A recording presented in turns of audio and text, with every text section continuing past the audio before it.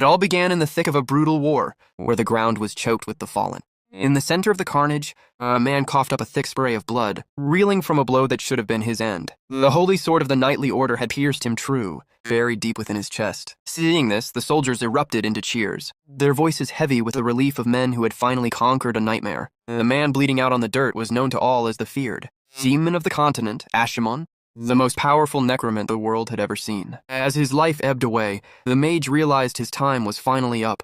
It had been 10 long years of a war that had bled into every corner of the land. He had tried to bolster his defenses against this final assault, but in the end his spells had failed him. Looking at the pile of skulls beside him, he accepted that this was his perfect defeat. And the man responsible was the lone knight standing before him, Berkel Heinen. However, the leader of the knights did not claim the glory for himself. He spoke with a heavy voice, explaining that this victory wasn't won alone.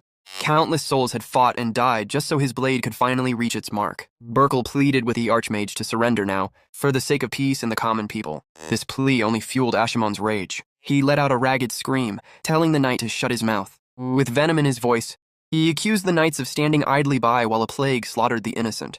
To the mage, these holy warriors were worse than common beasts, and he ended his tirade by branding every single one of them a pathetic hypocrite. Suddenly, a sickly green aura began to pulse from Ashimon's body as he forced himself to stand. The soldiers watched in total shock, terrified that he still had the strength to wield his necromancy even with a shattered heart. His comrades shouted warnings of the danger, but Berkel simply commanded the mage to stop his madness. He revealed the grim toll of the war. 20 million people had died only to be raised as puppets in the necromancer's army. Ashimon remained cold, mocking the knight for his perceived stupidity. Berkel then struck a nerve, accusing the mage of being driven by nothing more than a twisted desire for vengeance for his own fallen people. The necromancer challenged him to prove him wrong, and for a moment, Berkel fell silent. Then, the knight spoke of the true reason he had fought his way to this battlefield. He stared down his enemy with eyes full of unwavering determination, his sword beginning to glow with a brilliant light. He declared that everything he did, every drop of blood spilled, was for the future of the children. The Archmage's body froze at those words. The hero spoke of leaving behind a legacy of hope for the next generation.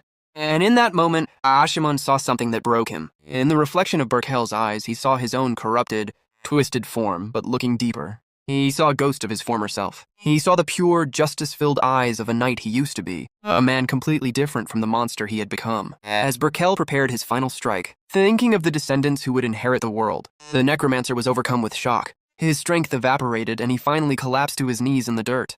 The knight raised his sword high, preparing to deliver the final blow that would end the era of the demon of the continent. The time had come for the final blow to end it all. But just as Berkel stepped forward, he suddenly stumbled, causing his men to gasp in concern at the unexpected lapse. In that fleeting opening, Ashimon gripped a new sword etched with dark, pulsing runes and whispered a final taunt to his executioner. He asked Berkel if he had any last words, his lips curling into a bloody smile as he declared that killing a man of his stature was never going to be that simple.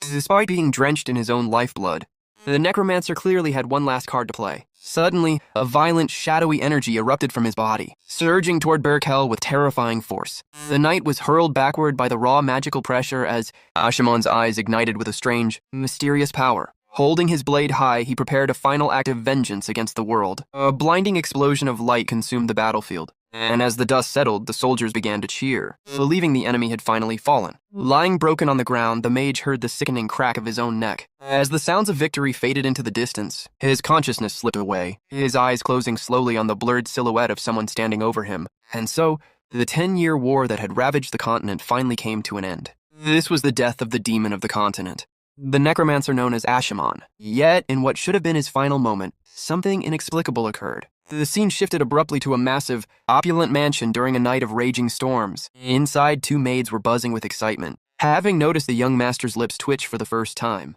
Confused by the warmth and the unfamiliar surroundings, the mage wondered what on earth was happening.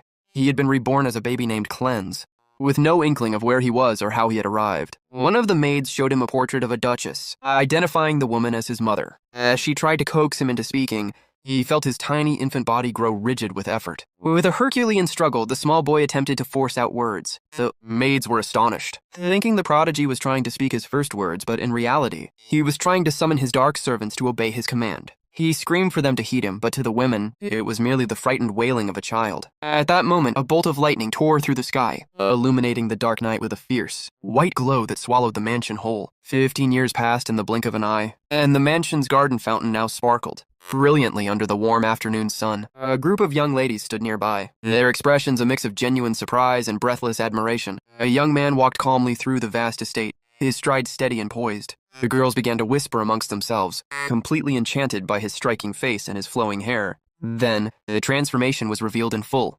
A breathtakingly handsome youth with hair as white as snow. He possessed an appearance so perfect it seemed as though he had been sculpted by the gods themselves. The ladies sighed, gushing over how dazzling the young Master Cleanse had become, with one of them wondering aloud what he could possibly eat to achieve such divine beauty. The girls were left wondering what divine nectar a person would have to consume to look so ethereal. Their daydreaming was cut short when a man approached Cleanse in the garden, lugging a heavy bucket. Without warning, he doused the boy in holy water, screaming for the evil spirit to vacate the vessel it inhabited. This was Garrison, a priest who had been convinced since the beginning that something was deeply wrong with young Cleanse. He pointed a finger at the 3 nearby girls, claiming they had already fallen under the boy's dark influence. Sopping wet and unimpressed, Cleanse asked if the priest ever grew tired of this endless purification ritual. Garrison doubled down, insisting that the soul of the Archmage Ashimon resided within the boy. Even as Cleanse denied being a necromancer, the priest caught a glimpse of his cold expression and splashed him with yet another bucket of holy water. Walking away, Cleanse muttered to himself, wondering if the priest was genuinely insane, calling him a psychopath under his breath. Garrison, hearing the insult, ordered his men to seize the boy and drag him away, declaring that he needed a bath in boiled water to learn his lesson. As he was dragged off, the youth reflected on the day he had died. He remembered his execution vividly, followed by the jarring sensation of waking up in an infant's body, because his first words had been a dark necromantic incantation. He had been branded a demon from birth. It was in that vulnerable state that he first met the priest of the Holy Order. Garrison. Cleanse recalled the giant silhouette of the man looming over him. A meeting that marked the beginning of 15 years of absolute misery. His upbringing included 24-hour prayer marathons that never ceased, forced baths in freezing garlic water, and purifying fire shows, where he was bound to a cross for all to see. Under the guise of holy rituals, he had endured every form of torture imaginable. Now, 15 years later, he sat at his own party with a look of utter disdain. His personal maid, Aaron, prayed fervently that he would follow the legacy of a hero. Cleanse looked like he'd rather be anywhere else. Losing his patience with a religious atmosphere, he stood up and hurled his party hat across the room. Aaron looked crushed, complaining that she had made that hat with her own hands and heart. Feeling a sudden pang of guilt for upsetting her, Cleanse moved to retrieve the item and apologize. However, his sympathy vanished the moment Aaron revealed that it was actually Priest Garrison who had crafted the hat. Cleanse froze in his tracks, his face twisting into an expression of pure horror and visceral disgust. Just then, Garrison appeared behind him, his voice booming as he called out Cleanse's name. The priest seemed moved to tears, touched that the boy had supposedly worn the hat for an entire week without taking it off. In response, Cleanse took the hat and crushed it beneath his heel, smiling as he declared he would never wear such trash again. Garrison erupted, screaming that the evil spirit of Ashimon had finally revealed its true colors. The heated confrontation was abruptly cut short, however, by the sudden arrival of Commander Dunkel, whose presence shifted the heavy tension of the garden in an instant. Commander Dunkel stepped forward, his voice cutting through the tension as he remarked that the rumors of the boy being the reincarnation of Ashimon had been circulating for over a decade. He reminded the priest that the Holy Order itself had officially declared there was nothing abnormal about the child. Upon hearing this, Garrison immediately released his grip on Cleanse, nodding in deferential agreement with the commander. Scrambling up from the floor, the boy realized that while the priest chose to ignore him, he obeyed Dunkel without hesitation. It was a cold realization. The priest wasn't just a fanatic. He was a shark who knew exactly how to play the game of politics. As the clergyman turned to leave the hall, he paused to cast one last glance back, warning that there was always a chance for something to happen in the distant future. With that ominous parting shot, he bid everyone farewell, only to pop his head back in to cheerfully remind Cleanse that their next purification ritual was scheduled for the coming Friday.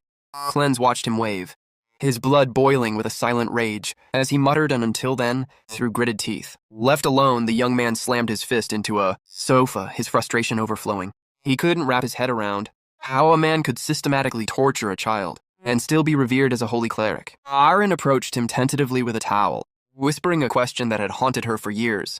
Was he truly no longer the Archmage? Cleanse denied it with every fiber of his being, swearing he never wanted to hear that name again as long as he lived. Privately, however, his thoughts were a storm of secrets.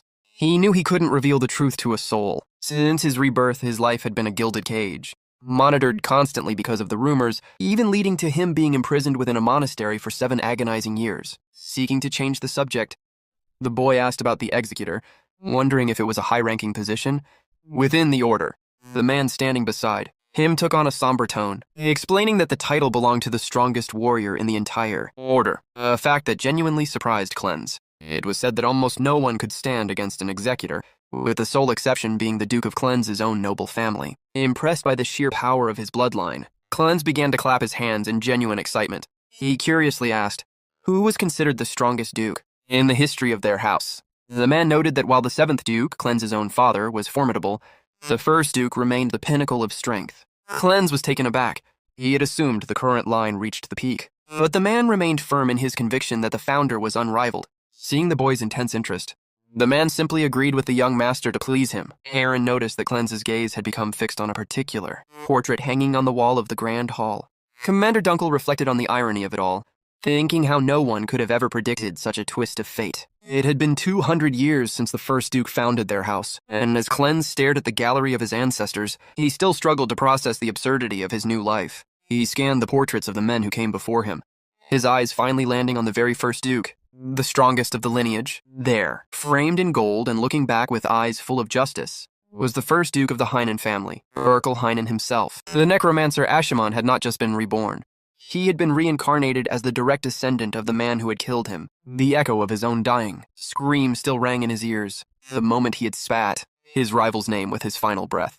He remembered the weight of Berkel's words, that maddeningly noble declaration that the slaughter was all for the sake of the children's future. With that final, brutal stroke, the villainous necromancer had plummeted toward the frozen, snow-covered earth, defeated and broken. Suddenly, the young boy jolted awake in his bed, his chest heaving as he fought to steady his breath against the plush mattress of his luxury suite. He cursed the recurring nightmare of his past life. Centuries ago, he had been a titan of malice who nearly ground the continent to dust, only to be cut down by a hero and spat back out into the world 200 years later. Running a hand through his snow-white hair, he grumbled to himself, unable to reconcile his current delicate reflection with the monster he used to be. The heavy silence of the room was shattered by a chilling voice from the doorway, mockingly noting that the young master was talking in his sleep again. Standing there with a sinister, knowing grin, Priest Garrison prodded him about those memories, causing Cleanse to scramble for an excuse about simple exhaustion.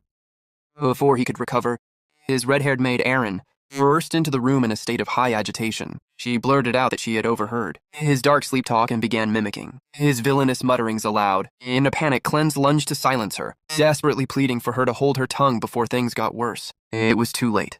The head butler arrived to announce that the family's sword exhibition was beginning, and hearing the reports of the boy's strange behavior, Garrison coldly declared that Cleanse's purification sessions would be doubled, clamping his hand over Aaron's mouth. The young heir trembled with a mixture of suppressed rage and disbelief at the sheer injustice of his situation. As they moved toward the courtyard, Cleanse mentally hurled every curse word in his vocabulary at the priest, convinced the man was a total lunatic. He turned to the servants to ask about the sword event, and the butler explained that the Duke himself had personally commanded Cleanse's presence at the ceremony. Surprised by the sudden interest from his father, he reached for a handkerchief offered by a young maid.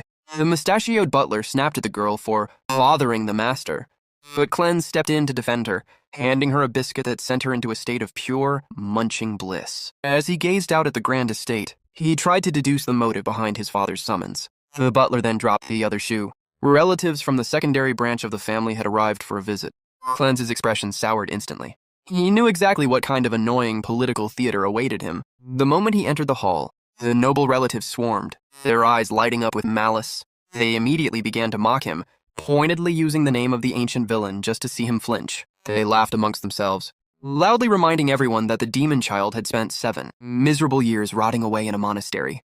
Cleanse watched them, with cold, calculating eyes, identifying the gluttons from the northern branch, who had clearly only shown up to stuff their faces for free. His gaze then shifted to a blonde girl, whose posture radiated an insufferable arrogance. Another relative from the side branch who looked ready to turn, the family gathering into a battlefield of insults. The girl from the western branch maintained a posture of cold superiority, her eyes judging everyone in the room as if they were beneath her very breath. Ignoring the petty provocations and the stinging insults, the primary heir simply walked straight past the group, leaving them fuming in his wake. One of the cousins finally lost his patience, his face reddening as he barked out a question, asking if that piece of trash truly intended to ignore them in his own home.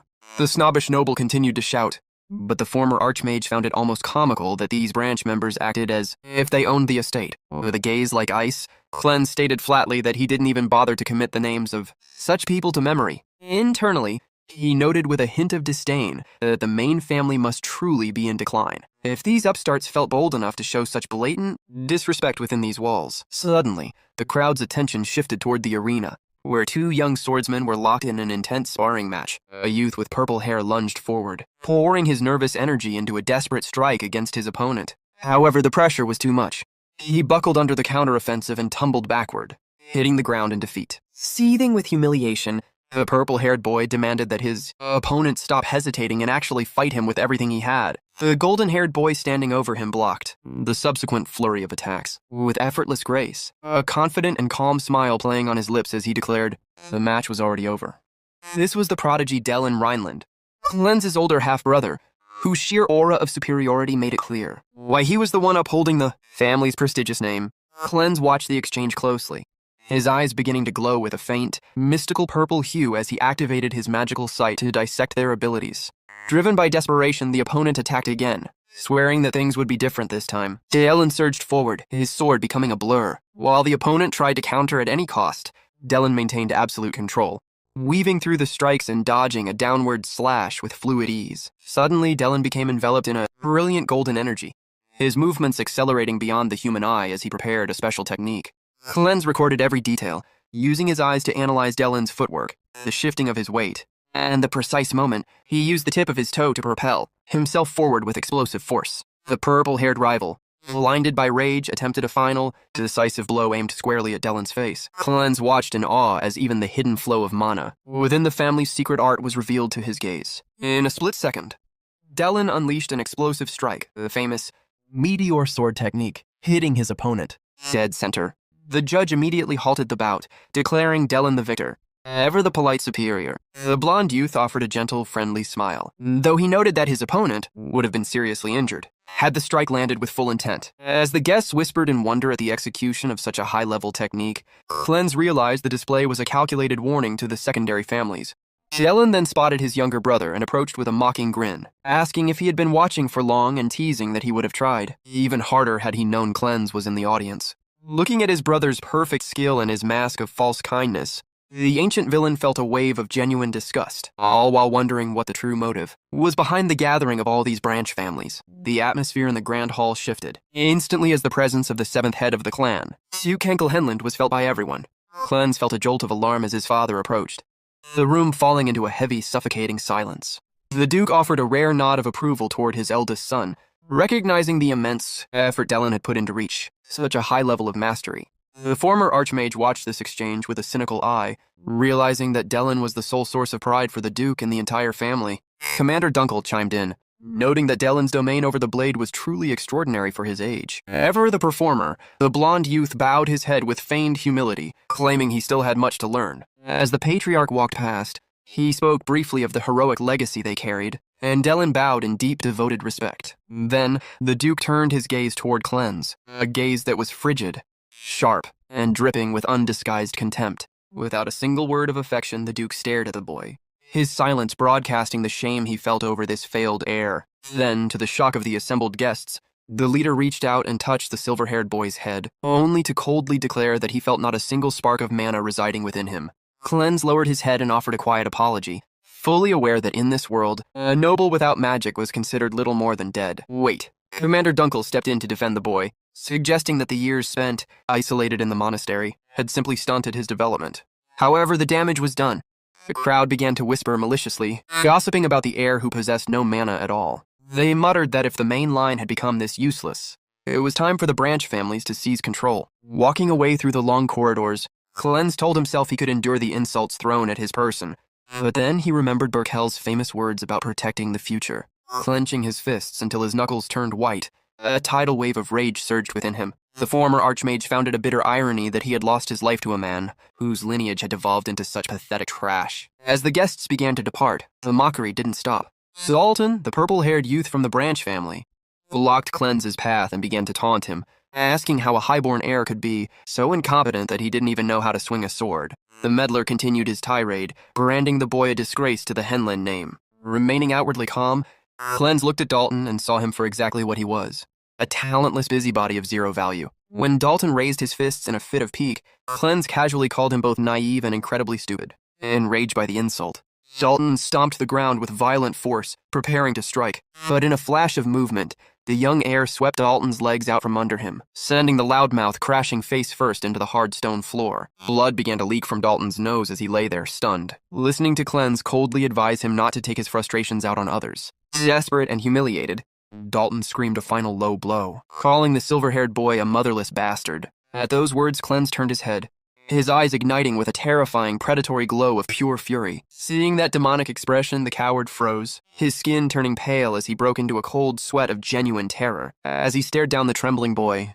the former villain reflected that the real rot in this family was the disgusting superiority complex of people like Dalton. With a flicker of ancient magic beginning to stir in his veins, the necromancer wondered just how much longer he would have to play. The part of the weakling, it was a bitter pill to swallow, seeing how far the clan had fallen. Cleanse recalled the divine, radiant image of the hero who had slain him, and he couldn't help but feel a twinge of pity for the pathetic state of Burkel's descendants. His grim reflection was interrupted by the arrival of the commander, whose voice boomed through the corridor, ordering the injured Dalton to cease his pathetic scandal. With a posture as unyielding as iron, the knight made it clear that he would no longer tolerate such blatant disrespect under his watch. Dalton gnashed his teeth in a silent, impotent fury, lacking the courage to talk back to a man of the commander's caliber. As he retreated, he threw a final, snide remark over his shoulder, telling Cleanse he should be grateful for having such a protective bodyguard. The loser scurried away in a ridiculous, hopping gait, leaving the commander staring after him in confusion. Resting his hand firmly on the hilt of his sword, the knight assured Cleanse that the area was now secure. The silver-haired boy watched his subordinate with a distant, unreadable expression before breaking the silence. He looked at the knight and asked quite simply if he had a spare sword he could borrow. Later that night, the two walked deep into a dark forest, the ground swallowed by a thick, swirling mist. Halting their trek, the great warrior handed a heavy, cold steel blade directly to the boy. The commander questioned why the young master required a weapon at such an hour. The Cleanse remained silent, gripping the hilt and falling into a combat stance that mirrored his brother's. Seeing this, the guard decided it was time to head back to the mansion, deducing that the boy was likely just clinging to a desperate dream of becoming a swordsman. In his heart, the warrior felt a surge of pity. He knew that without a single drop of mana, all the effort in the world was futile. A person without magical power could never hope to become a knight of the Empire. Unaware of these thoughts, the boy began to swing the blade through the damp air, focusing entirely on his training despite his supposed inability to use the family's secret arts. Closing his eyes, the former archmage summoned the memories of the arena with crystalline clarity. He began to repeat the incredible footwork he had seen Dellen execute, his body moving with a precision that defied his young age. With a perfect leap, he synchronized the timing of his impulse, flawlessly copying the genius technique. Suddenly, a volatile purple aura began to coil around the sharp edge of the blade. As he recreated the sword's trajectory with terrifying perfection, purple sparks began to hiss and crackle intensely around his glowing eye. Sensing a sudden violent shift in the atmosphere, the commander spun around, his breath catching in his throat. He stood paralyzed, unable to process the overwhelming aura of power radiating from the boy he had thought was a weight. In that heartbeat, the air unleashed a colossal strike of pure, jagged purple energy toward a massive boulder. But just as the power peaked, a sharp light tore through the boy's pupil, disrupting the flow of his immense power. The shadowy aura shattered, dissolving into the cold night wind like glass. Despite the interruption, the enormous rock was sliced clean in half, the smooth surface of the cut glowing faintly. The commander was left utterly speechless, his reality crumbling as he stared at the destruction. Cleanse turned around slowly, his grip on the blade firm and steady. A surprised, knowing smile played on his lips as he realized that the ancient power he once wielded was finally beginning to answer his call once more. He had truly done it.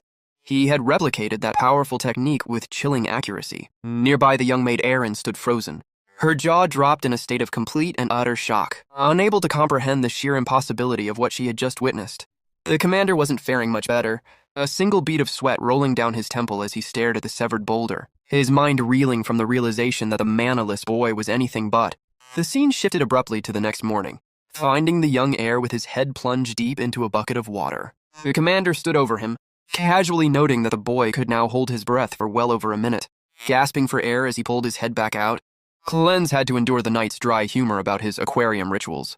He shouted at the guard, who only laughed in response, though the knight's eyes sharpened as he admitted he had felt a distinctly sinister energy radiating from the young master's room earlier. As the maid began to dry the silver-haired boy's damp locks, a servant approached with a formal air bearing a sealed envelope. The messenger informed him that Dalton had sent a personal invitation. Cleanse blinked, momentarily blanking on the name, until the servant reminded him of the apology Dalton wished to offer. The former archmage recalled the pathetic punch the boy had attempted and immediately scoffed. He knew an idiot like that wasn't looking for forgiveness. Gripping the parchment, the silver-haired heir felt his suspicion grow. Upon reading the contents, he discovered the invitation was for a hunting competition, a classic setup that practically screamed trap. It was obvious that his enemy just wanted a convenient excuse to drag him out into the wilderness, away from the safety of the manor. When the messenger asked for his final word, Cleanse looked up with a sharp, determined glint in his eyes, stating he saw no reason to refuse. He knew he held the ultimate advantage. As he glanced toward the sword leaning against the wall, he realized that his time spent obsessing over his brother's movements had revealed a terrifying new talent. He could copy any ability perfectly after seeing it just once. The commander moved to prepare the carriage for the upcoming hunt, insisting that he would accompany the boy to ensure his safety. He eyed Cleanse suspiciously, asking what kind of scheme the young master was cooking up this time. With a serious expression, the silver-haired boy reminded the guard of their previous conversation about the shifts in his power. The knight responded that for some reason, he felt an entirely different weight in the air today. A dark, foreboding energy that seemed to follow them as the carriage began its bumpy journey toward the distant castle. The terrain was treacherous and uneven, causing the carriage to lurch violently as they entered the woods. Inside the cramped space, poor little Erin was turning a shade of green, clutching her stomach as she succumbed to motion sickness. She ended up slumped against the commander, who sighed and muttered that he had warned her not to come, before offering a pillow for her to rest on. Cleanse looked out at the dense foliage, explaining that the forest floor was always unforgiving for those unaccustomed to its paths. The great warrior encouraged the girl to sleep it off, clearly moved by what he thought was the young master's kindness, only for Cleanse to bluntly clarify that the pillow was strictly for Erin's comfort, not the knight's. Falling into a pensive silence, the white-haired boy stared out the window at the passing trees. He watched the ancient woods with a distant gaze, reflecting on how much the world had changed in 2 centuries. He remembered that 200 years ago, this very place had looked entirely different. The land, now lush and vibrant, had once been a desolate expanse buried under heavy snow and the cold weight of the dead. The former villain gazed at the transformed landscape with a distant, pensive look, a flicker of begrudging respect crossing his mind as he realized that Verkel had truly succeeded in turning this graveyard into a better world. His reverie was broken when a guard swung the carriage door open, announcing their arrival at the sprawling estate of the Corwell family. Stepping out onto the gravel, Cleanse looked up at the towering structure, surprised to find that the manor appeared even more opulent than his own ducal residence. He dryly noted that for a mere children's hunting competition, the hosts certainly had an obscene amount of money to burn. Suddenly, a familiar grating voice pierced the air, calling his name from across the grounds. Dalton approached, flanked by a pack of lean, panting hunting dogs, and asked with a sneer what the silver-haired trash was staring at.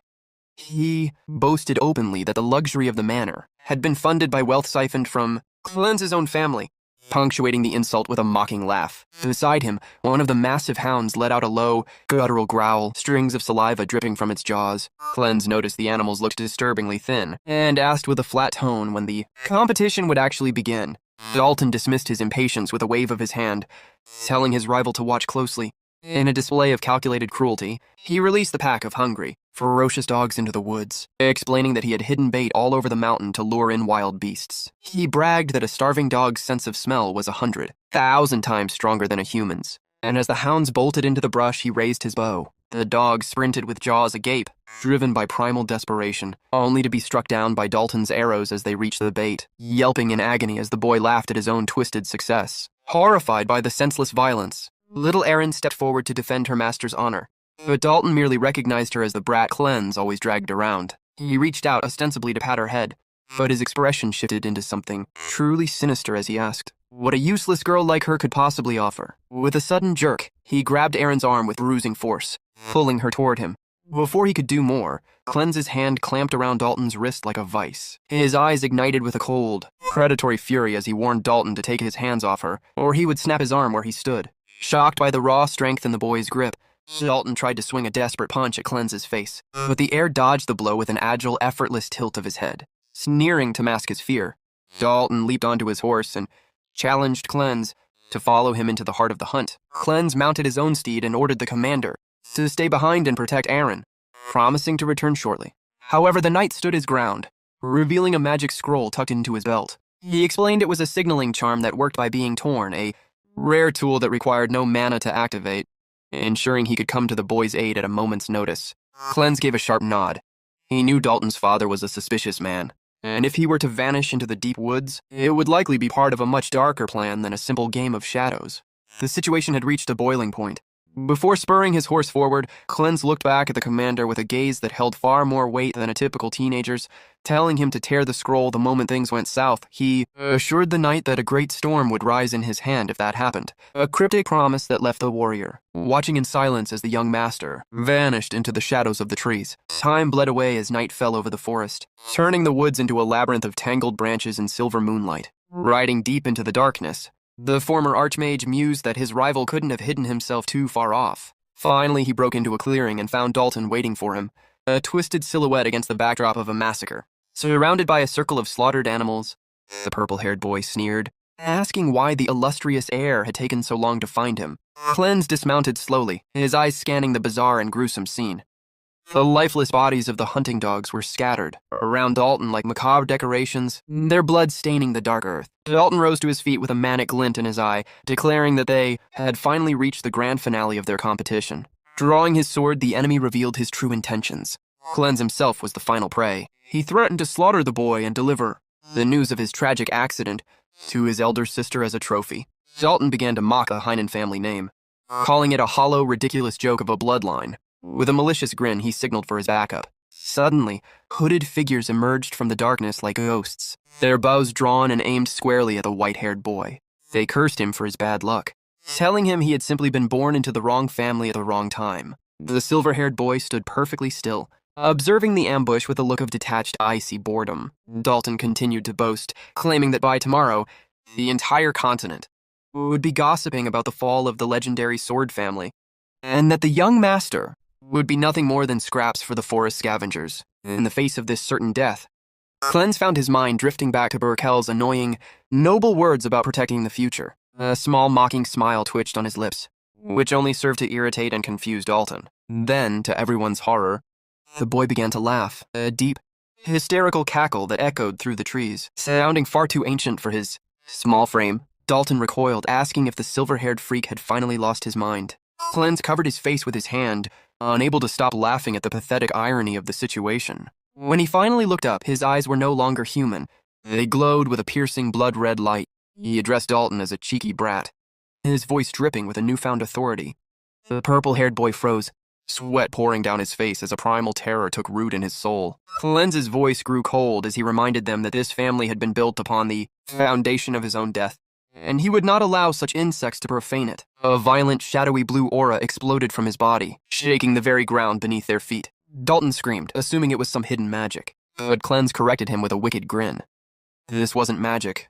It was pure demonic energy, the raw essence of the necromancer of old. The henchmen panicked, their weapons trembling as they whispered in terror, wondering what kind of monster they had truly cornered. High above the ground, suspended by his own dark power, Cleanse reached into the void of history, summoning the ancient, buried evil spirits to rise and act. In his name once more, the dark energy twisted and coiled as the former archmage commanded his creations to devour everything in sight. From the depths of the shadows, a colossal skeleton emerged, its towering frame looming over the battlefield as Cleanse ordered the creature to consume all that stood before it.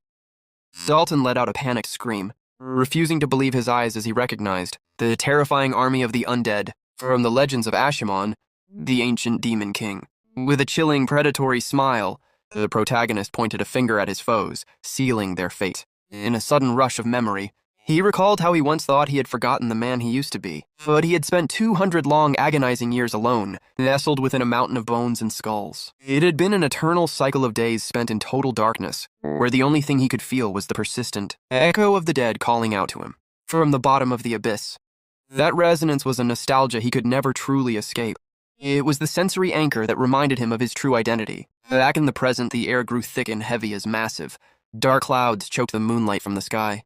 Dalton continued to shriek that this couldn't be real, chanting the forbidden name of the Archmage in a fit of terror. Clem simply smiled, confirming that yes, that was indeed the name the world used to tremble at. The henchmen, initially paralyzed, began to murmur amongst themselves, questioning if the tales of the Demon King were actually just myths. They watched as the giant skeletons stood their ground, their eye sockets igniting with a fierce, blood-red light that pierced the gloom.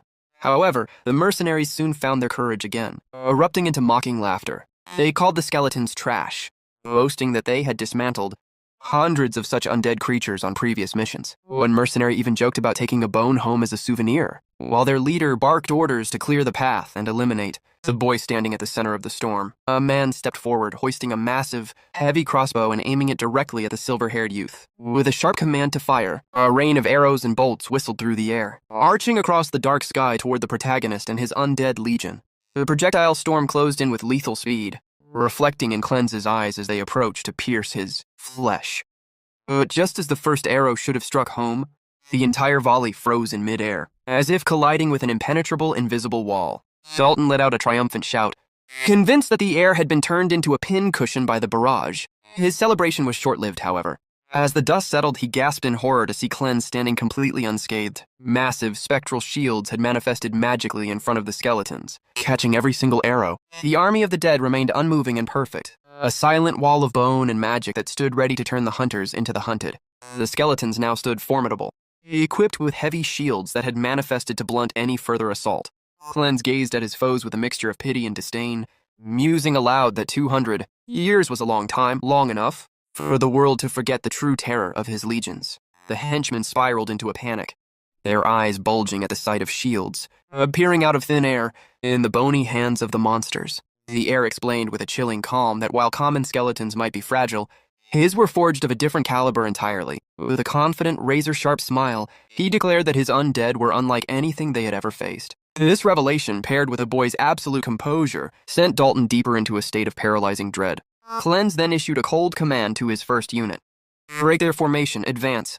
He vowed to crush with his own hands those who dared to mock the future of the North. And with that final word, he sent his troops forward with overwhelming force. The giant skeletons surged across the clearing at a speed that defied their skeletal frames, catching the mercenaries completely off guard. The enemies gasped, wondering how mindless piles of bone could move with such predatory agility. With a silent, bone-chilling battle cry that echoed in the minds of the living, the army of the dead plunged into the fray. The mercenary leader screamed for his men to hold the line and suppress their panic, but his orders were drowned out by the sounds of violence.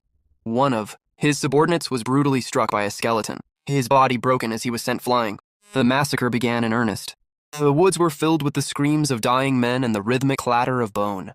Dalton watched, horrified, as the battlefield turned into a slaughterhouse of his own making. Without missing a beat, the young mage ordered his second unit, the crossbowmen, to sweep the area and eliminate the stragglers. High in the gnarled branches of the surrounding trees, skeletal archers shifted into position, their hollow sockets locked onto their targets with unnatural precision. The surviving mercenaries felt their blood run cold as they realized the undead possessed long-range capabilities. With a dry, direct command, the former archmage ordered them to fire without mercy. A volley of lethal arrows whistled through the dark air at incredible speeds. The mercenaries were struck down where they stood, the force of the bolts pinning them to the earth as they cried out in agony. One particularly resilient mercenary leader tried to fight back, parrying the heavy blow of a skeleton with his sword. In his desperation, he shouted that this was impossible, that no mere necromancer could command such coordinated power. He realized that if the battle continued this way, every single one of them would be utterly annihilated.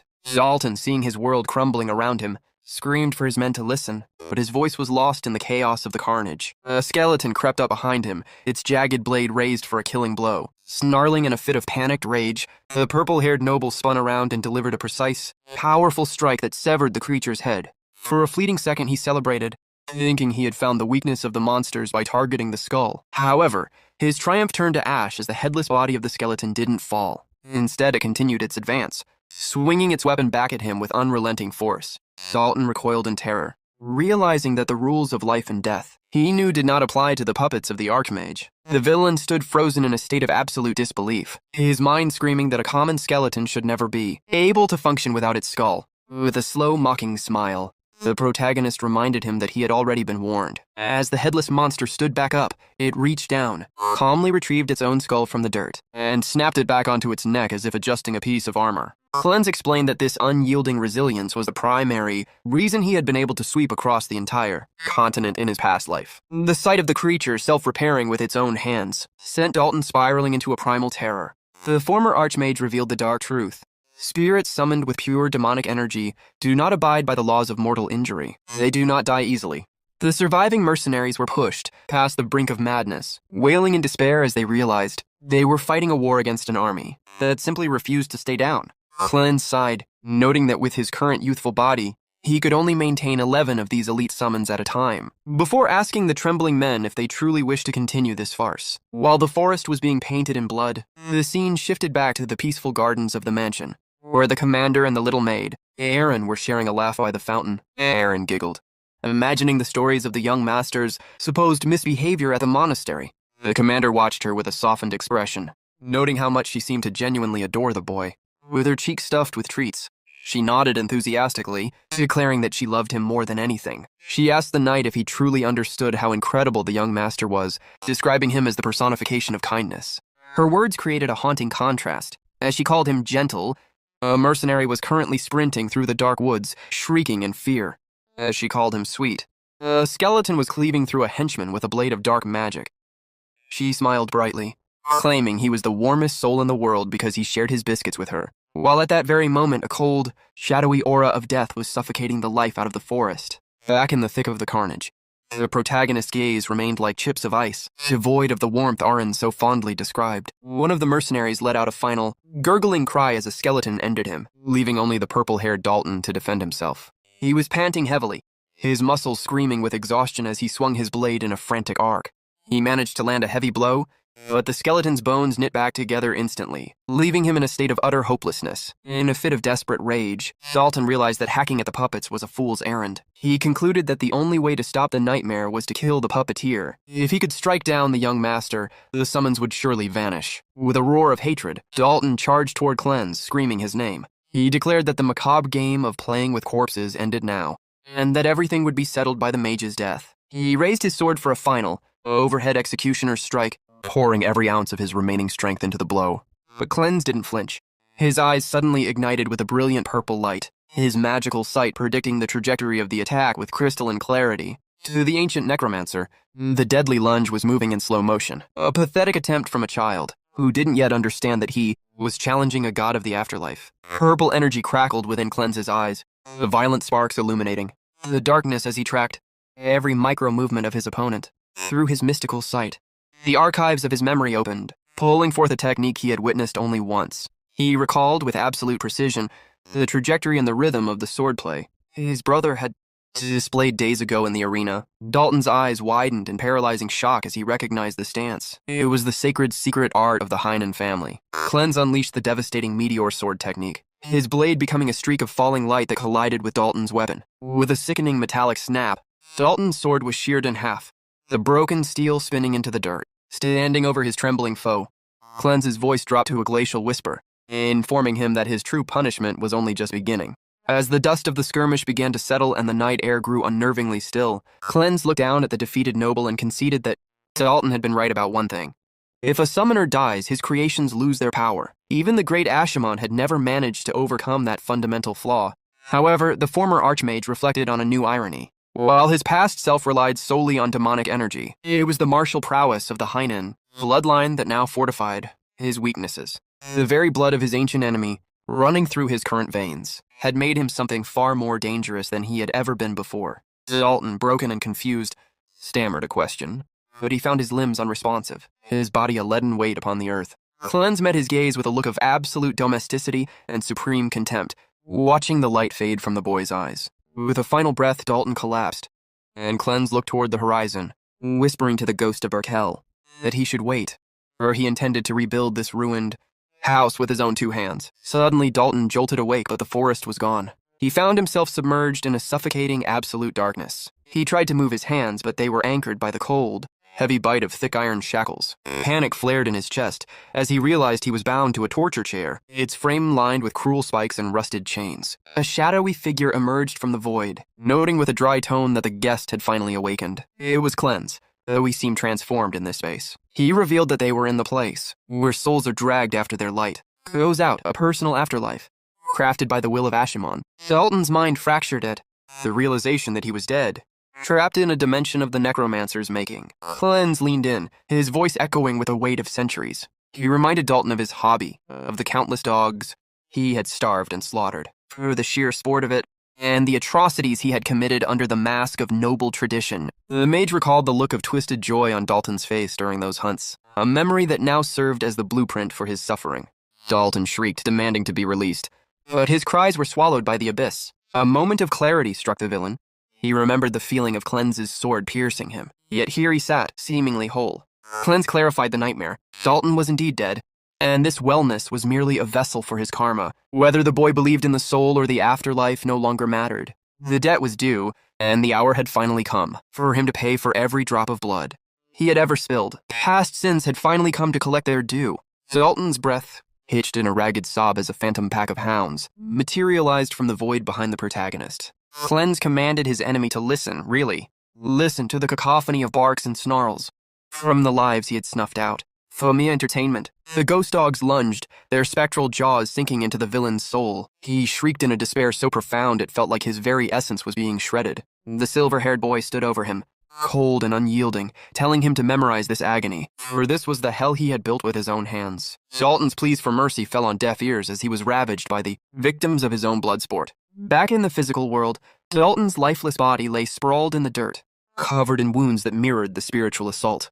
Cleanse sheathed his blade, his expression serene, having finally purged the nuisance that dared to humiliate him. His skeletal legion gathered behind him, standing in silent, loyal rows. Looking at the hollow sockets of his servants, the young mage felt a flicker of ancient debt. He told his creatures that they deserved a reward for answering his call across the centuries, promising to break the curse of their eternal servitude. A brilliant emerald light washed over the clearing, and the skeletons began to dissolve into shimmering particles of mana. Cleanse watched in a heavy silence as they faded into the wind, reflecting on the cyclical nature of existence. He wondered once more why he had been pulled back from the void. In his philosophy, true death was when bones turned to dust and scattered without a trace. Yet here he was, flesh and blood once more. His introspection was cut short when a hooded figure stepped out from the tree line, admitting his surprise at seeing someone so young wielding the forbidden art of necromancy. Cleanse's eyes narrowed as he questioned the stranger's identity and how much he had witnessed. The man offered a cryptic, mocking smile, stating there was no need for names. With a flick of his wrist, a sickly green aura flared in his palm, and he began to weave a spell of his own. He claimed the boy wouldn't understand the scope of his mission, even if he explained it. And before Cleanse's eyes, the dead mercenaries began to twitch and rise. Their eyes glowed with a stagnant green light, turning into mindless marionettes under the stranger's thrall. The hooded man hoisted the corpses with his dark magic, noting that while Dalton had been a pathetic failure, his leftovers were still quite useful. With a final, chilling laugh, the necromancer vanished into the mist. Taking the reanimated bodies with him, miles away at the mansion, the peaceful atmosphere had begun to sour. Aaron, the small maid, tried to coax the commander into listening to more stories about the young master's antics, but the knight remained frozen, staring at the emergency scroll in his hand with growing dread. He couldn't shake the feeling that something had gone horribly wrong. It had been 3 hours since the signal started to feel off, and his instincts were screaming of a trap.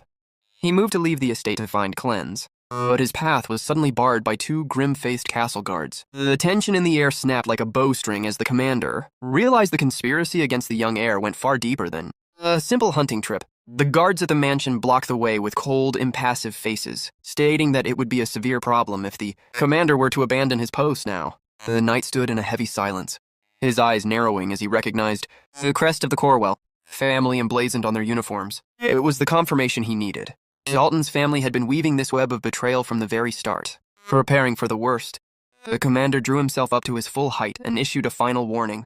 He would no longer stand idle if they attempted to bar his path again. Intimidated by his overwhelming killing intent, the Corwell guards hesitated. The knight turned to Erin, the young maid, and told her to retreat to the safety of the manor with a priest, who had accompanied them on the trip. However, one of the guards informed him with a grim expression that the priest had already departed long ago. Recalling Cleanse's earlier warnings and sensing the dire urgency of the moment, the commander vaulted onto his horse, With the emergency scroll clenched between his teeth, he tore it asunder, certain that these events were no mere coincidence. He spurred his steed into a gallop, racing toward the forest as fast as the animal's legs would carry him, fearing what might have already befallen his master. Deep within the dark woods, the young protagonist stood his ground, against the mysterious necromancer's legion of the walking dead. Beads of sweat rolled down his pale face as he realized his demonic energy had been nearly depleted in the previous struggle. His current youthful body was at its limit, and he could no longer call upon his own necromancy to defend himself. The hooded sorcerer, sensing victory, ordered his mindless zombies to swarm the boy without mercy. The undead horde lunged forward, but Cleanse simply smirked, mocking the necromancer for thinking he could win merely by mimicking the arts of the past. Suddenly, the crest on the magic scroll in Cleanse's hand erupted with a blinding, celestial radiance. The encroaching zombies shrieked and recoiled, their rotted flesh contorting in agony as the holy light seared through the gloom. Cleanse laughed, taunting his foe with the news that he was now utterly finished. As the necromancer watched in confusion, the ground beneath them began to pulse with a golden, divine power that surged upward, consuming the shadows. From the heart of the radiance, the priest who had been traveling with a young heir appeared, his eyes burning with a fierce golden fire. With a voice like rolling thunder, he invoked the light to purify the abominations before him, turning the zombies into nothing more than drifting ash. He assured the young master that he could rest easy now, for the church would handle the rest. The stunned necromancer demanded to know the identity of this newcomer, who wielded such overwhelming holy force. The priest met his gaze with a look of absolute determination and introduced himself as an exarch of the Holy Order. Exarchs were the Church's supreme human weapons, 3 chosen warriors who swore to execute the absolute will of the Pope. They were the only ones capable of wielding the holy weapons left behind by Saint Galagund, and it was whispered that a single exarch possessed the martial power of an entire fortress. The necromancer trembled as the priest's holy aura began to physically crush the darkness he had conjured. Cleanse watched as the man he knew only as a simple priest revealed his true status as the strongest in martial prowess among the chosen 3. The exarch stepped forward, shielding the boy and promising to guard him against all evil. The remaining zombies, driven by the necromancer's frantic commands, snarled and lunged with savage fury, but they were no match for the divine light. The exarch raised a sacred tome, channeling his power into a baptism of fire that incinerated the undead where they stood. He commanded the sinners to listen and pray for their souls. Before it was too late, his voice carrying the weight of a final judgment, with a powerful stomp of his foot, a shockwave of golden energy rippled through the earth, shattering the ground and hurling the undead puppets away like leaves in a storm, delivering a final crushing blow. The exarch declared this act to be his mercy, a final judgment for lost and corrupted souls. The necromancer was sent flying by the sheer pressure of the attack, his mind reeling at the insanity of an exarch appearing in such a remote place. He spat a curse into the wind, realizing that his carefully laid plan had just collided with the most terrifying force the Holy Order had to offer. The hooded necromancer spat at the ground, his voice cracking, as he complained that such divine power was nothing more than a grand lie. Terrified, he turned to flee the clearing. But in his frantic escape, his mask slipped and fell to the forest floor, exposing his secret identity to the moonlight. He didn't get far. The exarch materialized in his path like a vengeful god, asking with a terrifyingly calm voice just where he thought he was going. The necromancer shrieked as the priest's mental pressure invaded his very mind, crushing his will. Gasping for air that wouldn't come, the sorcerer listened as the priest whispered that the prayer wasn't over yet, that he should be grateful for the judgment the divine light was about to bestow upon him. In the name of the Holy Order, the exarch delivered a final, purifying strike that reduced the man to a pile of gray ash. Cleanse watched the execution with rapt attention, noticing one of the necromancer's eyes roll across the dirt until it stopped at his feet. As he leaned down to pick it up, he reflected on the exarch's terrifying efficiency. With a single step and the mere pressure of his presence, the priest had obliterated over 20 bodies instantly. The sheer, overwhelming scale of that strength left even the former archmage deeply impressed. Suddenly, a blood-stained hand clamped onto Cleanse's shoulder with bruising force. It was the exarch. His eyes narrowed as he looked the boy up and down. He remarked that he had rushed to this location the moment he sensed a surge of necromancy. But now that he was standing here, something felt incredibly strange. The priest's grip tightened as he noted that the aura of death he had detected didn't seem to belong to the boy, yet it had come from this exact spot. His gaze turned suspicious, sharp enough to cut, and Cleanse felt a wave of tension wash over him. He knew he was standing on the edge of a precipice. He realized that if he made even one wrong move or said the wrong word, this holy man would eliminate him right then and there without a shred of hesitation. The standoff was broken by the sound of thundering hooves as the commander arrived. shouting Cleanse's name in a state of high alarm. Seeing his guard appear so quickly brought a flicker of relief to the protagonist. But the toll of the night had finally reached its peak, the strain of channeling even a fraction of his old necromancy was too much for his current fragile body. As his legs buckled and the world began to tilt, the commander leaped from his horse, catching his young master before he hit the ground. Desperate and worried, the knight asked what had happened, only for the boy to whisper that his strength had simply vanished. When asked about the fate of the hunting party, Cleanse confirmed coldly that he had eliminated Dalton in the heat of battle.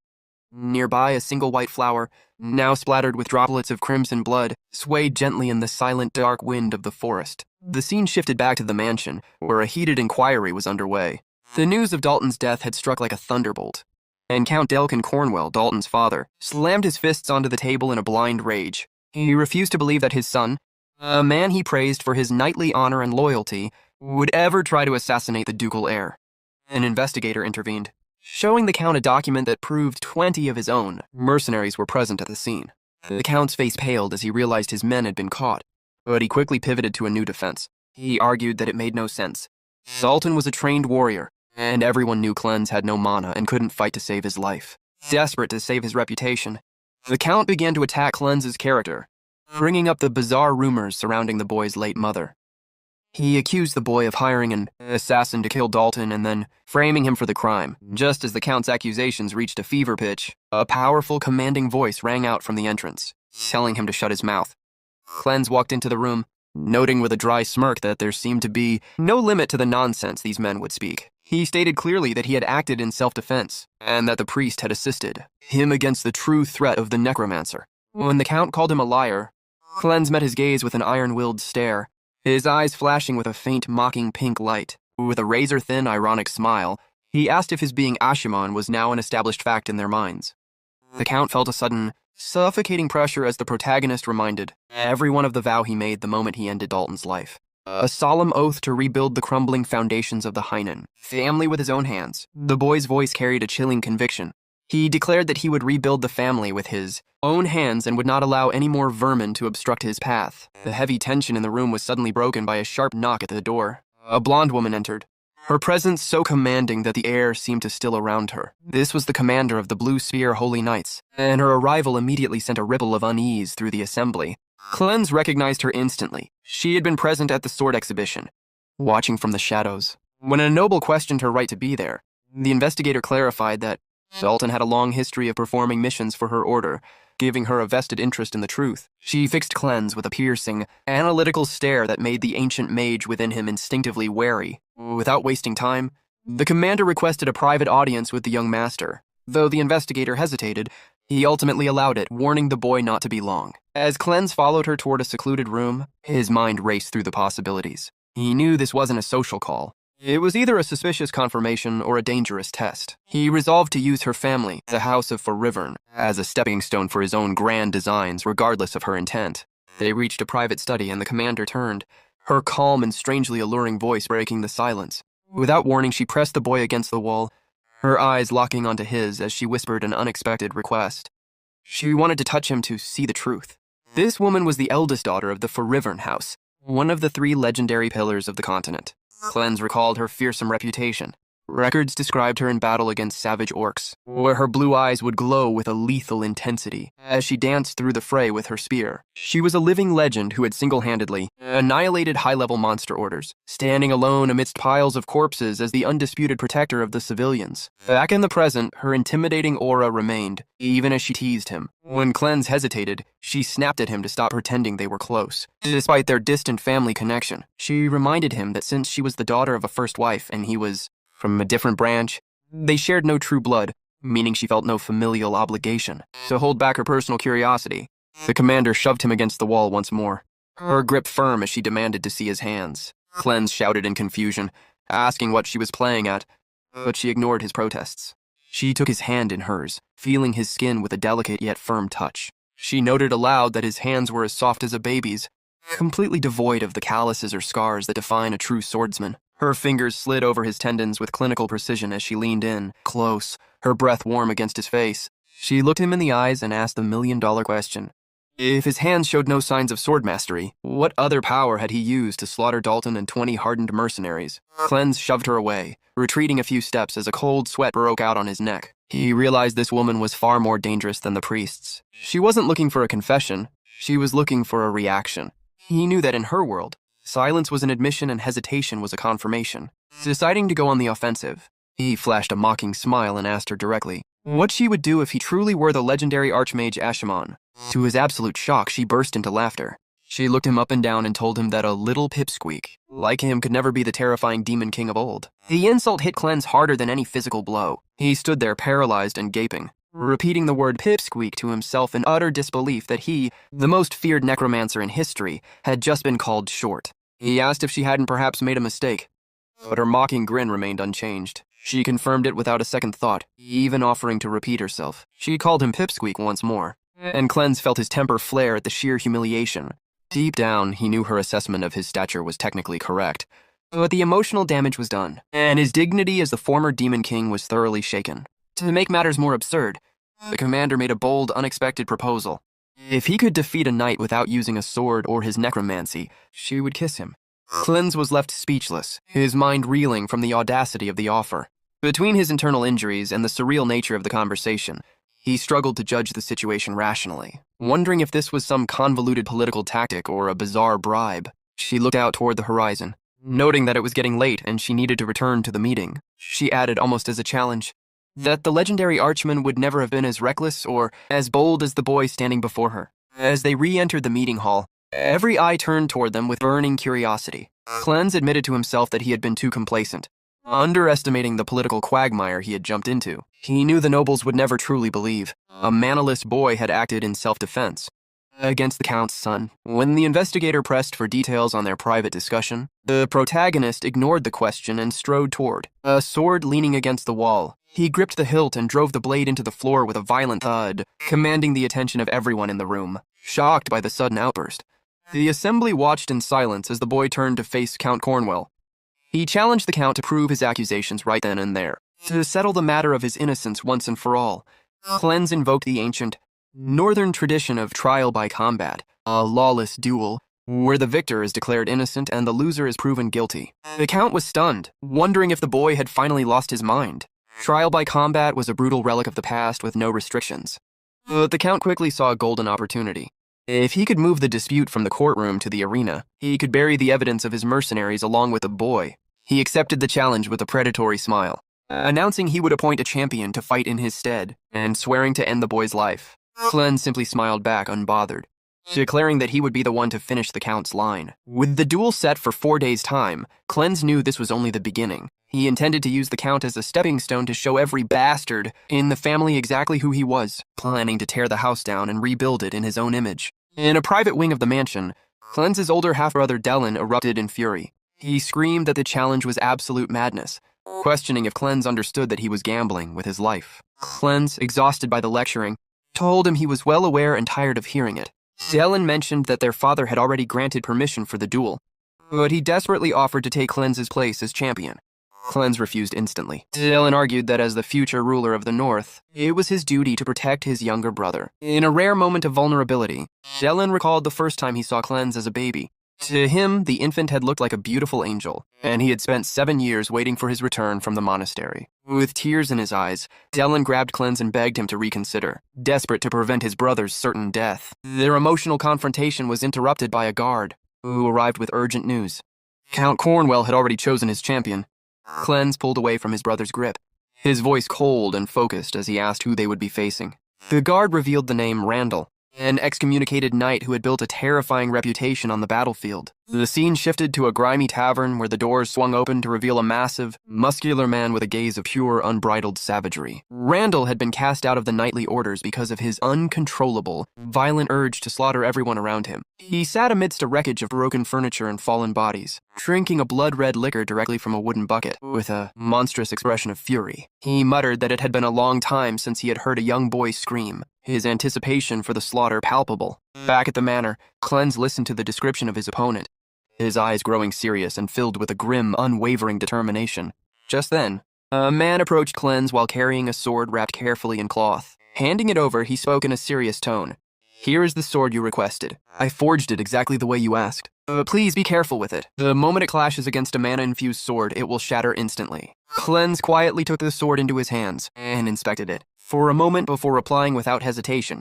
Good. Then let's head out right away. At the same time, excitement had already spread throughout the entire arena. Every person gathered. There was talking about the same thing and the fact that Cleanse had finally decided to appear in person. The atmosphere buzzed with curiosity and anticipation as countless eyes turned toward the battlefield. The scene then shifted toward the nobles seated high above the arena. One of them looked toward Cleanse's father and said with visible surprise, "To think you'd actually come out in person." Then turning slightly toward him again, he continued with a faint smile. "But are you truly okay with this? My champion is a knight from the Empire. He might be quite a handful for your manaless son. It's still not too late to send out Lord Delane instead, don't you think?" However, Cleanse's father showed absolutely no reaction to those words. His expression remained calm and unmoved, as if he had already made up his mind long ago. Meanwhile, Cleanse continued walking toward the arena, his eyes scanning the surroundings as thoughts ran through his head. Anyway, where is he?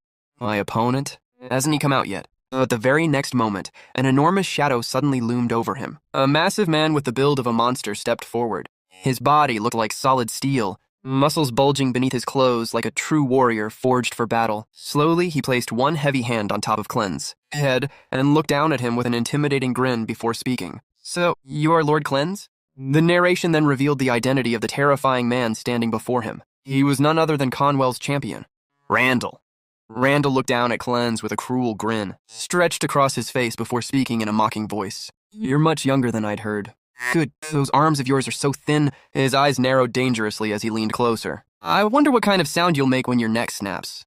The instant Cleanse understood what was happening, he jumped backward at incredible speed, creating distance between them in a single movement. The sudden reaction shocked the audience, and murmurs immediately spread across the arena. What was that just now? Did he just run backward? Up in the stands, the same nobleman from earlier looked toward Cleanse, father again, and spoke with amusement in his voice. "Did you see that, Your Grace? He's already acting like this before the duel has even begun. Can he really handle a fight against someone like Randall?" Meanwhile, Randall let out a low laugh before speaking once more. "Oh dear. He already looks completely terrified." But Cleanse, while staring at him cautiously, was thinking something entirely different in his mind. "It's not that. Damn, that startled me. It reminded me of when that priest grabbed my shoulder last time. I backed away without even realizing it for a second. That bastard is useless right until the very end." At that same moment, from high above the arena, Captain Laya Ren was silently watching everything unfold below. Her sharp eyes remained fixed on Cleanse as the atmosphere grew heavier with tension. Just then, one of the guards approached her in a hurry and said anxiously, "Lady Helion will be furious if she finds out about this. We should head back, Captain." However, Laya answered immediately without even looking at him. "I don't care. That woman isn't my mother anyway." Then, deep inside her thoughts, another idea crossed her mind. If he actually defeats that knight, I'll give him my lips. But even after thinking that, her gaze did not waver from the arena below. "There's also something I need to confirm," she quietly added. Meanwhile, down in the arena, Cleanse stood there feeling the weight of everyone's attention on him. Embarrassment crept across his face as he thought to himself, "This is so embarrassing." Then, trying to act calm and composed, he awkwardly spoke up while straightening himself. "Well, you see, I've been suffering from a stiff neck lately." Cleanse straightened himself and spoke with clear irritation in his voice. "So you'd better not touch my shoulder." But despite the warning, Randall slowly reached his hand forward once again, as if deliberately trying to provoke him. The moment Cleanse saw that, his expression twisted in annoyance and he immediately snapped back. "I told you not to touch me, you perverted bastard. Are your ears stuffed with muscles too?" Then again, that's exactly why the Empire abandoned you. For a brief moment, the entire arena fell silent. Then Randall's face slowly broke into a savage grin. "Excellent," he said in a low voice. "The fouler your mouth is, the more you'll have to scream with it later." The instant those words left his mouth, Randall grabbed forward and threw a devastating punch straight toward Cleanse. His massive fist cut through the air with monstrous force, powerful enough to crush a normal man instantly. However, at that exact moment, Cleanse calmly unbuttoned his coat, and in the very next second, boom! Randall's fist smashed directly into the ground, causing a violent explosion-like impact that shattered the stone. Beneath him, dust and debris erupted into the air as cracks spread across the arena floor. But Randall's eyes widened in surprise. The only thing left in his hand was Cleanse's coat. Cleanse himself had already disappeared from that spot before the attack could land. The audience immediately burst into chaos. "The ground shattered! Just what kind of power was that? Wait, look over there." Everyone quickly turned toward the opposite side of the arena, where Cleanse could now be seen standing at a distance with a short sword in his hand. His expression remained tense as he stared at Randall carefully. That bastard has a seriously nasty temper. Then, deep inside his mind, Cleanse began analyzing the situation calmly. A direct clash is going to be difficult, just as I expected. If I take even one hit from that massive body, I'll be the one blown apart. I hate admitting it, but this isn't a situation where I can afford to take it easy. Meanwhile, the spectators continued whispering nervously among themselves as they watched the overwhelming difference in raw power between the two fighters. I think he dodged that pretty well. But how is he supposed to defeat a monster like that? Another man nearby swallowed hard before speaking in disbelief. Even a single graze from that attack would shatter his bones. Some of the spectators were still whispering among themselves. He's just walking to his death. Nearby, Cleanse's friend called out his name, and at that moment he remembered what Cleanse had said earlier. You're going to take my place in the trial by combat? That would only hand them a legal excuse to kill the Rainland heir. As those words echoed in his mind, he silently thought to himself, you're right. The fate of the family is on the line, so I can't just do whatever I want. However, before that thought could even fully settle in his mind, the fight had already begun on the other side of the arena. Randall suddenly rushed forward at terrifying speed, closing the distance between them in an instant. Cleanse immediately drew his sword and launched an attack. But Randall casually stopped the blade with nothing but his bare hand. The sheer force behind it shocked everyone watching. In the very next moment, Randall struck back, forcing Cleanse to slide backward across the ground. But Randall did not give him even a second to recover. Moving with overwhelming speed, he appeared right in front of Cleanse again and continued attacking relentlessly. While mocking him, Randall sneered, "Do you think you can win just by dodging?" Cleanse was using every ounce of strength he had just to block the incoming attacks. Each strike felt heavier than the last, pushing him further and further back. Meanwhile, Randall continued to ridicule him without mercy. "Why don't you try using your necromancy? Aren't you the great Archimond?" The moment Randall looked directly into Cleanse's eyes, he noticed something strange. Cleanse was smiling, not a confident smile, nor a cheerful one, but the kind of smile that carried irritation and suppressed rage. Deep inside, Cleanse clenched his thoughts in anger. This is annoying. Should I just use necromancy and kill them all? After witnessing that overwhelming pressure, even Randall instinctively stepped back in fear. Sweat began pouring down his face as his body reacted before his mind could fully understand what he had just felt. The confidence and arrogance he had shown until now were starting to crack. Among the audience, confused voices immediately began to spread. What? Did Randall just dodge? No way. He must be going easy on him. But Randall himself knew that was not the truth. Inside his mind, he was struggling to understand what had just happened. What was that just now? There was definitely nothing there, but even though Cleanse had not visibly done anything, Randall could feel an intense aura of death coming from within him. It was not something he could see with his eyes, yet his instincts were screaming at him to stay away. That invisible pressure alone was enough to make fear crawl through his entire body. Seeing Randall suddenly retreat like that, the man seated above the arena clicked his tongue in irritation and shouted, "What's going on? Why is Randall acting like that?" At that moment, Cleanse calmly stepped forward and spoke clearly in front of everyone present. "Don't worry, I won't use anything like necromancy, because I am a Rhineland. This is a place to prove oneself entirely with a sword." He paused briefly before continuing in a firm voice. "Therefore, I won't use necromancy." The moment those words were spoken, shock spread throughout the entire arena. His father, his friend, and nearly everyone watching from the audience stared at him in disbelief. No one had expected him to say something like that. Until now, many people had looked at him with suspicion because of his necromancy. But hearing those words directly from Cleanse began to change the atmosphere completely. The crowd's opinions slowly started shifting. Then, little by little, people began cheering for him. "Yeah, this is what a trial by combat should be. We're with you. We'll support you." See, it wasn't just a bluff after all. The arena that had once been filled with doubt and mockery was now gradually being overtaken by excitement and support, all because of Cleanse's unwavering declaration. Randall infused even more mana into his blade, the energy around the sword growing sharper and heavier as he prepared himself for another attack. Staring directly at Cleanse, he muttered with confidence, "That brat has no mana." It was then explained why the Imperial swordsmanship style was feared across the Empire. The true strength of Imperial swordsmanship lay in never holding back one's mana, by pushing every sense to its absolute limit. Breathing, muscles, blood flow, and reflexes.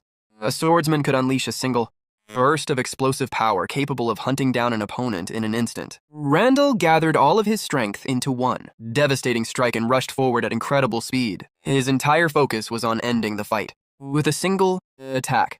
But at that exact moment, Cleanse calmly dodged. As he watched Randall's movements, Cleanse quietly said, "I can see it. His technique mana capacity, even the arc of his blade. Every last bit of it. To cleanse, Randall's attacks had started to look painfully obvious. Like a damn fly. Hearing those words only fueled Randall's anger further. Once again, he gathered every ounce of his strength into another attack, this time even more powerful than before. The force behind it was nearly double the previous strike. The moment the attack landed, a massive explosion erupted across the arena. Dust and mist spread everywhere, swallowing the battlefield and blocking everyone's vision. The audience could barely see anything through the cloud created by the impact. Randall's eyes widened in disbelief. Did he actually read every trajectory of my sword in that short a time? Then suddenly, from behind him, Cleanse appeared. Moving through the smoke without a sound, Cleanse stepped directly into Randall's blind spot and prepared his counterattack. With a body that size, your back is completely exposed. The next instant, Cleanse struck. His timing was flawless. The precision and smoothness of his technique were so incredible that everyone watching was left completely stunned. Even the experienced warriors in the arena could hardly believe what they had just witnessed. Meanwhile, inside his mind, Randall was in total confusion. This makes no sense. This bastard. He doesn't have any mana, so how the hell? Not far away, one of the soldiers standing beside Laya Ren spoke in disbelief. Did you just see that, Captain? At that moment, Laya Ren herself was blushing slightly as she watched Cleanse fight. Clearly affected by the overwhelming skill and confidence he was displaying before everyone. After that, the scene shifted to another place, where a heavy silence filled the room. In the middle of it, a voice could be heard speaking calmly yet filled with frustration. Normally, I would have stepped in myself. Before anyone else could react, another man quickly answered, "Your Grace, that's..." But his words were cut short by the protagonist's father. "I know," he said in a low voice. "I shouldn't act on personal feelings. If I step forward now, the prestige of the Rhineland family will only fall even further." His expression grew darker as he continued. "But the opponent is a knight from the Empire. Cleanse has absolutely no chance of winning." The other man looked troubled after hearing that and asked carefully, "Then why did you permit the duel?" For a moment, the protagonist's father stayed silent, as if carrying years of regret inside his heart. Then he finally spoke. He stepped forward to defend the honor of his late mother. His voice was heavy with guilt. Even when he was falsely branded as Archimon and locked away in the monastery, I couldn't save him. His fists tightened slowly. "So what right do I have to stop him now?" The atmosphere became even heavier. "In the end," he continued bitterly, "I can't protect anything. Not my child, not my family." Hearing those painful words, the other man immediately tried to reassure him. "You don't need to worry. Your Grace, young master doesn't fight losing battles." Right after that, the scene returned to the present battlefield. The duel was still ongoing. Yet even Cleanse's father could not hide the shock in his eyes after witnessing what was happening before him. At the same time, the narration began to explain the history and nature of the Rhineland family. The Rhineland family was known as the Northern Swordsmanship family. In order to survive the merciless frozen lands of the North, they developed a sword style that reduced mana consumption to the absolute minimum. Every movement was refined for efficiency, conserving strength and mana so they could endure long battles within the brutal icy fields. On the other hand, Imperial swordsmanship was completely different. Imperial swordsmanship was predation itself. Imperial swordsmanship was a style built entirely around domination, overwhelming the opponent by unleashing an enormous amount of mana all at once and crushing them before they could react. In contrast, Rhineland swordsmanship followed a completely different philosophy. It focused on patience, precision, and striking only at the perfect opening while using the smallest amount of mana possible. That was the true essence of the Rhineland family's techniques. The ultimate swordsmanship that achieved maximum efficiency with minimal mana. As the realization spread across the battlefield, Cleanse spoke calmly while facing Randall directly. "This is how I, someone without mana, can still wield my family's techniques." His eyes remained steady despite the pressure pouring from his opponent. "It might lack power, but it's more than enough to beat down a guy like you." The moment those words reached him, Randall's expression twisted with rage. Veins bulged across his face as he glared at Cleanse furiously. "You little rat!" At the same time, an overwhelming amount of power suddenly began gathering throughout Randall's entire body. Mana surged violently around him, growing denser and heavier every second. It was clear that he was preparing to release every ounce of mana he possessed in a single, devastating attack. From above, the man watching the duel noticed the change instantly. His eyes widened as he thought to himself, "There it is. Randall's secret technique. A mana burst that instantly seals the opponent's movements." The pressure on the battlefield kept increasing non-stop. The air itself felt heavier as Randall's power continued to rise higher and higher. Then, with a furious roar, Randall shouted, "Don't make me laugh, you bastard! I'm the one who will win." In the very next moment, he exploded forward at terrifying speed and closed the distance between himself and Cleanse almost instantly. His attack came crashing down with monstrous force, powerful enough to crush his opponent in a single strike. But at the last possible second, Cleanse reacted. Without panic, he moved his sword with perfect timing and blocked Randall's attack head-on. But there was one thing everyone still remembered about that sword. The warning that had been given earlier at the very beginning of the duel. The moment it clashes with a mana-infused sword, it will shatter. And exactly as predicted, the instant Cleanse blocked Randall's mana-filled attack. Cracks spread across the blade before it completely broke apart. Pieces of the shattered sword scattered through the air. Seeing that, Randall immediately smirked victoriously. "Serves you right. With this, your sword is..." But before he could even finish his sentence, Cleanse suddenly smiled. "Yeah," he said calmly. "Now it's finally complete. The weapon to hunt you." For a brief moment, Randall could not understand what he meant. Then it happened. Cleanse moved forward in an instant. Instead of treating the shattered weapon as useless, he used the broken blade itself like a short, mana blade designed for close-range combat. Before Randall could properly react, Cleanse stepped directly into his range and slashed at point-blank distance. A sharp strike flashed through the battlefield. Randall's arm was cut clean off. The severed arm flew through the air as blood scattered everywhere, and Randall's expression twisted into complete shock and agony. He let out a horrifying scream as he collapsed backward. At that moment, someone loudly declared, "The duel is over!" Meanwhile, among the people watching the fight, one man stared at the battlefield in disbelief while thinking to himself, just as the young master said, Rhineland swordsmanship can be performed with minimal mana, but that should only be possible for a seasoned knight. Yet he flawlessly executed everything, from the footwork to the path of the sword. And on top of that, he deliberately baited his opponent into breaking his sword, so he could strike from point-blank range.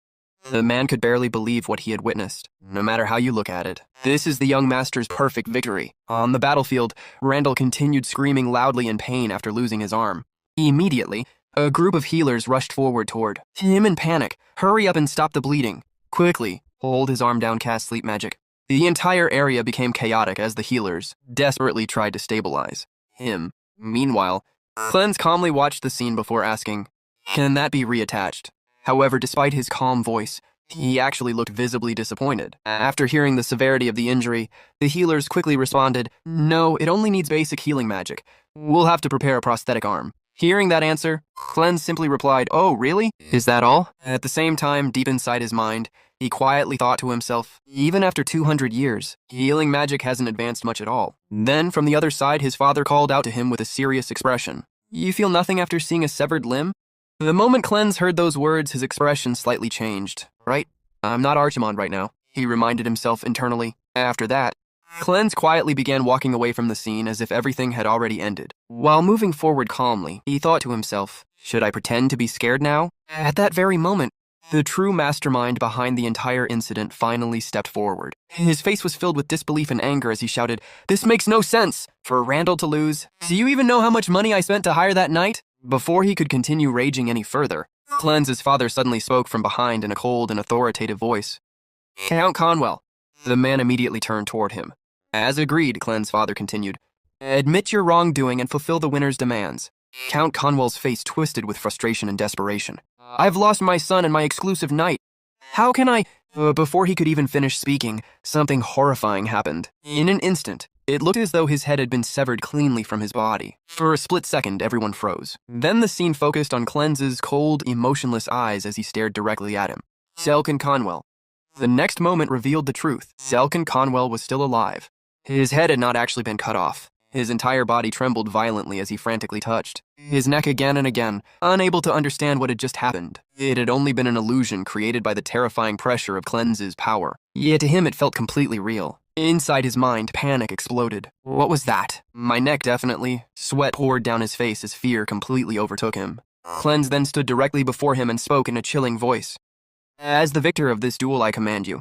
Confess your sins before the Master of the North and kneel to beg forgiveness." His voice became even heavier, almost as if death itself was speaking through him. "Bow your head and beg for mercy, for you shall be crushed under the weight of your sins and repent." The moment those words entered Delkin Conwell's ears, true terror consumed him. He could almost see death standing directly above his head. His entire body shook uncontrollably, cold sweat dripped down endlessly, and even breathing became difficult. Unable to resist any longer, he finally broke down.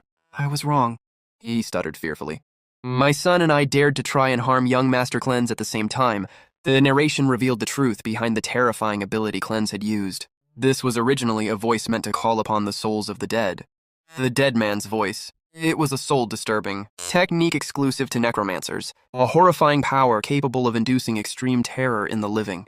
Delkin. Conwell completely broke down before Cleanse. Trembling uncontrollably, he fell to his knees and bowed his head deeply while begging for forgiveness. Furthermore, I insulted young master's mother, Grand Duchess Claire, he confessed desperately. Please forgive me.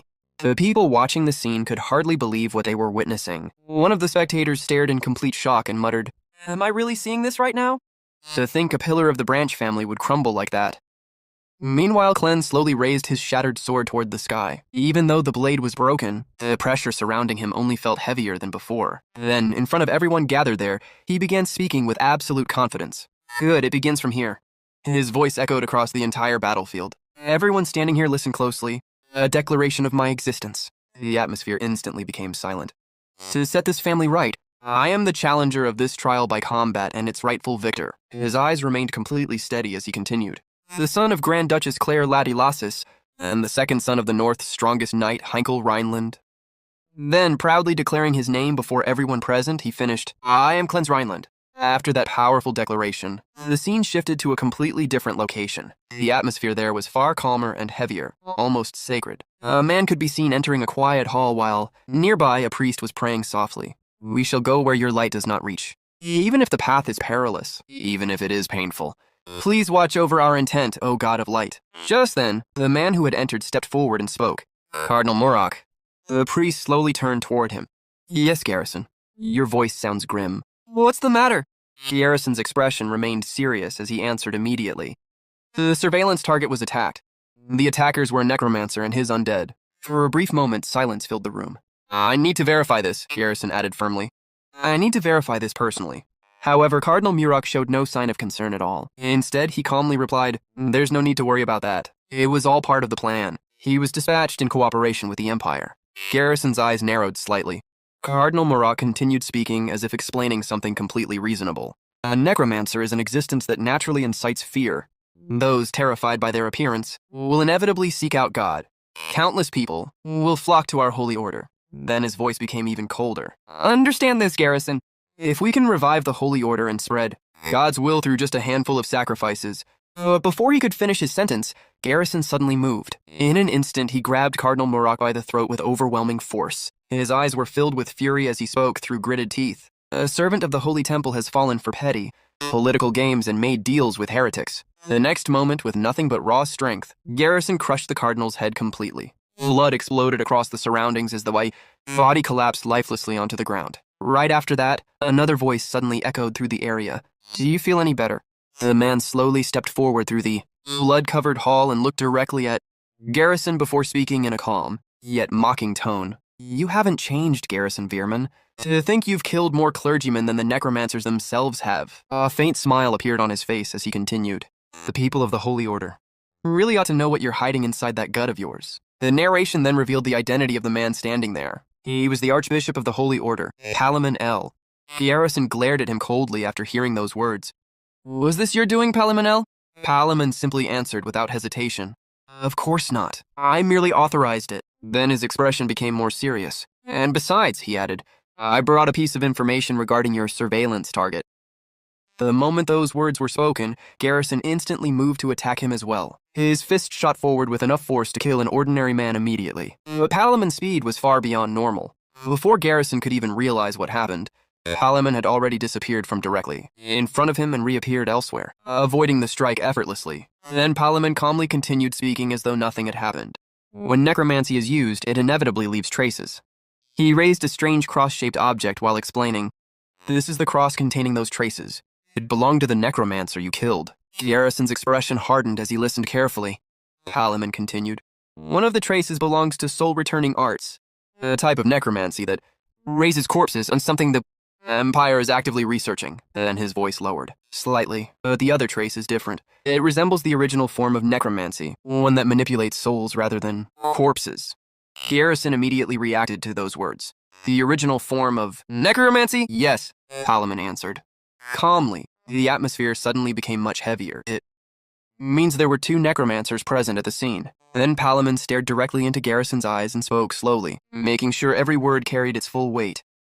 Listen carefully, Garrison. Your surveillance target. The second son of the Rhineland family. A brief silence followed. Cleanse Rhineland is a necromancer. After that, we are shown a light drizzle falling from above. Deep inside a dark cave, a faint light could be seen glowing from within. Someone was mining there alone. The sound of metal striking stone echoing through the tunnel. A few moments later, the miner slowly stood up to catch his breath. But the instant he turned around, we suddenly saw a terrifying devilish hand emerging right behind him. Before the man could even fully understand what was happening, the creature instantly attacked him from behind. The scene then shifts toward Little Maid, who looked completely troubled as she stared at something in front of her. With an embarrassed expression, she said, "This is a disaster. I ended up making a doll of the young master's face. It looks exactly like him." Despite her words, there was also a strange sense of pride in her voice as she smiled awkwardly. Right in front of her sat Cleanse, calmly going through a pile of documents, without paying much attention to her reaction. After that, we are told through Cleanse's narration. A week has passed since the trial by combat, defeating Landel, who came out as the champion, with the family's technique, then successfully extracting Count Conwell's confession with the dead man's voice technique, and publicly announcing my existence in front of the Branch family faction. I thought I was finally going to be acknowledged by everyone. However, his expression soon turned exhausted as he continued. But the real problem is that this 15-year-old body lacks the stamina to keep up. Cleanse then glanced toward Little Maid with an annoyed expression before saying, "If you're done playing, hurry to your room and sleep." Hearing that, Little Maid immediately puffed her cheeks and complained, "You're so mean, young master. You always play by yourself." Cleanse looked at her in disbelief before replying, "What do you mean play? Can't you see I'm reading right now?" Little Maid crossed her arms before speaking again. "It's just a novel anyway." "So you are playing, basically." Through Cleanse's narration, we are then told, well, the cover might look like an ordinary novel, but the inside is filled with my secret notes on anatomy, magic circuits, and spell formations. It's all about necromancy. As he quietly drank his tea, Cleanse continued thinking to himself, "With my current body, I can summon 11 skeletons at most. My control is stable, but I lack the numbers for a war of attrition. I'll need to research this further." His expression slowly darkened as another thought crossed his mind. The biggest problem is that damn priest bastard. He looked ready to exterminate the very seed of any necromancer. He's already suspicious of me, so I have to somehow regain my original power before he comes looking for me. But how can I do that without getting caught by the others? Right after that, the scene shifts toward his father, who appeared to be discussing an urgent matter. He said, "We've received reports of sightings of this at the mine. They're commonly referred to as undead." The moment Cleanse heard those words, his eyes sharpened. In his mind, he immediately thought, "This is it." Without wasting even a second, he directly said to his father, "I will go." At the same time, another thought ran through his head. Real combat is the best form of research. Hearing his sudden decision, his father looked slightly concerned before asking, "I heard there have been reports of casualties.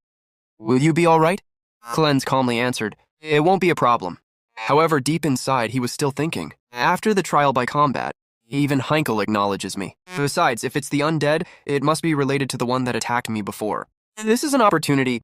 The scene then shifts toward the mission site itself, where a knight respectfully stood beside him before saying, "The Duke has ordered me to accompany you for your safety, young master." Hearing those words, Cleanse silently thought to himself, "I should have known." Meanwhile, the knight standing in front of him looked completely relaxed, despite the mission, as he cheerfully said, "Anyway, the night sky looks amazing during a mission." A moment later, he offered Cleanse a freshly prepared dish and added, "Here, have this while it's still hot." Cleanse immediately replied with a calm, "No thanks." However, the knight did not give up and awkwardly continued, "Young master, I should also do some work."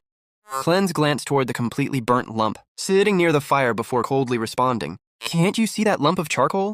You staying still is helping me." Through his narration, Cleanse then explained, "I learned one unexpected fact during this mission, and it's that Dunkel, the supposed knight commander, is completely useless when it comes to skills like cooking or hunting." Hearing that, Dunkel simply gave an embarrassed smile before lowering his head slightly and saying, "I have no face to show you. I don't know what to say." Cleanse let out a small sigh before replying, "Forget it. Just eat and I'll grill some more in a bit." At the same time, another thought crossed Cleanse's mind. I've spent over a decade running from the Allied Night Orders, so this much is nothing. The atmosphere around the campfire slowly became calmer after that. The flames crackled softly while the dark night stretched endlessly above them. It was then that Dunkel suddenly spoke in a more serious tone. "When I watch you, young master, I feel that you are very different from others your age, hiding your talent with the sword and your spirit during the trial by combat." He paused for a moment before continuing carefully. "Because of that, I sometimes think that you might actually be the reincarnation of Archimond." The instant those words were spoken, Cleanse's expression changed completely. He immediately looked toward Dunkel and coldly warned him, Uncle, never say that in front of that priest. The uncle quickly raised his hands in panic before replying, Of course I wouldn't. Archimond was a demon who turned tens of millions of northerners into undead. The moment those words left his mouth, the campfire suddenly flared violently. The flames grew far larger and fiercer than before, crackling loudly as the heat spread through the area. Just moments ago, the surroundings had been calm and quiet under the dark evening sky, so the sudden change immediately shocked Uncle. Seeing this, Clens slowly lifted his head. His face was filled with visible anger as he coldly said, Never ever speak of that matter. Uncle looked completely confused and alarmed by Clens's sudden reaction. Young master? He called out carefully. But before either of them could say anything else, loud screams suddenly echoed from behind them. The two immediately turned around toward the source of the noise, only to see what looked like a horrifying, corpse-like creature emerging from the darkness. Inside the village, complete chaos had broken out in every direction. Panic filled the streets as terrified people desperately ran for their lives. We could hear villagers screaming at the top of their lungs, It's the undead! Everyone run! All around them, countless undead creatures were chasing after the villagers with horrifying speed, their twisted bodies moving unnaturally as they attacked anyone in sight. At that very moment, Dunkel suddenly arrived at the scene. The instant he entered the village, he immediately cut down several undead monsters with overwhelming force. His sword moved so quickly that the creatures barely had time to react before being torn apart. He continued charging forward without stopping, slaughtering monster after monster as he pushed deeper into the village. After advancing quite far ahead, Dunkel quickly turned around and shouted, Young master! However, right behind him, Clens was already advancing through the battlefield, while eliminating every remaining monster in his path. Unlike the panicked villagers, his expression remained completely calm as he moved forward. While cutting down the undead one after another, he coldly said, What are you doing, Dunkel? Go save the people. Hearing that order, Dunkel immediately straightened himself and responded loudly, Yes, sir! Not long after that, the two of them worked together and completely overwhelmed the undead creatures. One after another, every monster in the village was destroyed, and the terrified villagers were finally rescued from the disaster. The atmosphere slowly calmed down as the surviving people gathered together, still unable to believe they had escaped alive. One of the villagers then stepped forward, with a grateful yet confused expression and said, Thank you for helping us, but who are you? After hearing the question, Dunkel proudly answered, This is the second young master of the Rainland family. The moment the villagers heard the name of the Rainland family, their eyes widened in shock. The atmosphere immediately changed as they stared at Clens with disbelief and surprise. But Dunkel quickly shifted the conversation back toward the main issue and seriously asked, more importantly, since when did those things start appearing? Meanwhile, Clens quietly observed the corpses of the undead lying across the village. After carefully examining them, he calmly said, This is a form of reanimation magic used to revive and control corpses. His eyes slowly narrowed as a realization crossed his mind. As expected, it's the same technique as the one that attacked me in the forest before. Right after that, one of the villagers stepped forward and hurriedly answered, Since 2 months ago. It was right after the Count's family restricted access to the mine. People started going missing around that time too. His voice trembled with fear and anger as he continued, Also, those undead are all residents of our village. The moment Clens heard those words, his expression instantly changed. Shock appeared clearly on his face as he slowly turned back toward the villager and asked, What did you just say? But before anything else could happen, another man suddenly grabbed Clens tightly by his clothes and shouted directly at him, Are you a Rainland? Answer me. I asked if you're really a Rainland? Seeing the man grab Clens so aggressively, Dunkel immediately stepped forward in anger and yelled, Hold on! What do you think you're doing to the young master? Dunkel forcefully pulled the villager backward, trying to separate him from Clens. However, even then, the man continued screaming in desperation. Let go of me. We begged for help for 2 whole months and we got no word back. And now just the two of you show up only to ask, Since when has this been happening? His voice gradually broke apart as tears and rage mixed together. Then he pointed toward one of the corpses lying nearby and shouted, On top of that, the person you just cut down, that's my father. He was talking about the same miner we had seen at the very beginning of the chapter. The villager continued yelling in pain. All he did was work day and night at the mine. Why do we have to suffer like this? Meanwhile, Clens stood there silently while countless thoughts ran through his mind. The name Archimond echoed within his head again and again as his expression slowly darkened. It was clear that anger was beginning to rise inside him. Finally, with cold eyes and an irritated voice, Clens said, You're too loud. Shut up. Why is any of that my fault? Clens coldly continued, I wasn't the one who turned your father and the others into undead, was I? If you want to vent your anger, you should pick the right target. The moment he said those words, flames slowly began emerging from his hand, their glow illuminating the dark surroundings. Seeing this, Dunkel immediately stepped forward and hurriedly said, Young master, I'll handle things here, so... But before Dunkel could finish speaking, Cleanse calmly began chanting in a solemn voice. I command the innocent spirits who died in sorrow. The atmosphere instantly became heavy. Dunkel stared at him in complete shock as Cleanse continued the incantation. I shall light the guide's lantern to illuminate your path.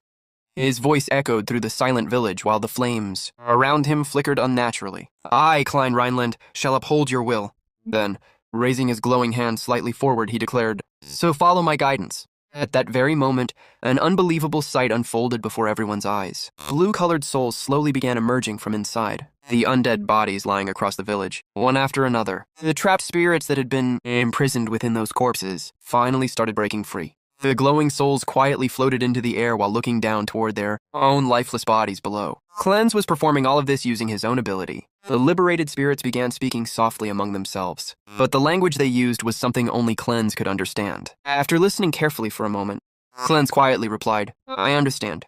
The villagers watching this scene were left completely speechless. Shock and disbelief covered every face present there. And suddenly one of the people spoke in astonishment, a technique said to have been used 200 years ago, during the plague in the north to liberate the dead.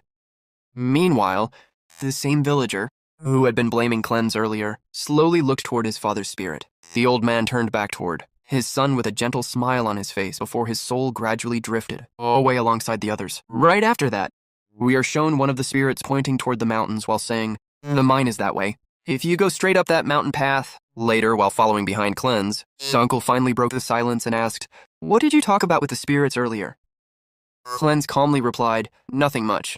It was just the spirits thanking me for helping them pass on. For a brief moment, his expression darkened before he added, And pleading with me to get revenge. Dunkel quietly repeated the word, revenge. At that instant, memories from earlier flashed through his mind. He remembered asking Cleanse, You might actually be the reincarnation of Archimond. And Cleanse replying with visible anger, Never ever speak of that matter. The suspicion inside Dunkel's heart only grew stronger. Suddenly, he unsheathed his sword and directly placed the blade against Cleanse's neck before coldly asking, So let me ask you this. Who exactly are you? After that, the story shifted into the past. Inside the grand estate, voices filled the halls as people whispered among themselves in fear and disbelief. Is this boy Lord Cleanse Rhineland? The young master who had been locked away in the monastery for 7 years has finally returned to the estate. The cursed young master who calls himself Archimond? What disturbed everyone the most was not his return. It was his eyes. His pitch-black gaze looked so empty, so close to complete nothingness, that it was hard to believe those eyes belonged to a young child. Anyone who looked at him felt an unexplainable chill creeping down their spine. And perhaps, everything truly began from that very day. The first dead cat was discovered inside the estate's kitchen. The second one was later found in the backyard garden. Then another appeared the following day, one after another. The bodies kept appearing until a total of 7 dead. Cats had been found throughout the estate. Fear quickly spread among the servants and nobles. I heard he used necromancy the moment he was born. They say his mother's bloodline was involved with dark magic. Didn't he say his name was Archimond? See? The rumors were true all along. It's a cursed bloodline. Before long, everyone in the estate had begun suspecting a single person. Yet despite the growing tension and terrifying rumors surrounding him, the young master himself showed no reaction at all. Ever since returning to the estate, Cleanse had done nothing but quietly stare out the window in silence, as if the whispers of the people around him held absolutely no meaning to him. One of the knights spoke in a low voice. Just as everyone says, the young master is suspected of being Archimond, but he's still too young. He probably has nothing to do with these incidents. That night, while the entire estate slept under the darkness of midnight, Dunkel suddenly noticed someone walking alone through the halls. Young master? Where is he going at this hour? Cleanse did not stop or look back. Without saying a word, he continued walking deeper into the darkness. Feeling uneasy, Dunkel quietly followed behind him while keeping his distance. After some time, Cleanse finally arrived at a place that made Dunkel freeze in surprise. The cemetery? Why did he come here? The moonlight barely reached through the rows of old tombstones, making it difficult to see clearly. I can't see him properly because of these gravestones. Should I get closer and check? Carefully stepping forward, Dunkel moved between the tombstones until he finally got a clear look at the young master. And the moment he saw the scene in front of him, his eyes widened in shock. What in the world is this? There, surrounded by the dead cats, stood young Master Cleanse. He seemed to be quietly preparing something beside their small, lifeless bodies.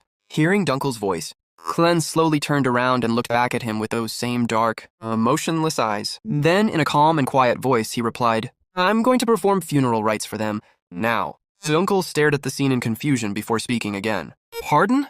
Funeral rites? Cleanse quietly looked down at the dead cats lying before him and calmly explained. Looking at the lesions, this is an infectious disease.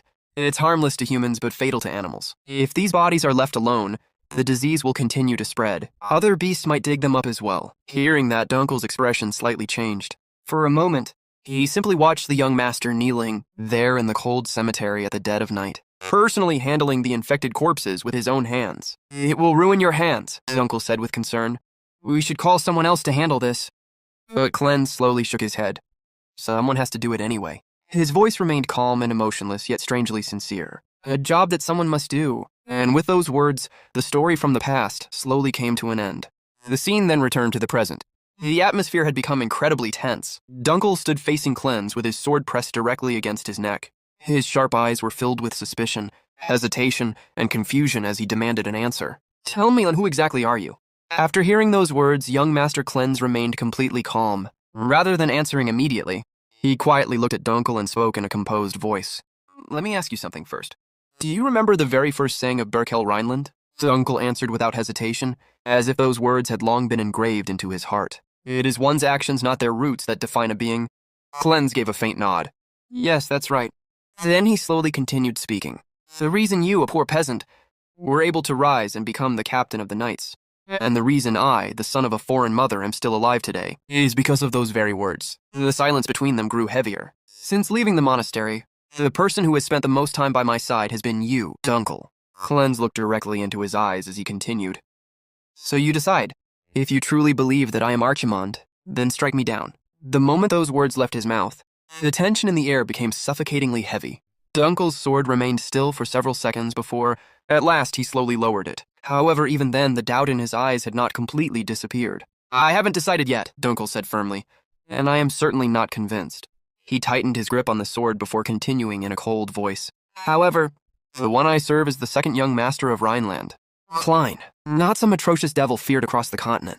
After hearing Dunkel's words, Cleanse quietly turned his head and looked deeper into the darkness ahead of them, before calmly saying, We need to move forward. The two of them then continued deeper inside the underground passage. As they walked further in, the atmosphere gradually became colder and heavier, almost as if death itself filled the air around them. Inside his mind, Cleanse silently thought, I see. Thanks for the compliment. The deeper they went, the darker the surroundings became. Realizing they could barely see anything ahead, Dunkel lit a torch. The orange flames flickered against the stone walls, finally revealing the horrifying sight hidden within the darkness. It smells like corpses. Scattered all around them were countless dead bodies. To be more precise, many of them had already decayed into skeletons. Bones were piled across the ground in every direction, creating an eerie and disturbing scene. But then Dunkel suddenly noticed movement ahead. Some of the corpses in front of them were slowly beginning to move. The moment he realized that, his expression hardened. I can see 7 of them. There must be more deeper inside. At that moment, Cleanse calmly stepped forward and began chanting in a cold, composed voice. I call upon you. Answer me. Then his voice echoed through the dark chamber once more. I grant you flesh to crush your enemies. The instant those words were spoken, the skeletons lying across the ground suddenly began to react. One after another, the undead bodies rose from the floor and rushed forward toward the enemies ahead. Dunkel's eyes widened in complete shock as the battle instantly erupted. The undead creatures violently clashed against each other inside the narrow underground chamber. Bones shattered, weapons collided, and horrifying growls echoed through the darkness as the corpses tore into one another. Watching the scene unfold before his eyes, Dunkel could barely believe what he was seeing. This makes no sense. Skeletons that look like that actually exist? Cleanse glanced at him after hearing that and calmly replied, Alton's mercenaries said the same thing. Then, with the slightest hint of amusement in his voice, he added, Is it really that fascinating? Not long after the battle finally came to an end, the remaining undead collapsed onto the ground one after another, their bodies crumbling apart as silence slowly returned to the chamber. Dunkel immediately stepped forward while raising the torch, higher to illuminate the path ahead. Young master, this way. As the horrifying sounds echoed deeper from within the underground ruins, Dunkel immediately tightened his grip on his sword and carefully listened to the movements ahead. Judging by the sound, there are around 40 of them. His expression darkened as he quickly realized the situation they were facing. We're outnumbered! However, unlike Dunkel, Cleanse remained completely calm. Without even the slightest trace of panic, he slowly raised his hand and began chanting once again in a cold, commanding voice. I release the bindings that shroud your bodies. The air around them suddenly grew heavy as dark energy spread across the battlefield. Free your souls bound in agony, and obey my command. At that moment, the exact same scene that had once been shown before unfolded again. The defeated undead bodies scattered across the ground suddenly began moving once more under Cleans's control. Dunkel watched the scene with widened eyes. Young master, is this? Cleanse calmly answered while keeping his eyes fixed ahead, converting subdued undead into allies. Then he continued as though explaining something completely ordinary. It's a basic tactic when necromancers fight each other. After saying that, Cleanse glanced at the growing number of undead, now standing under his command, and quietly muttered, "Well, this should be enough to put up a fight." Then, without hesitation, he gave his orders. Vanguard, charge forward. The skeleton soldiers immediately rushed ahead, like disciplined warriors responding to a commander's call. Uncle, we're running too!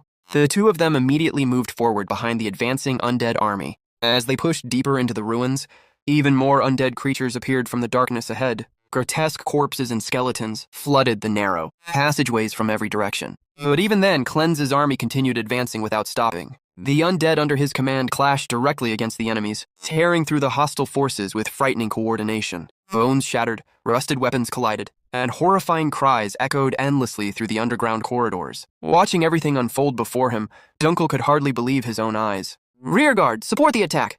Cleanse continued giving commands with absolute precision. Keep breaking through! And every single skeleton obeyed perfectly, moving exactly like trained soldiers on an actual battlefield. As Dunkel fought alongside them, he could not stop the thoughts running through his mind. It's hard to believe this even while watching it happen.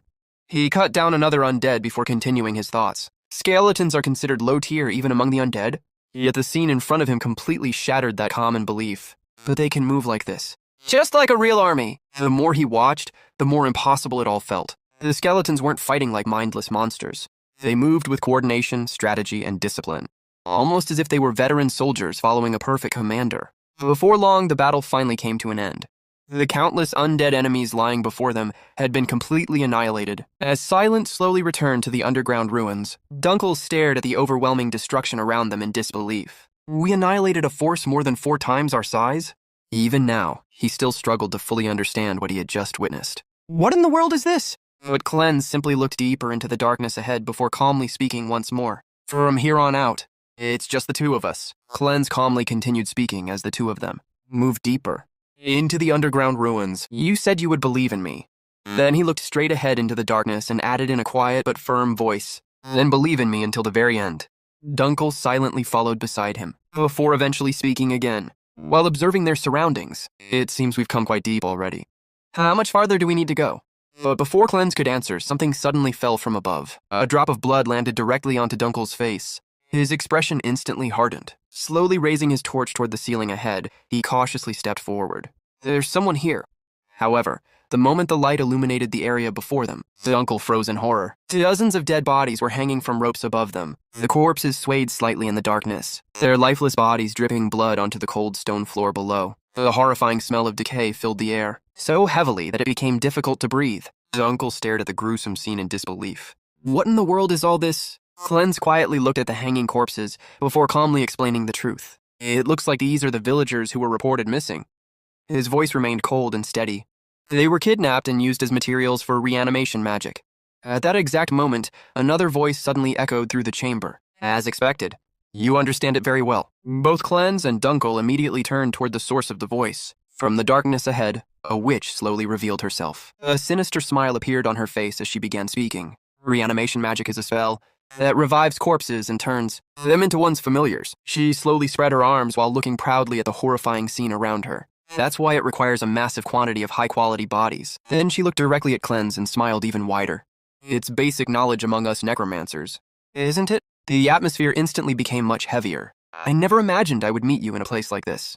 Her eyes narrowed as she addressed him, with a title that should never have been spoken aloud. It's been a long time. Devil of the Continent. Then, with complete certainty, she called him by another name, Lord Archimond. The moment those words reached his ears, Cleanse's expression completely changed. For the first time, genuine shock appeared on his face. And just then, the story once again shifted into the past. The scene changed back to the Rhineland estate. Dunkel was standing beside Cleanse as he spoke respectfully. Shall we head straight to his grace, the Duke? After hearing that, Cleanse calmly replied, Let me change my clothes first. Dunkel quietly nodded, but at that moment, Cleanse suddenly felt a strange presence nearby. The clan's failure was once the continent's strongest. Inside his mind, he thought, I thought someone was there. And indeed, someone had been watching him. At that very moment, Laya Ren was secretly present nearby, silently observing everything from the shadows. Then, as the scene continued, we were finally told one important truth. Necromancer. The story then began explaining the true origin of necromancers. Derived from the words corpse, necros, and divination, imanteia.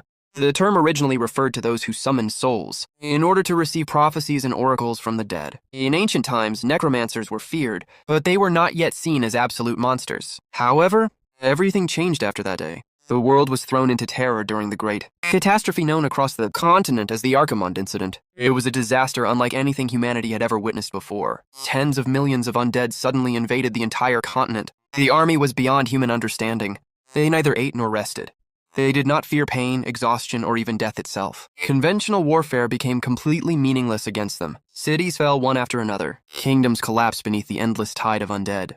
No matter how many enemies were slain, more would continue rising endlessly from the battlefield. The continent itself was pushed to the brink of destruction, as the terrifying undead army devoured everything in its path. And standing above that horrifying force was a single being, Archimond, the master who commanded the dead. The war only came to an end when the legendary hero, Berkel Rhineland, finally succeeded in striking down Archimond himself. After the catastrophe ended, countless people became fascinated by the terrifying power necromancy possessed. One after another, they attempted to research and recreate those forbidden arts. However, in the end, the only thing modern necromancers managed to reproduce was reanimation magic. Because of that, today's necromancers had been reduced to nothing more than second-rate magicians, who merely raised corpses to use as disposable soldiers, just like the necromancer currently standing before Cleanse. The scene then returned to the present. The red-haired woman slowly stepped forward with a mysterious smile on her face, before elegantly introducing herself. It has been a while, Lord Archimond. Her crimson eyes quietly stared at Cleanse. I'm Pale, a necromancer. The moment those words were spoken, Dunkel's expression changed completely. The shock on his face was impossible to hide. Archimond? But before he could even fully process those words, another terrifying detail immediately caught his attention. More importantly, that is, even Cleanse himself narrowed, his eyes slightly as he sensed the overwhelming power surrounding her. You're right, he quietly admitted. His gaze moved toward the robe she was wearing. It's an incredible amount of mana. Then, after observing her more carefully, he continued. She infused magic directly into her robe. As far as I know, they are the only ones capable of imbuing mana into soft materials. Realizing the danger standing before them, Dunkel immediately stepped forward and pointed his sword directly toward Pale. You there? His voice echoed sharply through the underground chamber. This is young Master Klein. His expression hardened with anger. Don't you dare call him by the name of scum like Archimond. For a brief moment, silence filled the room. Then, after noticing Cleanse's reaction, the red-haired woman suddenly smiled mischievously and lightly laughed. I was only joking. Her tone sounded playful, yet something about her presence still felt deeply unsettling. I suppose it was rude toward the young master of Rainland? But then her smile slowly faded as she continued speaking in a much calmer voice. Still, I do know. Her eyes focused directly on Cleanse. The rumors surrounding you? Then she slightly narrowed her eyes. And the unfamiliar magic I sensed just now. You are definitely a necromancer just like me. The red-haired woman continued speaking, while staring directly at Cleanse with great interest. But how should I put it? For a necromancer to use a sword. Her smile slowly widened, as though she found the very idea amusing. However, before she could continue any further, Dunkel suddenly stepped forward and interrupted her with an angry voice. Stop spouting nonsense and answer the question. His sword remained pointed directly toward her. What did you do to those people? His expression became even colder as he shouted once more. And who put you up to this? But the red-haired necromancer completely ignored his questions. Instead, she slowly raised her hand while calmly continuing her own explanation. A true necromancer does not rely on tools. Dark mana began spreading from her body in every direction. We command souls. The air inside the underground chamber instantly became heavier and controlled death. The moment she released her energy, all the corpses hanging around the room suddenly began reacting violently. The dead bodies twitched unnaturally, while dark magic spread through them like a curse. Bones cracked. Flesh twisted. The entire chamber started trembling beneath the overwhelming amount of mana. Dunkel immediately stepped back in alarm as the horrifying scene unfolded before them. The woman slowly spread her arms as if proudly presenting her greatest creation. So, let me show you. A terrifying smile appeared across her face. The true meaning of necromancy. Then, in a voice filled with obsession and madness, she declared, the masterpiece I dedicated my entire life to. At that exact moment, something massive began emerging from the darkness ahead. First, an enormous hand appeared. Then gigantic legs slowly stepped forward, causing the entire underground chamber to shake violently with every movement. The creature was so huge that even the ceiling itself seemed too small to contain it. The uncle stared at the monster in complete disbelief. "This is insane." His voice trembled slightly. "I have never seen anything like this even on the battlefield." The gigantic creature slowly revealed its full form from the darkness. A massive one-eyed monster. The uncle's eyes widened as realization finally struck him. "That's definitely a Cyclops." Meanwhile, the red-haired necromancer gently approached the gigantic monster as if comforting a beloved pet. Her voice suddenly became strangely soft and affectionate. "Come here, baby." The enormous Cyclops lowered itself slightly toward her. "I'm so sorry." She gently placed her hand against its massive body. "It must have been difficult holding yourself back this whole time, right?" Then she slowly pointed toward Cleanse and Dunkel standing ahead. Her smile twisted into something terrifying. "I have a favor to ask you." The Cyclops let out a deep, monstrous growl that echoed throughout the underground ruins, and then, with cold excitement in her voice, she gave the order, "Crush those two into a pulp." The enormous monster immediately began charging toward Cleanse and Dunkel with terrifying speed, its massive footsteps shaking the entire underground chamber, as if an earthquake were tearing through the ruins. The moment Dunkel saw the Cyclops move, his eyes widened in shock. It's incredibly fast. The gigantic creature closed the distance between them almost instantly, and as soon as Dunkel realized that the young master's life was in immediate danger, he shouted at the top of his lungs, "It's dangerous, young master." But in that exact moment, Cleanse suddenly pushed Dunkel away with all his strength. Dunkel's body was thrown backward across the ground, just as the Cyclops' devastating attack came crashing down directly onto Cleanse instead. The impact violently shook the underground ruins. Cleanse was sent flying far into the distance, before crashing heavily against the stone floor. Dust and debris scattered everywhere, and his condition instantly became terrible from taking the attack head-on. Meanwhile, the gigantic Cyclops slowly stood before him once again. The monster raised its enormous arm, preparing to crush Cleanse completely before he could even recover. But before the attack could land, Dunkel suddenly appeared between them. With a furious roar, he swung his sword with all his strength directly toward the Cyclops. "Stay away from the young master." The powerful slash struck the monster head-on, creating a loud impact that echoed throughout the chamber. Seeing this, even Cleanse looked momentarily surprised. At the same time, the red-haired witch calmly watched the battle from a distance, with amusement in her eyes. "That was a splendid strike, Mr. Knight." Her smile slowly widened. "But with that level of talent, you can't even leave a scratch on my masterpiece." The uncle's expression immediately stiffened after hearing her words, because at that very moment he saw it happen with his own eyes. The Cyclops' injured leg was regenerating, its flesh twisted unnaturally before restoring itself completely as though the damage had never existed in the first place. The uncle stared at it in disbelief. "Its leg is growing back?" For a brief second, fear crossed his mind. But then his eyes slowly shifted toward Cleanse lying injured behind him. "Doesn't matter." His grip on the sword tightened. "The young master threw himself into danger to save me." The thought alone shook Dunkel deeply. With a body that doesn't even possess a trace of mana, he lowered his head slightly in shame. "I can't believe I actually dared to suspect someone like him of being Archimond." The guilt inside his heart became heavier than ever before. Meanwhile, the gigantic Cyclops once again charged toward them with monstrous force. Dunkel immediately rushed forward to stop it.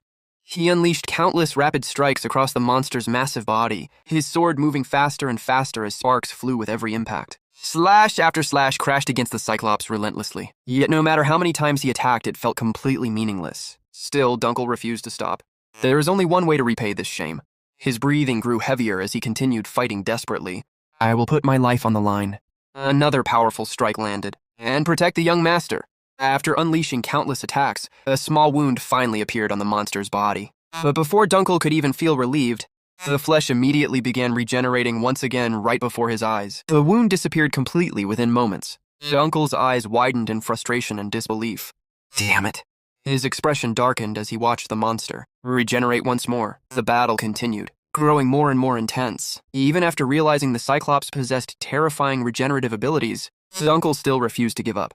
He rushed forward once again and unleashed several more powerful strikes against the gigantic monster. His sword repeatedly crashed against its massive body with tremendous force, but no matter how many attacks he landed, none of them had any real effect. The Cyclops simply kept moving forward as though it were completely unstoppable. Then, in the very next moment, the monster swung one of its enormous arms toward Dunkel. Boom! The devastating attack struck him directly. Dunkel's body was violently thrown across the underground chamber.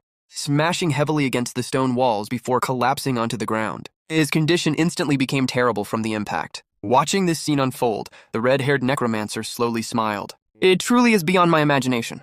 Her eyes were filled with obsession and pride as she looked toward the gigantic creature she had created. Pale is deeply moved.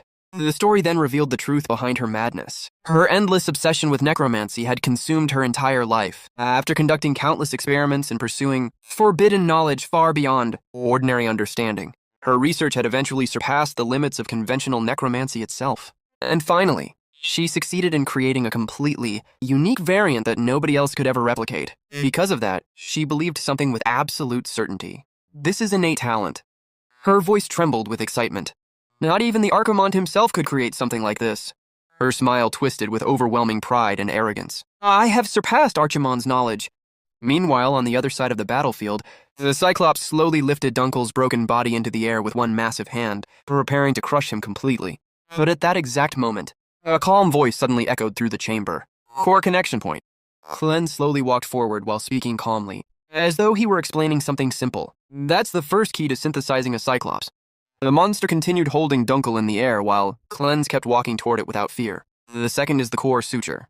His eyes remained completely focused on the Cyclops. That's why its limbs regenerate even after being cut off. Then he quietly added, it's also the source of its regenerative power. The atmosphere suddenly changed. Even Pale's expression slowly stiffened as she listened to him. So how do you kill that thing? Clens calmly continued explaining the answer himself. Attacking its body directly like Dunkel did is pointless. He slowly raised his weapon. All it takes is destroying a single core, and it's over. Pale's eyes widened slightly. Then where exactly is that core? Clens answered immediately. A Cyclops core never stays in one place. His gaze sharpened. Because that single point is directly connected to its death. It constantly moves throughout the body. He took another step forward, just like blood flowing through veins. The moment those words were spoken, Pale's confident expression finally began cracking apart. That's impossible, she shouted, finding it is impossible because it never stops moving. Then she desperately pointed toward her masterpiece once more. And didn't you hear what I said earlier? Her voice became louder and more unstable. This is the masterpiece I devoted my entire life to creating. She stretched out her hand and gave another order filled with killing intent. In the face of true talent, you are nothing. Then she screamed at the Cyclops, crush him! At that very moment, Clens quietly closed his eyes for a brief second. Memories from his previous life flashed through his mind. Memories of slaughtering thousands upon thousands of Cyclopes across countless battlefields. The sensation remained so vivid that it felt as though it had happened only yesterday. He simply needed to trust those instincts once again. Then, in a single instant, Clens moved. A sharp flash cut through the darkness. Before anyone could even react, his attack pierced directly through the Cyclops' moving core with absolute precision. Crack! The core shattered completely. The gigantic monster suddenly froze in place. Then its massive body began collapsing, part piece by piece, before crashing lifelessly onto the ground. Silence filled the underground chamber. Pale stared at the destroyed Cyclops in complete disbelief. What exactly are you? Her voice trembled as fear finally appeared on her face for the very first time. Clens calmly looked at her and answered coldly, if this is what you devoted your entire life to creating. His eyes remained emotionless. Then perhaps you should make it a hobby in your next life. After that, in a completely different dimension, a voice could be heard speaking. Death is often compared to falling asleep, just as a body soaked with fatigue is released from the weight of everyday life, perhaps. It is also thought that a body soaked in life is freed from its karma. At that moment, the red-haired witch slowly opened her eyes. Her gaze wandered across the strange place surrounding her. Countless coffin-like boxes floated through the endless space around her. Looking around in confusion, she muttered, where am I? The mysterious voice answered her calmly. You have awakened. This is the place beyond the world where souls arrive the afterlife.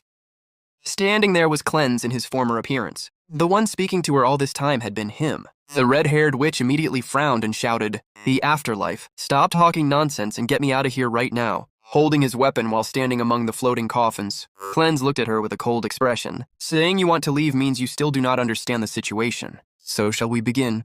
The judgment of your sins. The moment those words reached her ears, the witch's expression completely changed. Her confidence vanished and panic began to spread across her face. In the name of Archimond, as soon as she spoke that name, countless thoughts raced through her mind. The judgment of my sins. No, I just said Archimond. Pale knew that name. It was a name recorded throughout history and feared by generations. The name that appeared within the ancient textbooks of necromancers. the name of a catastrophe that had once shaken the entire continent. The monarch who created an unprecedented army of death. The demon of the continent. The beginning and the end of all necromancy. The one who commanded tens of millions of undead. The king of the necromancers. Even now, the mere mention of that legendary existence was enough to send fear through the hearts of those who understood what that name truly meant. His legend had transcended time, becoming a symbol of terror, destruction, and absolute mastery over death itself. Clem spoke again in a deep and heavy voice that seemed to echo through the endless space. Come closer. The moment those words reached her ears, the red-haired witch was overcome with fear. Her body trembled, and an uneasy feeling spread through her entire being. Yet before she could react, Cleanse in his former form continued speaking, necromancer pale. The witch's eyes widened in shock and confusion. Why does my body move on its own? No matter how hard she resisted, she could feel herself being pulled forward against her will, as though an invisible force had taken complete control of her movements. Cleanse stared directly at her and continued his judgment. You turned innocent people into test subjects, you kidnapped and tortured them to use as tools, and kept them tied up so they could not die all to satisfy your desires. Every word struck her like a blade cutting deeper into her mind. No, that cannot be. Her voice shook as she desperately tried to deny everything. Archimond is dead, isn't he? And that was 200 years ago. She covered her ears with both hands, trying to block out his voice, but it was useless. His words continued to reach her as clearly as before, echoing directly inside her mind. You even use the dead as tools. So, from now on, you will become my tool. At that moment, the countless coffin boxes floating throughout the afterlife began descending from above. One after another, they moved downward until they surrounded her completely. Then the door of one coffin slowly opened. A terrifying force emerged from within and immediately began pulling the red-haired witch toward the darkness inside. She struggled desperately, trying to resist while shouting for everything to stop. Wait, stop. What does any of this even mean? Why would I become your tool? But no answer came. The pull only grew stronger until she was dragged completely into the coffin. Finally, the door slammed shut. The sound echoed throughout the endless afterlife, like the final judgment of a condemned soul. Then the mysterious voice spoke one last time. Are you afraid of dying? If so, rest assured, we will meet again soon. At the same moment, a sharp snap echoed through the darkness. Immediately afterward, the screams of the red-haired witch could be heard reverberating through the afterlife, growing fainter and fainter until they disappeared completely. The scene suddenly shifted back to the present. Back in the real world, the red-haired woman abruptly opened her eyes. Her body jolted as if she had just escaped from a nightmare. Her breathing was heavy and her heart pounded violently inside her chest. She looked around in confusion, still trying to understand what had happened. Then she whispered, "Is this mine? The truth?" A look of realization appeared on her face. I did not die. That was only a dream. I am alive. Dunkel stared at the scene in complete disbelief. His eyes were fixed on the remains before him as he muttered, I can't believe only his head actually survived. A look of confusion appeared on his face as he looked around at the devastation surrounding them. What the hell is this? Meanwhile, Cleanse remained calm as he silently observed everything around him. Inside his mind, Dunkel was struggling to understand what had happened. I lost consciousness for a moment, but what on earth happened here? Did the young master do all this by himself? No matter how much he thought about it, the answer seemed impossible to believe. Nearby, the red-haired woman finally spoke, her voice filled with confusion and panic. What in the world is going on here? Cleanse ignored her question and turned toward Dunkel. Let's begin, Dunkel. At once, Dunkel straightened himself and responded without hesitation. Yes, young master. The red-haired woman could no longer hold herself back. She began shouting desperately. How did this happen to me? How could this happen? Cleanse finally looked at her and spoke in a cold and indifferent tone. Are you finally regaining your sanity? You should already realize your situation. The instant she heard his voice, her entire body froze. That voice. It was the exact same voice she had heard inside her mind. As fear began rising inside her, once again her vision blurred. Standing behind Cleanse, she could suddenly see that terrifying former version of him once more. The figure from the afterlife looked directly at her and said, I told you we would meet again. If we're done, let's go. I'm fed up with this girl. As if the matter was already settled. Cleanse immediately turned around and started walking away. The witch desperately called out to stop him. Wait, tell me quickly. What exactly happened to me? I told you everything you wanted to know. At her desperate plea, both Cleanse and Dunkel slowly turned back. A faint smile appeared on their faces. Then Cleanse replied calmly, I promised to kill you, didn't I? Don't worry. I keep my promises. Only it lasts a week or so. As he spoke, he stretched one hand forward, and a dark energy began flowing from it. They will take care of killing you. The moment those words left his mouth, countless cockroaches suddenly began swarming forward from every direction. They crawled across the ground like a living black tide moving straight toward the woman's body, and even toward her severed head. The horrifying sight instantly shattered the last remnants of her composure. She began screaming at the top of her lungs. Her terrified cries echoed throughout the area as the endless swarm continued advancing toward her. And with those desperate screams filling the air, the scene slowly shifted away to the next moment. Rhineland residence. Back at the Rhineland residence, Cleanse stood before his father while a detailed report lay open in the Lord's hands. His father carefully read through every page before finally speaking in a low and serious voice. Did the Empire unleash necromancers in the north? And did the Holy Order turn a blind eye to it? Is this true? Standing respectfully before him, Cleanse answered without hesitation. Yes! It is exactly as written. The undead in the mine, including the test subjects, numbered around 150. Almost 30 people disappeared in the village. We visited alone, so it must be even worse elsewhere. In addition to that, the nobles, who should be resolving this, are too busy fighting over political power. The room fell silent for a moment as Cleanse's father absorbed the gravity of the situation. Then he turned toward his butler. Workman, dispatch the order of knights to the places Klein mentioned. The butler immediately bowed. Yes, sir. Should I request reinforcements from the border as well? Send them a letter. It is better than doing nothing. After giving his orders, Cleanse's father looked back at his son. For the first time, a trace of approval appeared in his eyes. You've accomplished a great feat, Klein. Hearing those words, Cleanse calmly shook his head. It was only a stroke of luck. If it were not for Dunkel, I would have died there. As the situation has grown more serious, we have decided to remain silent about the necromancy for the time being. That is assuming Dunkel keeps it secret, of course. His father listened quietly before reaching into his desk and taking out a small object. He held it out toward Cleanse. Keep this. I originally planned to give you a few more missions, but it seems that is no longer necessary. It is the badge of a Rhineland knight. For now, you will begin as an apprentice knight. Considering what you have accomplished, perhaps this is not enough. Cleanse accepted the badge respectfully.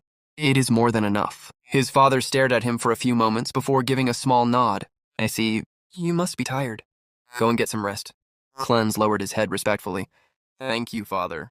With that, he turned and left the room. As soon as the door closed, the butler finally spoke. In a confined space, he faced over 70 common. Undead, a giant type undead, and even an armed Negro march. Even considering Commander Dunkel's combat power, this is... Before he could finish his sentence, Cleanse's father interrupted him. Send Luna a letter to my brother. The butler blinked in surprise. Excuse me, but he is.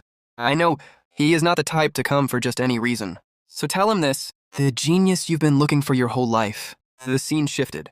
A lively atmosphere filled the area as Cleanse slowly walked forward through the grounds. Unlike the Duke's residence where outsiders can come and go freely, the place where the knights are stationed is a classified military zone. Even someone like Garrison will not be able to enter without permission. That bastard must still suspect me. He is probably already itching to perform a purification ritual. What a shame. You will never see me again. His expression hardened slightly as old memories resurfaced. I had already made my decision the day I killed Dalton Rhineland. I decided to restore this family to its former glory. Now that I am an apprentice knight, the next step is... Suddenly someone shouted his name from behind. Cleanse turned around and immediately saw a familiar little red-haired girl rushing toward him at full speed. What's wrong, Aaron? Are the cookies all gone in your room? Aaron nearly collapsed from frustration. You just broke my 7th vertebra. Inside her mind, she screamed.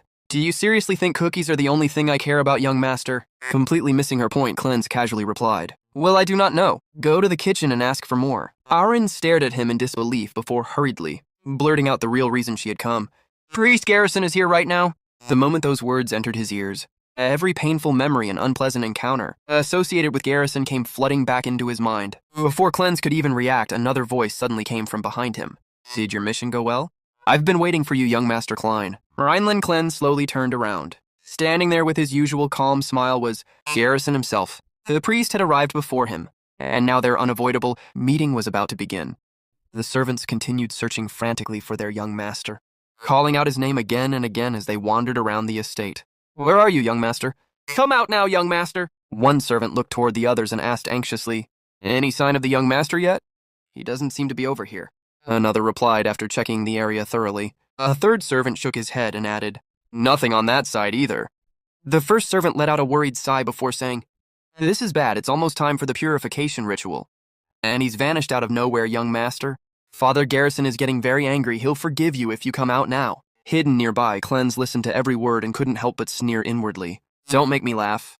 That bastard did the same thing last time before hanging me up naked. The servants eventually gathered together and began discussing their next move, deciding that they should search around the entire mansion, once again in case he was hiding somewhere they had overlooked. Cleanse watched them with growing irritation as more and more people joined the search party. Just get lost already, you guys. Time slowly passed, and before he realized it, night had fallen over the state. The search had continued for hours while Cleanse remained hidden high up in the tree. Eventually, exhaustion caught up with him, and he drifted off to sleep among the branches. Much later, he suddenly opened his eyes and looked around in confusion. Garrison not there. For a moment, he was disoriented before fully waking up. Did I fall asleep? They should have given up by now. Time to head back. As he carefully began climbing down from the tree, a strange sound echoed from below instantly. He froze and narrowed his eyes. Is someone still down there? Not wanting to take any chances, he quietly climbed back upward and hid himself among the branches. Once he looked down toward the source of the noise, his expression immediately changed. Below him stood several enormous bears. They were northern grizzly bears, apex predators native to the northern regions. These terrifying creatures were infamous for their extreme aggression and their cruel hunting habits. Unlike ordinary beasts, they seemed to take pleasure in chasing their prey before killing it. Their massive claws were perfectly designed for tearing through flesh, shredding muscle, and stripping meat from bone with horrifying efficiency. The moment Cleanse recognized what they were, a chill ran through his body. Without necromancy, I'm just a snack to them. His current body was far too weak to fight monsters of this level. Even a single mistake would result in a gruesome death. There was no way he could safely descend from the tree while those creatures remained nearby. Staring down at the massive predators prowling beneath him, Cleanse tightened his grip on the branch and forced himself to stay calm. I have no choice but to wait until they leave. And so, surrounded by darkness and trapped high above the ground, Cleanse remained completely still while the deadly northern grizzly bears roamed below, waiting patiently for any sign of prey, foolish enough to wander into their reach after remaining trapped in the freezing wilderness for what felt like an eternity.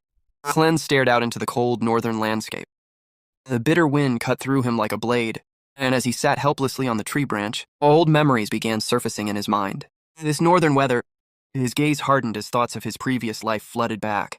I gave everything for the northerners who died so unfairly, and yet I was reborn into the family of the man who killed me. And even here, I'm still living a life on the run. There's Archimond. The voices of countless people who had once mocked, blamed, and condemned him echoed through his head. Their taunts mixed with the howling wind, making the darkness around him feel even heavier. Unable to bear the cold any longer, Cleanse wrapped his arms around himself and curled up on the branch. It's freezing. His eyelids slowly grew heavier and heavier until he finally lost consciousness. A long time passed. When Cleanse eventually opened his eyes again, his vision was blurry and unfocused. He could feel himself moving. As his senses gradually returned, he realized that someone was carrying him. The familiar voice above him spoke calmly. Are you awake, young lord? Cleanse looked up and immediately recognized the man. Garrison. For a moment he was stunned before asking, Did I freeze to death? Of course not, Garrison replied. Still confused, Cleanse continued. But there were grizzly bears around the tree, though. Don't worry. I took care of them. The state of Garrison himself was far from perfect. His clothes were damaged, and signs of a fierce battle could be seen all over him. It was obvious that dealing with the northern grizzly bears had not been easy, even for someone as strong as him. Cleanse stared at him for a moment before speaking coldly. Put me down. I'd rather die than be carried by you. Garrison didn't even slow his pace. You're burning up with a fever. Just stay still. Cleanse clenched his teeth. Why did you even save me? If you'd left me there, I would have frozen or been eaten. I thought you wanted me dead more than anyone. For several moments, Garrison remained silent. Then he finally answered in a calm and thoughtful voice. A star does not create its own darkness. It simply shines where it is. Cleanse remained quiet as Garrison continued. A young life is the same. They don't know right from wrong yet. They are the future of a young being. I have no right to cut off that potential. Hearing those words, Cleanse could only stare at him in disbelief. Is that really something you should be saying to me? He thought silently. However, Garrison's expression suddenly became much colder. However, if that being chooses to become the darkness itself, his grip tightened slightly. In other words, if you are the real Archimond I've been looking for, then watch yourself. His eyes sharpened with absolute determination. Because I will kill you with my own 2 hands. The weight of those words lingered heavily between them. Before long, they arrived back at the mansion and entered Cleanse's room. The atmosphere became strangely quiet. Garrison slowly closed his eyes for a moment before speaking. It's been a while, young lord. Cleanse looked directly at him. Countless emotions passed through his mind as memories of the past and present collided within him. A while indeed. His gaze never left the man standing before him. Garrison! looked at Cleanse with the same calm expression he always wore and said, "It certainly has. I had some urgent business at the Order. While I was there, an old friend of mine gave me something interesting." As he spoke, he revealed a strange object in his hand. The moment Cleanse saw it, his heart nearly stopped. "That's ectoplasm." Fear instantly gripped him. "Wait, is it detecting my demonic energy?" His mind began racing as cold sweat formed across his forehead. Garrison calmly held up the device and continued. "A necromancer appeared when you were attacked in the forest, young master.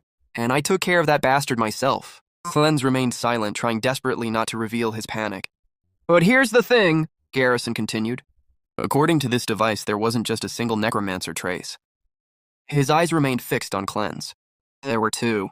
The room suddenly felt much colder. "That's what it's indicating." The moment those words left Garrison's mouth, Cleanse felt his entire body stiffen. Sweat rolled down the side of his face despite the fever burning through him. Inside his mind, alarms were ringing non-stop. His voice is calm, as usual. Yet that calmness was exactly what terrified him. "But I can hear it. After surviving countless battles, facing legendary masters, and fighting monsters beyond imagination in his previous life as Archimon, his instincts had become incredibly sharp, and right now every one of those instincts was screaming at him. Danger. Extreme danger. The warning was so intense that it felt as though death itself was standing directly behind him. Can I handle him with my current strength? His mind desperately searched for possibilities. What if I use my ability to copy his techniques? The thought lasted only a second before he rejected it himself. No, it's impossible. He had only recently begun rebuilding his strength. His body was weak, his mana was limited, and his combat experience in this life was almost non-existent. Me against Garrison? The answer was obvious. Not in a million years. No matter how he calculated it, the outcome remained the same. If Garrison attacked him now, there would be no fight. There would only be an execution. Then Garrison spoke again. "Perform necromancy." The words struck Cleanse like a thunderbolt. Right now, the room became completely silent. "I'm giving you a chance out of respect for our history."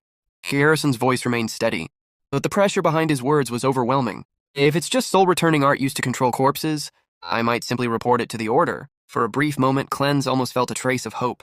Then Garrison continued. "But if it's the original form of necromancy that manipulates souls," his gaze sharpened.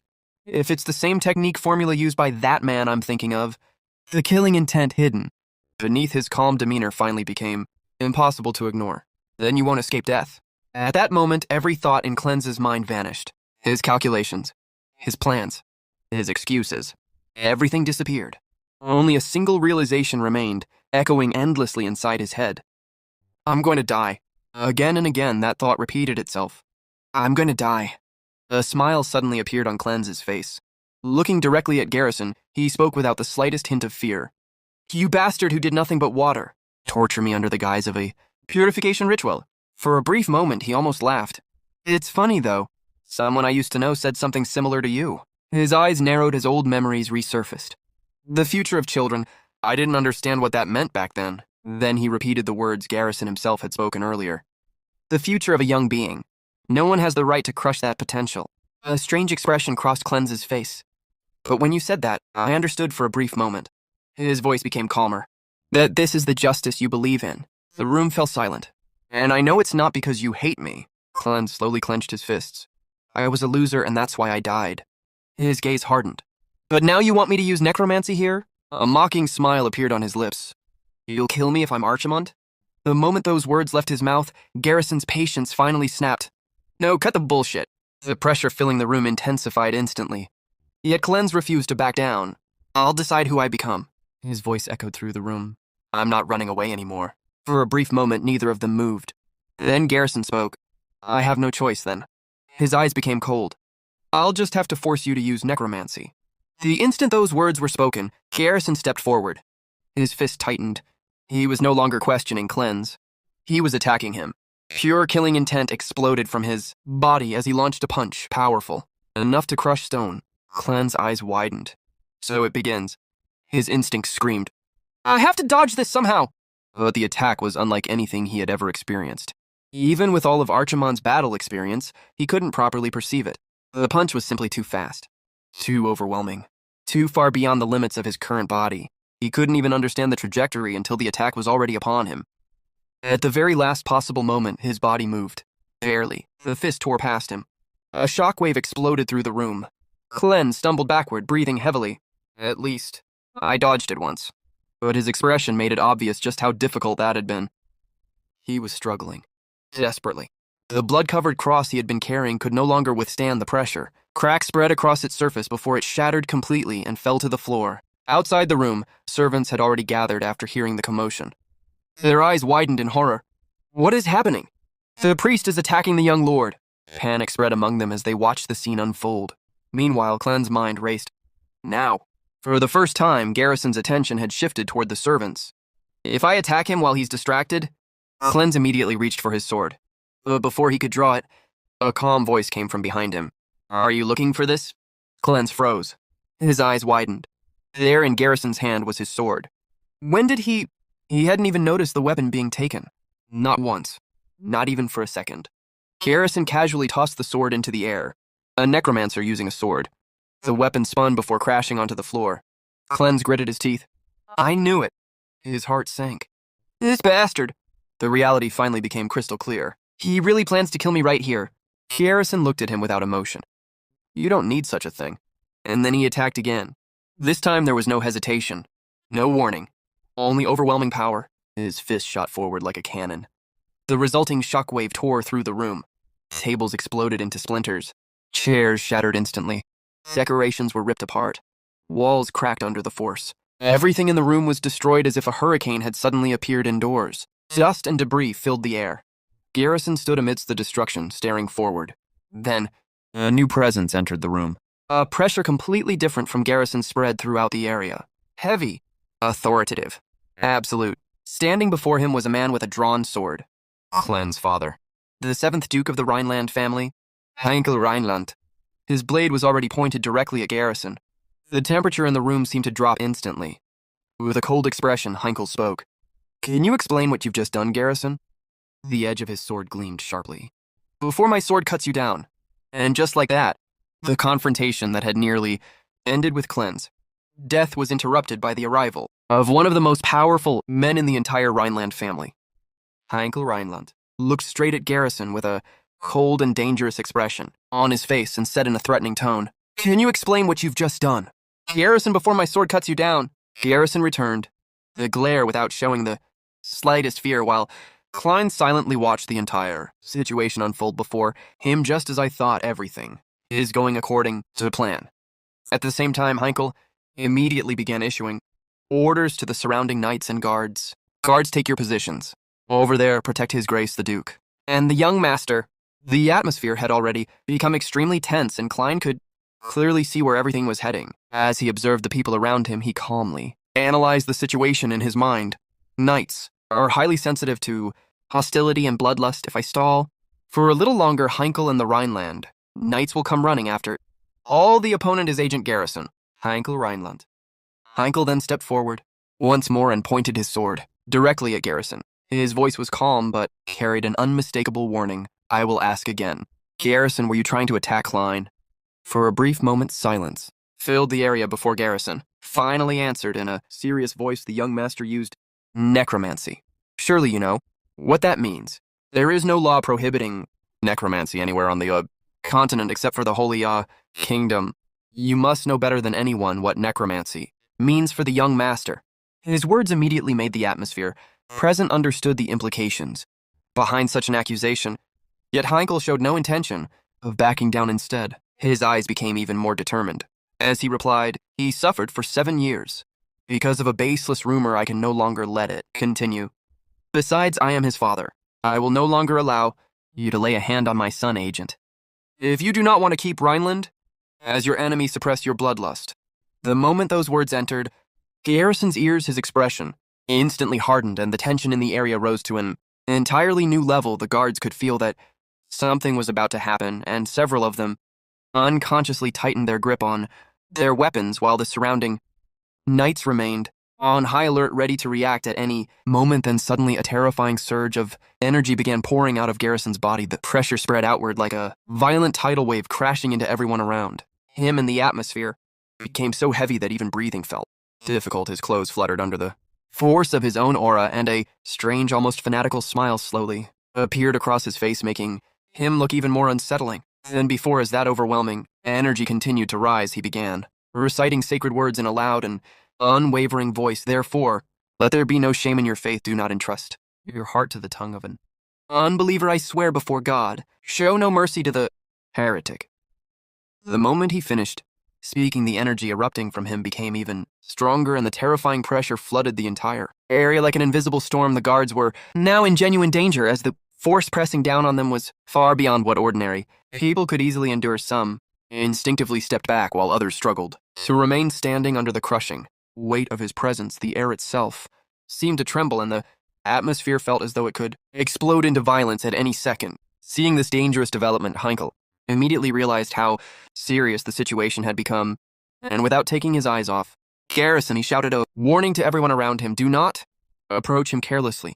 Dunkel looked at the scene unfolding before him and immediately realized how serious the situation had become. His expression changed as he shouted in alarm, "We're in danger, Heinkel Rhineland." At the same moment, Heinkel Rhineland also began, releasing his own energy to oppose Garrison's overwhelming pressure. The two powerful forces started colliding with each other, and the entire mansion trembled under the strain. Seeing cracks spreading through the structure, Dunkel raised his voice even louder and warned everyone around him. The mansion is collapsing, everyone watch out. Panic quickly spread among the people present as both Heinkel and Garrison continued unleashing more and more power. The pressure generated by their auras was becoming too much for the surroundings to endure, and it seemed as if the entire building could come crashing down at any moment. Despite this, neither side showed any intention of backing away. Heinkel tightened his grip on his weapon and gave Garrison one final warning in a cold and determined voice. "I will warn you one last time, lower your fist, agent." However, Garrison remained completely unmoved and replied without hesitation, "This is divine judgment, Rhineland." As soon as those words left his mouth, Garrison firmly planted his feet and strengthened his stance. His entire body seemed to gather immense power as he prepared to attack. At the same time, Heinkel moved first. Bursting forward with incredible speed, he charged directly toward Garrison like a meteor. Crossing the battlefield, the distance between them disappeared.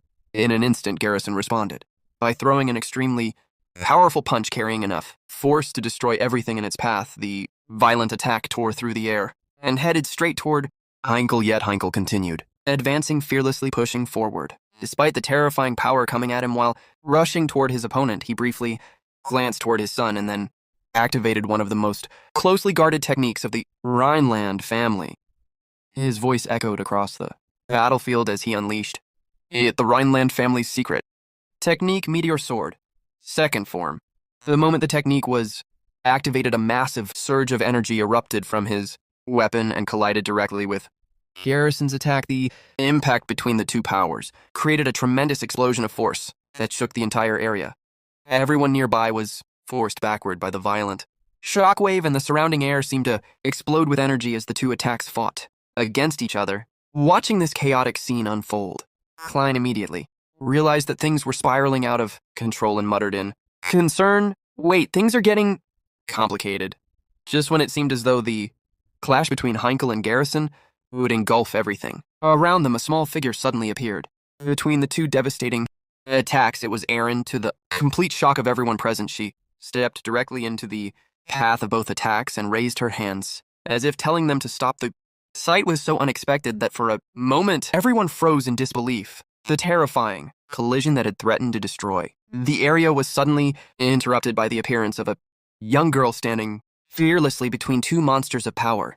The people watching could hardly believe what they were seeing. Dunkel was especially horrified and immediately shouted at the top of his lungs, "It's dangerous, get out of there. Why on earth are you there?" Ignoring the panic around her, Erin calmly stepped down and walked forward as if nothing unusual was happening.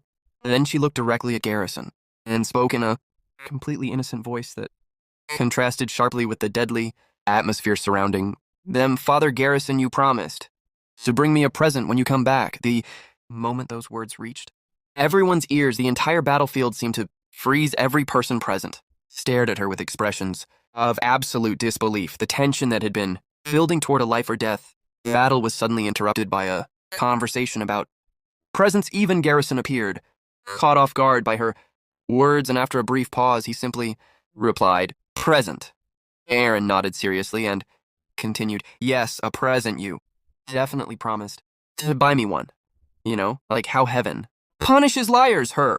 Words left everyone speechless and completely unable to process the situation around them. Pieces of damaged furniture and debris continued falling with loud, crashing noises, but Aaron paid no attention to any of it. Klein watched the bizarre scene and could not help commenting, being that oblivious to the atmosphere is almost a talent. For a few moments, Garrison remained silent before finally reaching into his pocket. His terrifying aura had not completely disappeared, but his expression softened slightly as he pulled something out. Then he spoke in a surprisingly ordinary tone. "These are cookies from a famous bakery on 3rd Avenue in Royal Gate." He handed the sweet treat to Aaron, who immediately accepted it with sparkling eyes as if the life-threatening confrontation from moments ago had never happened. She looked at the gift with genuine excitement and said, "This is mind-blowing, but what about yours father?" Garrison remained silent for a moment before speaking, in a much calmer voice than before, as if he were recalling memories he had very deep within his heart. "When I was young, I grew up in a place where it was hard to get a sip of water, let alone food. Most of the friends I was with never made it to adulthood. The name of that place was the Archimon cult." The moment Klein heard that name, his eyes narrowed in confusion, and he immediately began thinking to himself, "Did I create that? No, I have no memory of such a thing even in my past life. What on earth is that the name meant? Absolutely nothing to him, yet judging by Garrison's expression, it clearly carried a painful history behind that calm face. There was hatred, sorrow, and regret that had been building for years. Garrison continued, speaking while looking into the distance as if he could still see the terrible place. "From his childhood, that is why I must destroy it. The name that ruined my life and took away my young friends, even if it cost me my life." His voice grew heavier with every word, and then he turned his attention toward Aaron. "So Aaron, please, eat and enjoy my share too, because that is all I can do." Then his gaze shifted toward Klein, and his expression hardened once more. "And young Master Klein, next time it won't end like this." After saying those words, Garrison turned around and began walking away from the mansion. The enormous pressure he had released earlier gradually disappeared, and many of the soldiers nearby visibly relaxed. The fact that a battle had been avoided made them feel relieved, and several of them looked genuinely happy that they had survived the confrontation. Klein watched Garrison's retreating figure and thought to himself, making an enemy of Garrison Bierkman of all people, can't do that again. Besides, next time means he's coming back to kill me in the end. We'll keep chasing each other until one of us gives up. Before he could continue thinking, Aaron suddenly appeared beside him holding the cookies and asked cheerfully, "Do you want a bite too, young master?" Klein was startled by her sudden appearance and replied, "You startled me, Aaron. You like strawberry cake, right?" Aaron immediately nodded. "Of course." Klein smiled slightly and said, "Then go ask the chef to make one. Tell him I sent you. You can have the whole thing." The moment she heard those magical words, Aaron's eyes lit up and she ran away at incredible speed. Toward the kitchen, Klein watched her disappear and could not help thinking, seeing her like this makes all that life or death drama feel so pointless. However, there was still one important matter left. Unresolved. Heinkel Rhineland approached him and spoke in a serious tone. "Klein, right? I still have one more hurdle to clear. It seems we need to speak in private. Did you learn necromancy?" Later, after moving to a more secluded location where nobody could overhear them, Klein simply answered, "Yes." Hearing that direct confirmation, Heinkel stared at him for several moments before speaking again. "It's the very shackle that bound you for 7 years. So why of all things did you learn necromancy? How on earth did you even do it?" Klein had already prepared an answer for this question and calmly replied, "I learned it from the books in Mother's Annex." The moment he said it, he silently thought to himself, "Of course that's a lie, but given my background, it's the most believable excuse." He then continued aloud, "I won't make excuses for keeping it from you, but necromancy was my only way to survive." Heinkel frowned immediately and answered, "There must have been other ways, even with just your swordsmanship." Klein shook his head and responded firmly, "You must have seen the report Dunkel submitted. I have no mana. I could never have accomplished any of it if I had only swordsmanship." His expression became serious as he continued explaining the larger danger facing the duchy. The Empire was using necromancers to eat away at the north, and we didn't even suspect it. You must accept what I am before it's too late. While speaking those words, Klein was already calculating everything in his mind. It's an extreme move, but I have no choice. My goal is the revival of the family. Looking directly into Heinkel's eyes, he finally said the words he had decided upon long ago use me as Rhineland's necromancer. Even after speaking those words, Klein continued thinking to himself, now make your decision, Heinkel. Rhineland. Then he added aloud, that is, if you truly believe I am not the reincarnation of Archimond deep inside his mind. Another thought followed immediately. Will you use me to save the family or let us fall to ruin for a moment? Silence filled the room. Heinkel stood there quietly reflecting on everything that had happened since Klein returned. To the duchy, finally he spoke. In a low voice, when you first returned to the duchy, even after being locked in the correctional institute for 7 years, you called me father, without a single trace of resentment, even though I'm a pathetic father who failed to protect your future. Hearing those words surprised Klein, and he found himself thinking you've been holding on to that. All this time, the guilt Heinkel carried was clearly far deeper than Klein had realized. After a long pause, Heinkel finally looked at him and gave his answer, do not worry at this point. I have neither the right nor the reason to stop you, so do as you wish. Those simple words carried an enormous weight, because they represented acceptance, trust, and permission. All at once, the obstacle Klein had feared the most had finally been cleared. Meanwhile, somewhere else, a man was quietly reading a letter while sitting alone. The contents appeared to interest him greatly, and after finishing it, he spoke calmly. It is about time I met Klein. Could you bring him to me? Standing nearby was Laya, who immediately bowed her head in acknowledgement and replied, understood, Grand Duke Helion. After that, we see a monstrous human slaughtering everyone in sight, leaving nothing but chaos and destruction behind. Bodies are scattered everywhere as terrified people desperately try to escape, but no one is able to stop him. Watching this horrifying scene, one of the soldiers says, even our mercenary group is no match for him? Screw it, I don't care anymore. With fear turning into desperation, he grips his sword tightly and charges straight toward the monster, determined to fight even if it costs him his life. However, the moment he reaches his target, the monstrous human casually throws a single punch. The impact is so overwhelming that the soldier is blasted far away, completely unable to defend himself. Seeing their comrade defeated so effortlessly, another member of the group immediately loses his courage and turns around, running for his life without looking back. The monstrous human only laughs at the sight of the fleeing man. He casually picks up a sharp piece of stone, hurls it with incredible force, and the rock tears straight through the escaping man's body, leaving a massive hole as he collapses instantly. Not far from there, a frightened brother and sister are hiding together, completely frozen by fear. The little brother looks at his sister with tears in his eyes and says, I'm scared, sister. I don't want to die. His sister is trembling just as much and can only cry out, please save me. At that very moment, the monstrous human lifts an enormous piece of stone high above his head, preparing to crush them both beneath it. With a cruel grin on his face, he mockingly tells them that there is no need to cry anymore because they should get ready to die. Just as he is about to throw the massive rock, Leia Ren suddenly appears from behind him like a flash. She launches a swift attack that forces him away before instantly rushing toward the terrified children. Without wasting another second, she rescues the brother and sister and urgently tells them, it's dangerous here. Leave this place immediately. Hearing her warning, the two siblings quickly run away as fast as they can, finally escaping the deadly battlefield. The monstrous human wastes no time and immediately charges toward Leia Ren, attempting to strike her down. She responds with incredible agility, performing a graceful backflip that allows her to evade the attack perfectly. As she lands, she keeps her eyes locked on her opponent, carefully watching his every movement. Suddenly, the monstrous human disappears from his position and reappears right above her, launching another surprise attack. But Leia Ren reacts instantly and counters with a powerful strike of her own, slashing his hand and drawing blood. Looking at the wound with a smile still spread across his face, the monstrous human says, you're strong. Those words mark the beginning of an intense battle between the two. Blow after blow, they continue exchanging attacks at incredible speed, and with every passing moment, the fight becomes even more fierce. Gradually, Leia Ren begins taking control of the battle, pushing her opponent further onto the defensive. Despite being cornered, the monstrous human never stops smiling. Finally, Leia Ren seizes the perfect opportunity and throws her spear with deadly precision.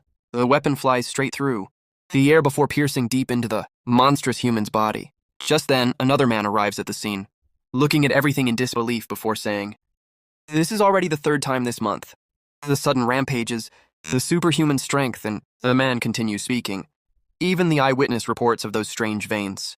Before anyone can make sense of what is happening, everyone realizes that the monster human is still alive. Despite the fatal wound through his body, he slowly speaks with a twisted smile. Anyone can become strong as long as they have that even stronger than Archimonde from 200 years ago. Hearing those words, Leia Ren calmly pulls her spear back out of his body and coldly replies, "No one can ever be Archimonde. He's not someone a bastard like you should even speak of. So whatever that is, I'll find out myself." Her voice carries absolute confidence as the monster human finally collapses, while the mystery surrounding the strange power he mentioned only grows even deeper. The scene then shifts to the Clean's mansion, where everyone is busy cleaning up the massive destruction left behind after the recent battle.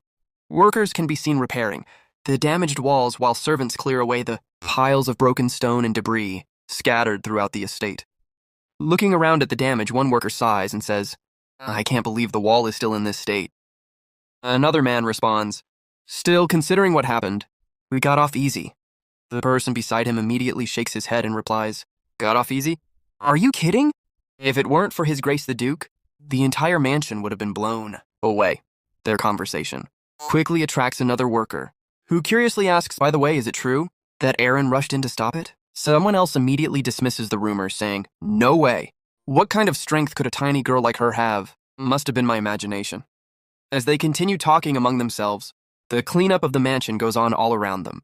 At the same time, the cheerful red-haired girl runs through the hallway while happily calling out, "Young master."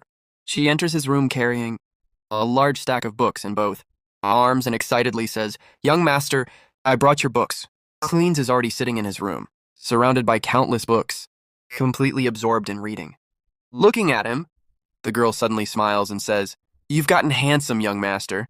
If you're handsome, girls won't leave you alone. They'll all get played." Hearing such unexpected words, Cleans looks at her in surprise and asks, "Where on earth did you learn that?" She proudly answers, "I heard the older maids talking about a novel. It's called There's No Way the Prince on a White Horse Would Do." That, Cleans lets out a helpless sigh before replying, "Good grief, if you want to read, bring a fairy tale book next time. I'll read it to you, though I might be a bit busy for a while." The narration then explains that it has now been an entire week since Heinkel and Garrison Bierkman clashed. Even though their physical confrontation lasted only for a brief moment, the sheer force released during that single exchange was enough to destroy.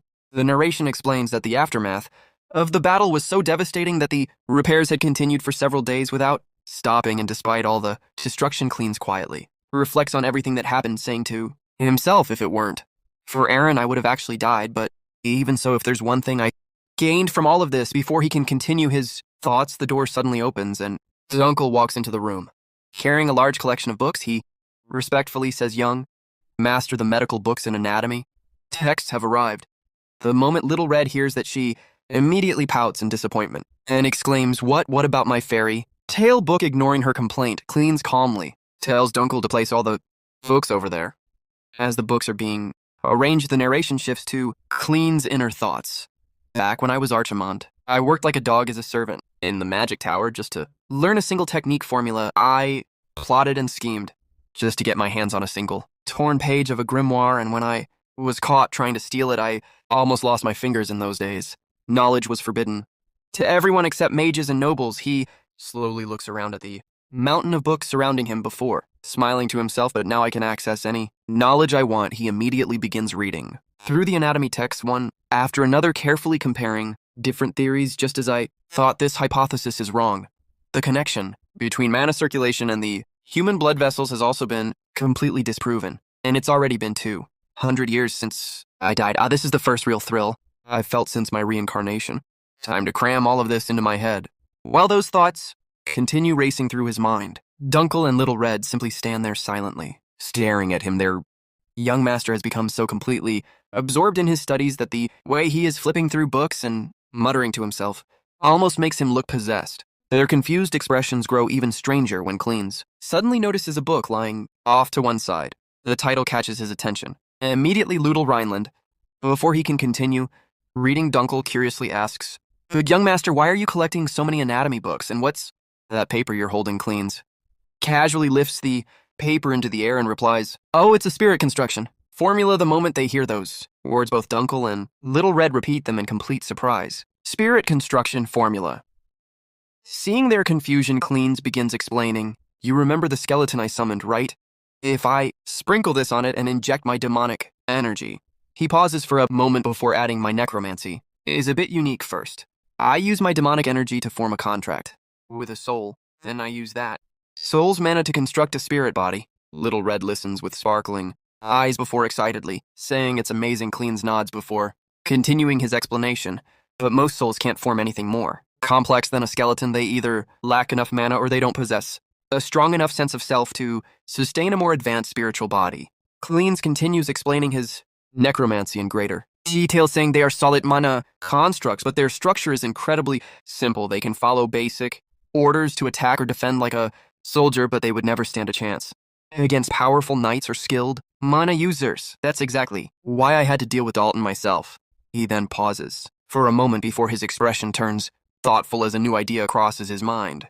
But what if it isn't an ordinary soul? Hearing that, Dunkel looks at him in confusion and asks, not an ordinary soul. Cleans calmly continues. For instance, what if that soul belonged to a knight with immense mana? Dunkel's eyes widen as he immediately realizes what the young master is implying and nervously asks, young master, you don't mean before he can finish the question?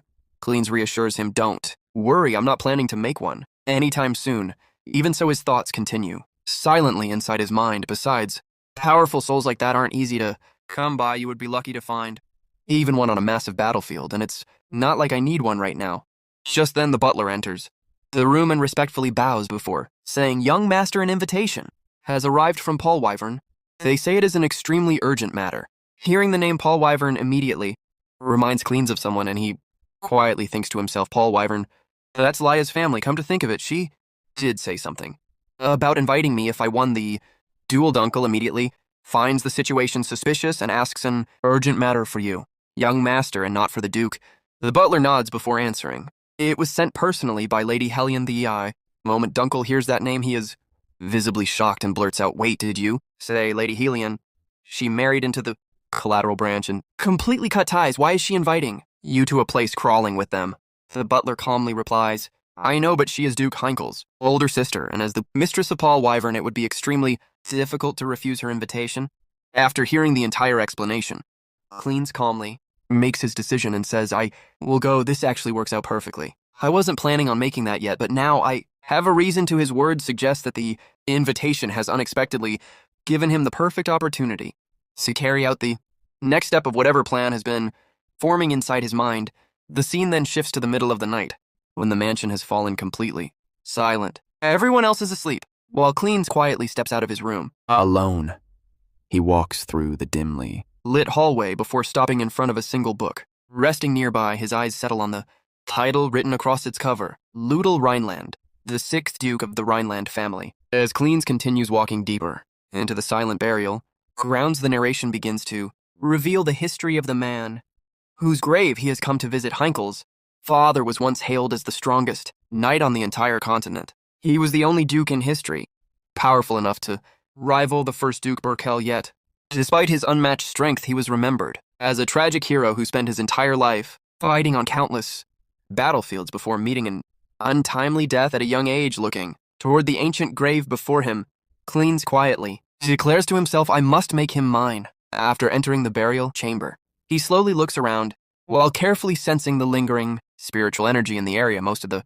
souls here have already moved on. There isn't even a trace of them left. He pauses for a brief moment before his gaze settles on a single location and his expression becomes serious. But there is one soul that still remains bound to this world by lingering regrets. I can't even imagine what Heinkel would say if he ever found out about this. Without another moment of hesitation, Clean steps forward and calmly says, shall we begin exhuming my own ancestor? It's our first meeting, but forgive this disrespect, grandfather. He then begins chanting the ritual. I call upon the unfortunate soul bound by the deeds of your past life. In the name of the guide, I shall light your path ahead. If you wish to walk that path, accept this contract. A heavy silence fills the chamber until a powerful voice suddenly echoes through the darkness. Show yourself, necromancer. Hearing that voice, Cleans is not surprised at all and quietly thinks to himself, just as I expected. The title of former Duke wasn't just for show. He absorbed every last bit of demonic energy. The narration then explains the existence of a Death Knight, a high-level undead being created by binding the soul of a noble knight to a spiritual vessel. There are only two ways to complete a contract with such a soul. The first is to subjugate it through overwhelming demonic energy, while the second is to earn its willing cooperation through mutual agreement. The Death Knight slowly reveals himself before looking directly at Cleans and says, "At first I wondered what business my cute grandson had with me, but to think that the arch-nemesis of the Rhinelands would take over the body of a Rhineland hearing." Those words Cleans immediately realizes something and thinks to himself, a soul sees the essence, not the physical form. It's impossible to hide the fact that I am Archimond. He then calmly explains the entire situation through the contract, including everything that has happened since his reincarnation, believing that the proposal should be more than reasonable. After listening to everything, the Death Knight finally responds, "It's not a bad offer. In fact, I found it quite admirable. But as someone who was once the Duke of Rhineland, how can I so easily trust the arch-nemesis of my own family?" As he finishes speaking, he raises his weapon and points it directly at Cleans, making his intentions perfectly clear. Without showing even the slightest fear, Cleans stares back at the legendary knight and confidently replies, "Then I shall prove it to you. Proof that my contract is genuine and a promise that I will set you free. They say a knight's trust is forged by the sword. Am I wrong?" By this point, both of them have already left the burial chamber and stepped into an open area where nothing would interfere with their battle. The Death Knight lets out a faint smile before replying, "Talking about a knight's trust after ripping open your own ancestor's coffin." The very next instant, both warriors unleash their power and charge straight at each other with incredible speed, their weapons aimed directly at one another as an intense battle begins between the legendary Death Knight and the reincarnated Archimond.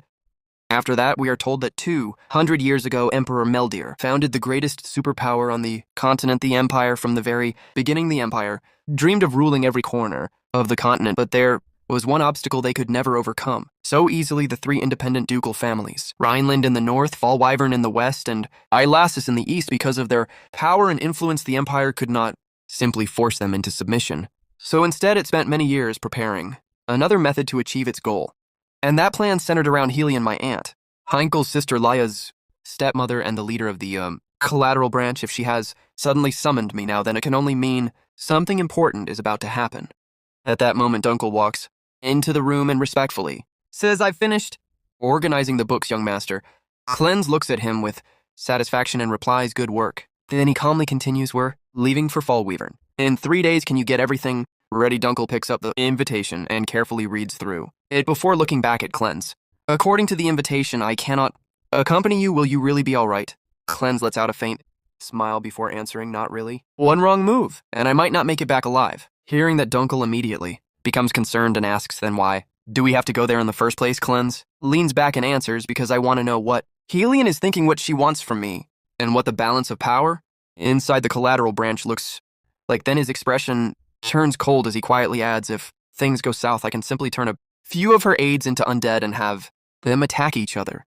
Before he can continue, Dunkel immediately interrupts him with a firm voice, "You cannot do that. If you do something like that, then how are you any different from them as a knight?" That is, however, Cleanse cuts him off before he can finish speaking. "What's wrong with doing bad things to bad people? You saw the Conwell estate with your own eyes, so you already know the truth. The main family is falling apart while those collateral branch bastards are living in luxury using the money they extorted from us, and after seeing all of that, you still want to talk about knightly ideals." Dunkel does not back down even after hearing those harsh words. Instead, he answers with unwavering determination, "Even so, Rhineland must never abandon its principles. Losing honor and faith just to chase profit is never the path a true knight should walk." Cleanse looks at him for a moment before asking, "Honor and faith, are those things really that important?" Without the slightest hesitation, Dunkel replies, "Yes, they are more important than anything else in this world." Those words leave Cleanse completely stunned.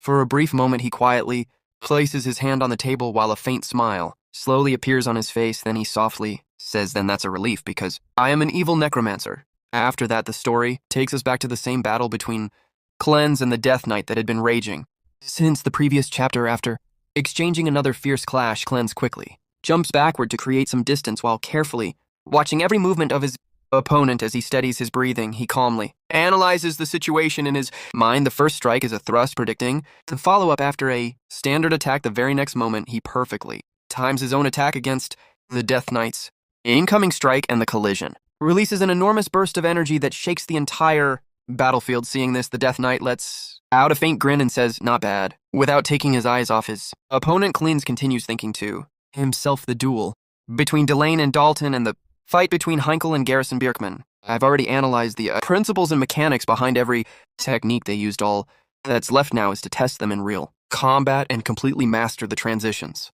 Between them, however, the Death Knight remains completely unfazed and replies, "It doesn't matter, you're still full of openings to me." As soon as he finishes speaking, an overwhelming wave of power explodes from his body and rushes straight toward Cleanse with terrifying force. Seeing the deadly attack racing toward him, Cleanse immediately makes his move just like back then. "I'll take his back and end this." In an instant, he activates his skill and disappears from the front, only to reappear directly behind the Death Knight before launching a surprise attack. But even this perfect ambush fails because the Death Knight somehow senses his presence. At the last possible moment, he calmly turns around, blocks every single strike with flawless precision, and says, "You're not that fast, but I have to admit, it's a little surprising to block all my strikes with a body that has no mana. You've got some decent talent." While staring at the Death Knight, Cleanse silently recalls his true identity, Rudeli, Rhineland, the 6th Duke of the Rhineland family, and the man who was once known as the strongest knight on the entire continent. What truly made his name legendary was his one-of-a-kind swordsmanship, a style so extraordinary that no one else could ever truly replicate it. After casually blocking the attacks, the Death Knight suddenly changes the topic and says, "Anyway, have you been having fun playing Heinkel's? Kid, he's my son, but that guy doesn't know a single thing when it comes to reading a room. If he ever found out that the child he raised so dearly was actually Archimond, he'd probably pass out on the spot." Hearing those words, Cleanse cannot help but respond. Why does a former duke talk like such a thug? The Death Knight simply laughs before saying he has no clue he takes after his father. Completely clueless. Then with an amused expression, he adds, "Insulting my own father like that, you really might be my blood after all. Well, whatever, I'm going all out from here." The moment Cleanse hears those words, his eyes widen in complete shock as an overwhelming sense of danger fills his heart, because he instantly realizes what is about to happen. Before him, this is the tragic sword style created by Rudel himself, a legendary technique that disappeared from history because of its unbelievable complexity, and because no one after him was ever capable of mastering it. Cleanse continued staring at the Death Knight, who stood silently with his sword raised in a strange battle stance. The very next instant, countless phantom images surrounded him, making it impossible to tell which one was real. As Cleanse watched the terrifying display, he immediately realized what he was facing: his personal secret technique that makes it impossible to tell which one is real. The phantoms rushed toward him from every direction, and Cleanse focused with everything he had except for one.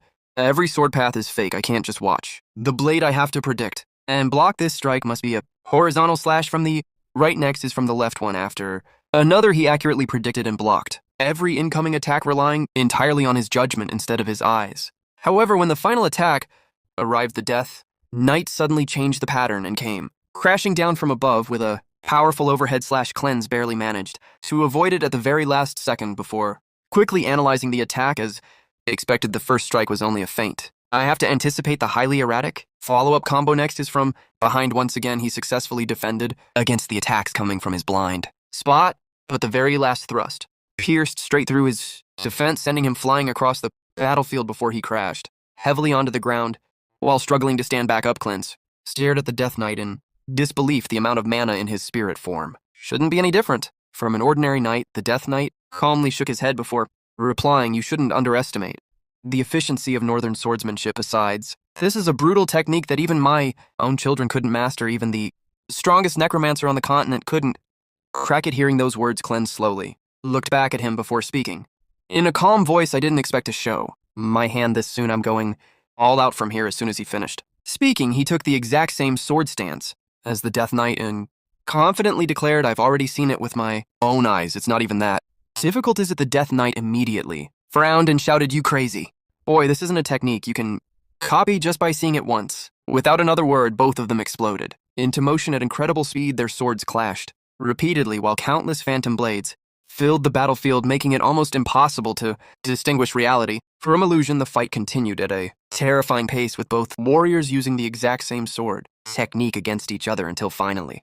the Death Knight shouted, "Don't get cocky, Archimond, you're nothing more than a necromancer trying to help your enemy's family. Why would you do that of all people on this continent?" After another fierce exchange, Cleanse was finally wounded, and it was clear that he had lost the duel. Seeing this, the Death Knight looked at him with confusion and asked why you could have dodged that. Cleanse quietly lowered his head before softly speaking 2 simple words: honor and loyalty. Then he slowly continued. Those are the words you knights treasure even more than your own. Lives I spent my entire life as a necromancer. And I could never understand them what's wrong with doing bad things to bad people. I honestly thought it was pathetic, but then I saw someone who suffered the exact same pain that I did choose the complete opposite path they did it.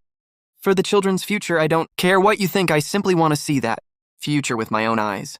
After silently listening to every single word, the Death Knight finally spoke in a much calmer voice. I became a lingering spirit. Because of my unresolved regrets, I have no intention of telling you what those regrets are, but perhaps the answer truly lies in the future you keep talking about. Therefore, I Rudel Rhineland, accept your contract. Hearing those unexpected words, Cleanse could not hide his shock. He stared at the Death Knight for a moment before extending his hand toward him and saying, "Good. Resolving those regrets is my job. After all, this is a mutual contract, not a subordinate contract." Read the terms one more time just to be safe. The Death Knight simply waved his hand dismissively and replied, "Terms, forget all that, just make it a subordinate contract.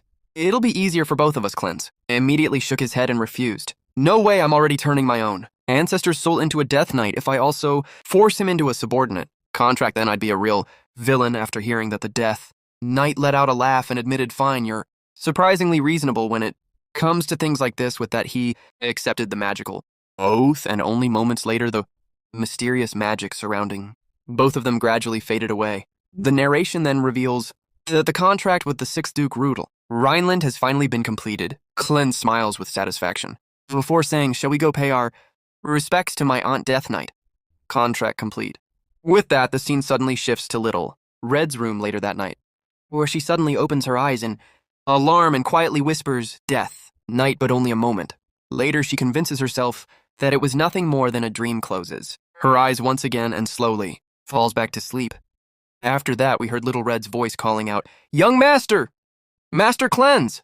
As the scene shifted, we saw Cleanse fast asleep. She walked over to him, looked at his motionless body, and said, "We're all ready to leave for Paul Wyvern. Is he dead?" At that moment, Cleanse suddenly woke up. Because of Little Red's tiny punches, blood was dripping from his nose. As he slowly gathered his senses, he remembered his fierce battle against the Death Knight and thought to himself, "I used up every drop of my demonic energy for the Death Knight contract 3 days ago. I still haven't recovered. I feel absolutely exhausted. My body is operating at less than half capacity. It's only a few more hours until we reach Paul Wyvern. If I can just get a little more sleep before we arrive." But before he could relax, Little Red looked at him suspiciously and asked, "Something's off. Why have you been so sluggish for the past 3 days?" Trying to act normal, Cleanse replied, "I just haven't been sleeping well lately." Little Red immediately narrowed her eyes and answered, "Liar, what could you possibly be doing in the middle of the night that would make you lose sleep?" Hearing that, Cleanse forced a smile while nervously thinking to himself, "Did she figure it out?" Keeping his composure, he quickly answered, "I had some research to do late at night." However, Little Red wasn't convinced at all.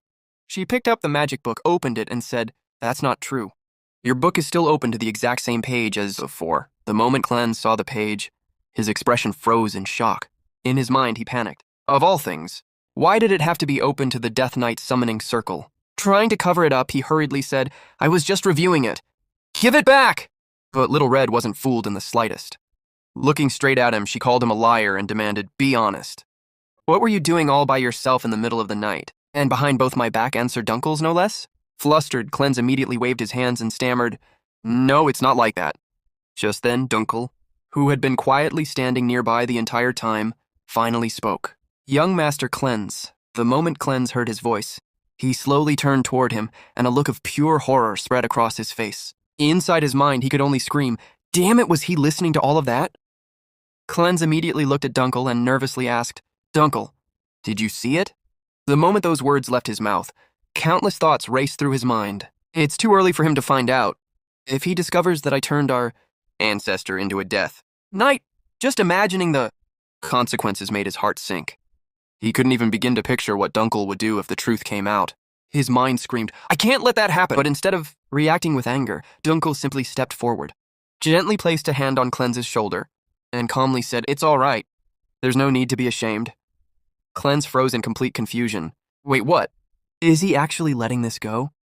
Thank goodness, hold on. What does he mean by no need to be ashamed? Instead of feeling relieved, he became even more puzzled because Dunkel's reaction was nothing like he had expected. Without explaining himself, Dunkel respectfully bowed his head toward Little Red and said, "Lady Aaron, listen closely. The young master is currently going through a very important phase of his life." Hearing that, Little Red tilted her head in confusion and asked, "An important phase?" Dunkel nodded with complete seriousness before continuing, "Yes, and you can expect things like this to happen quite often from now."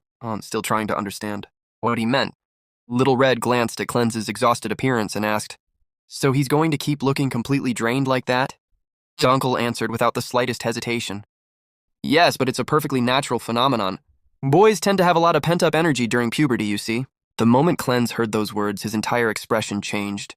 He stood there in complete disbelief, thinking to himself, "What does this crazy knight think I was doing?" Realizing that Dunkel had completely misunderstood the situation, Cleanse hurriedly tried to clear things up. "Look, I know exactly what you're thinking, but it's not like that.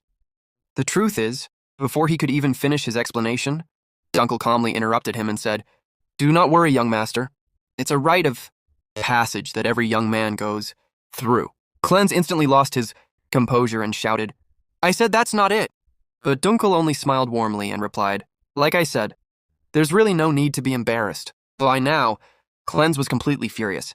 "I'm telling you, it's not. I really didn't do that. Why on earth would I spend my nights doing something like that? Hey, I'm not finished talking.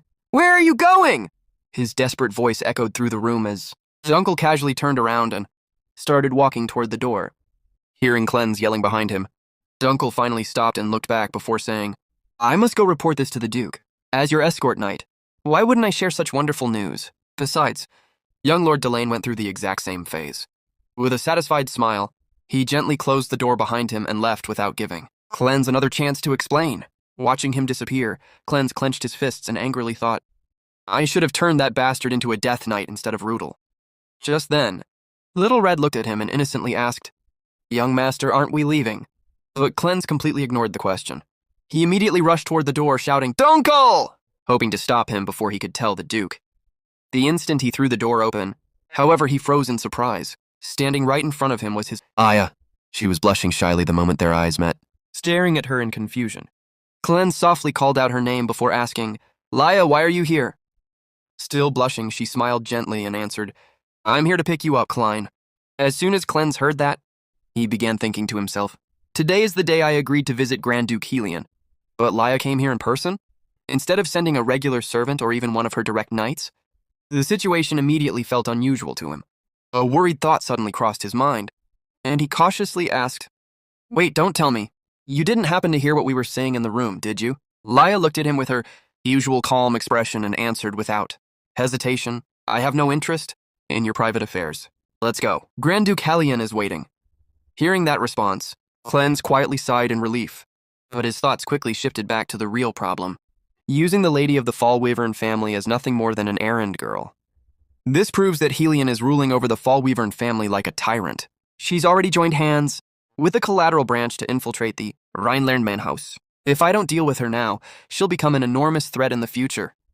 During this visit, I have to make my presence known, and if necessary, I can even use Rudel. As they stepped outside, Cleanse noticed something strange and immediately asked, "What?" "There are 2 carriages. Why are you getting into this one? Where's Aaron?"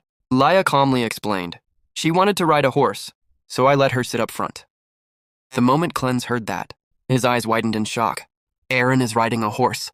Then you stay here. I'll take the other carriage." However, Laya immediately rejected the idea. Looking at him without changing her expression, she simply said, "We're leaving now." Before Cleanse could argue any further, the carriage was already preparing to depart. Sitting inside with only Laya beside him, he could only think to himself, "Just the 2 of us." The awkward silence between them made the atmosphere feel even more uncomfortable. The story then shifts to explain the current state of the Fall Wyvern family. It was one of the 3 great families of the continent, a legendary bloodline known as the descendants of the Dragon Slayer. However, after the sudden death of the late Duke, the family's authority split into 2 rival factions. The first was the Grand Duchess faction, led by the late Duke's second wife, Helion of Rhineland, who had gradually seized control over the family's affairs. The second was the conservative faction, which followed the late Duke's eldest daughter, Laya, the respected commander of the Blue Holy Spear Knights. With the family's power divided between these 2 opposing sides, the conflict within Fall Wyvern had already begun, and Cleanse knew that his visit would place him right in the middle of that dangerous political struggle. As Cleanse sat inside the carriage, he reflected on the current situation. With the Grand Duchess faction on the rise, Hellion now holds the real power. And because of that, Laya had to come and pick me up herself. Before he could think any further, Laya suddenly looked at him and said in a calm but commanding voice, "Take off your clothes." Cleanse stared at her in complete disbelief. "Are you serious? Why is all of this happening?" When she didn't answer immediately, he repeated himself even more nervously. "Are you serious? Am I cursed today? What is wrong with everyone?" In this situation, the vibe is exactly like last time. Just like back then, what is her problem with me? Unable to understand what was going on, he sighed in frustration before joking, "Is a knight commander mugging me instead of escorting me?" Without showing the slightest hint of amusement. Laya replied, "I'm not joking. Take them off." Realizing she wasn't kidding, Cleanse became cautious.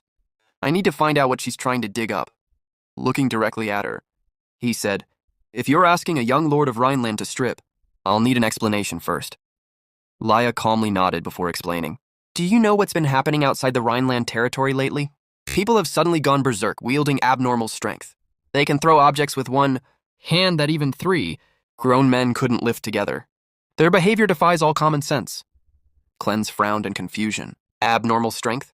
Isn't that just some new kind of magic? And what does that have to do with me taking off my clothes?" Laya answered without hesitation. "The trial by combat.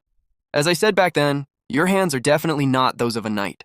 Yet you defeated a knight from the Empire in swordsmanship, as if you possess that same abnormal strength. The people showing these symptoms all share one common trait, the irregular appearance of blue veins. So I need to check whether your body has similar marks. I expect your cooperation." After hearing her explanation, Cleanse silently thought, "Blue veins? That's news to me. Even if I told her that my swordsmanship comes from my eyes, she wouldn't believe me anyway. But since she went through all the trouble of investigating this, I might as well play along." As he prepared himself, another thought crossed his mind. A child throwing tantrums yesterday might be driving a carriage today. Even those you hated to death fade from memory over time. Cleanse took a deep breath before calmly explaining, "Learning is no different. With talent, effort, and necessity pushing you forward, swordsmanship is something you can master incredibly fast. Understand? Nothing in this world stays the same. Everything changes. Even at this very moment as we speak." Before he could finish, Laya cut him off with a completely straight face. "Then why is your height still the same? You're still shorter than me. Your back is the same and your shoulders are still so narrow. You're just a narrow-shouldered runt." Her blunt remark left Cleanse speechless for a second. Then, as if something suddenly clicked in his mind, he changed the topic. "Wait, now that I think about it, the trial by combat. You were there, right? Didn't you say you'd give me something if I won?" The instant he asked that question, he noticed a subtle change in Laya's expression. "She's flustered?" he thought to himself. "Perfect. I need to keep pressing her so she can't change the subject." With that advantage in mind, Cleanse continued pushing the conversation, while the two of them argued back and forth over whether she would keep her promise. Smirking, he said, "Look at this. What is the world coming to? Do knight commanders lie these days? If you can't even keep a straight face, what are your knights supposed to learn from you?" Trying to shut him up, Laya simply replied, "Just take them off already." Seeing her reaction, Cleanse celebrated inwardly. "I knew this would work, see? Even a knight commander is helpless against this. This is the power of..." But before he could finish that thought, he suddenly shouted, "Then why don't you strip first?" The carriage instantly became filled with awkward tension once again. The two continued arguing over the same issue, but the story deliberately skipped whatever happened next between them, leaving the outcome completely unseen. The scene then shifted to the magnificent Fall Wyvern estate.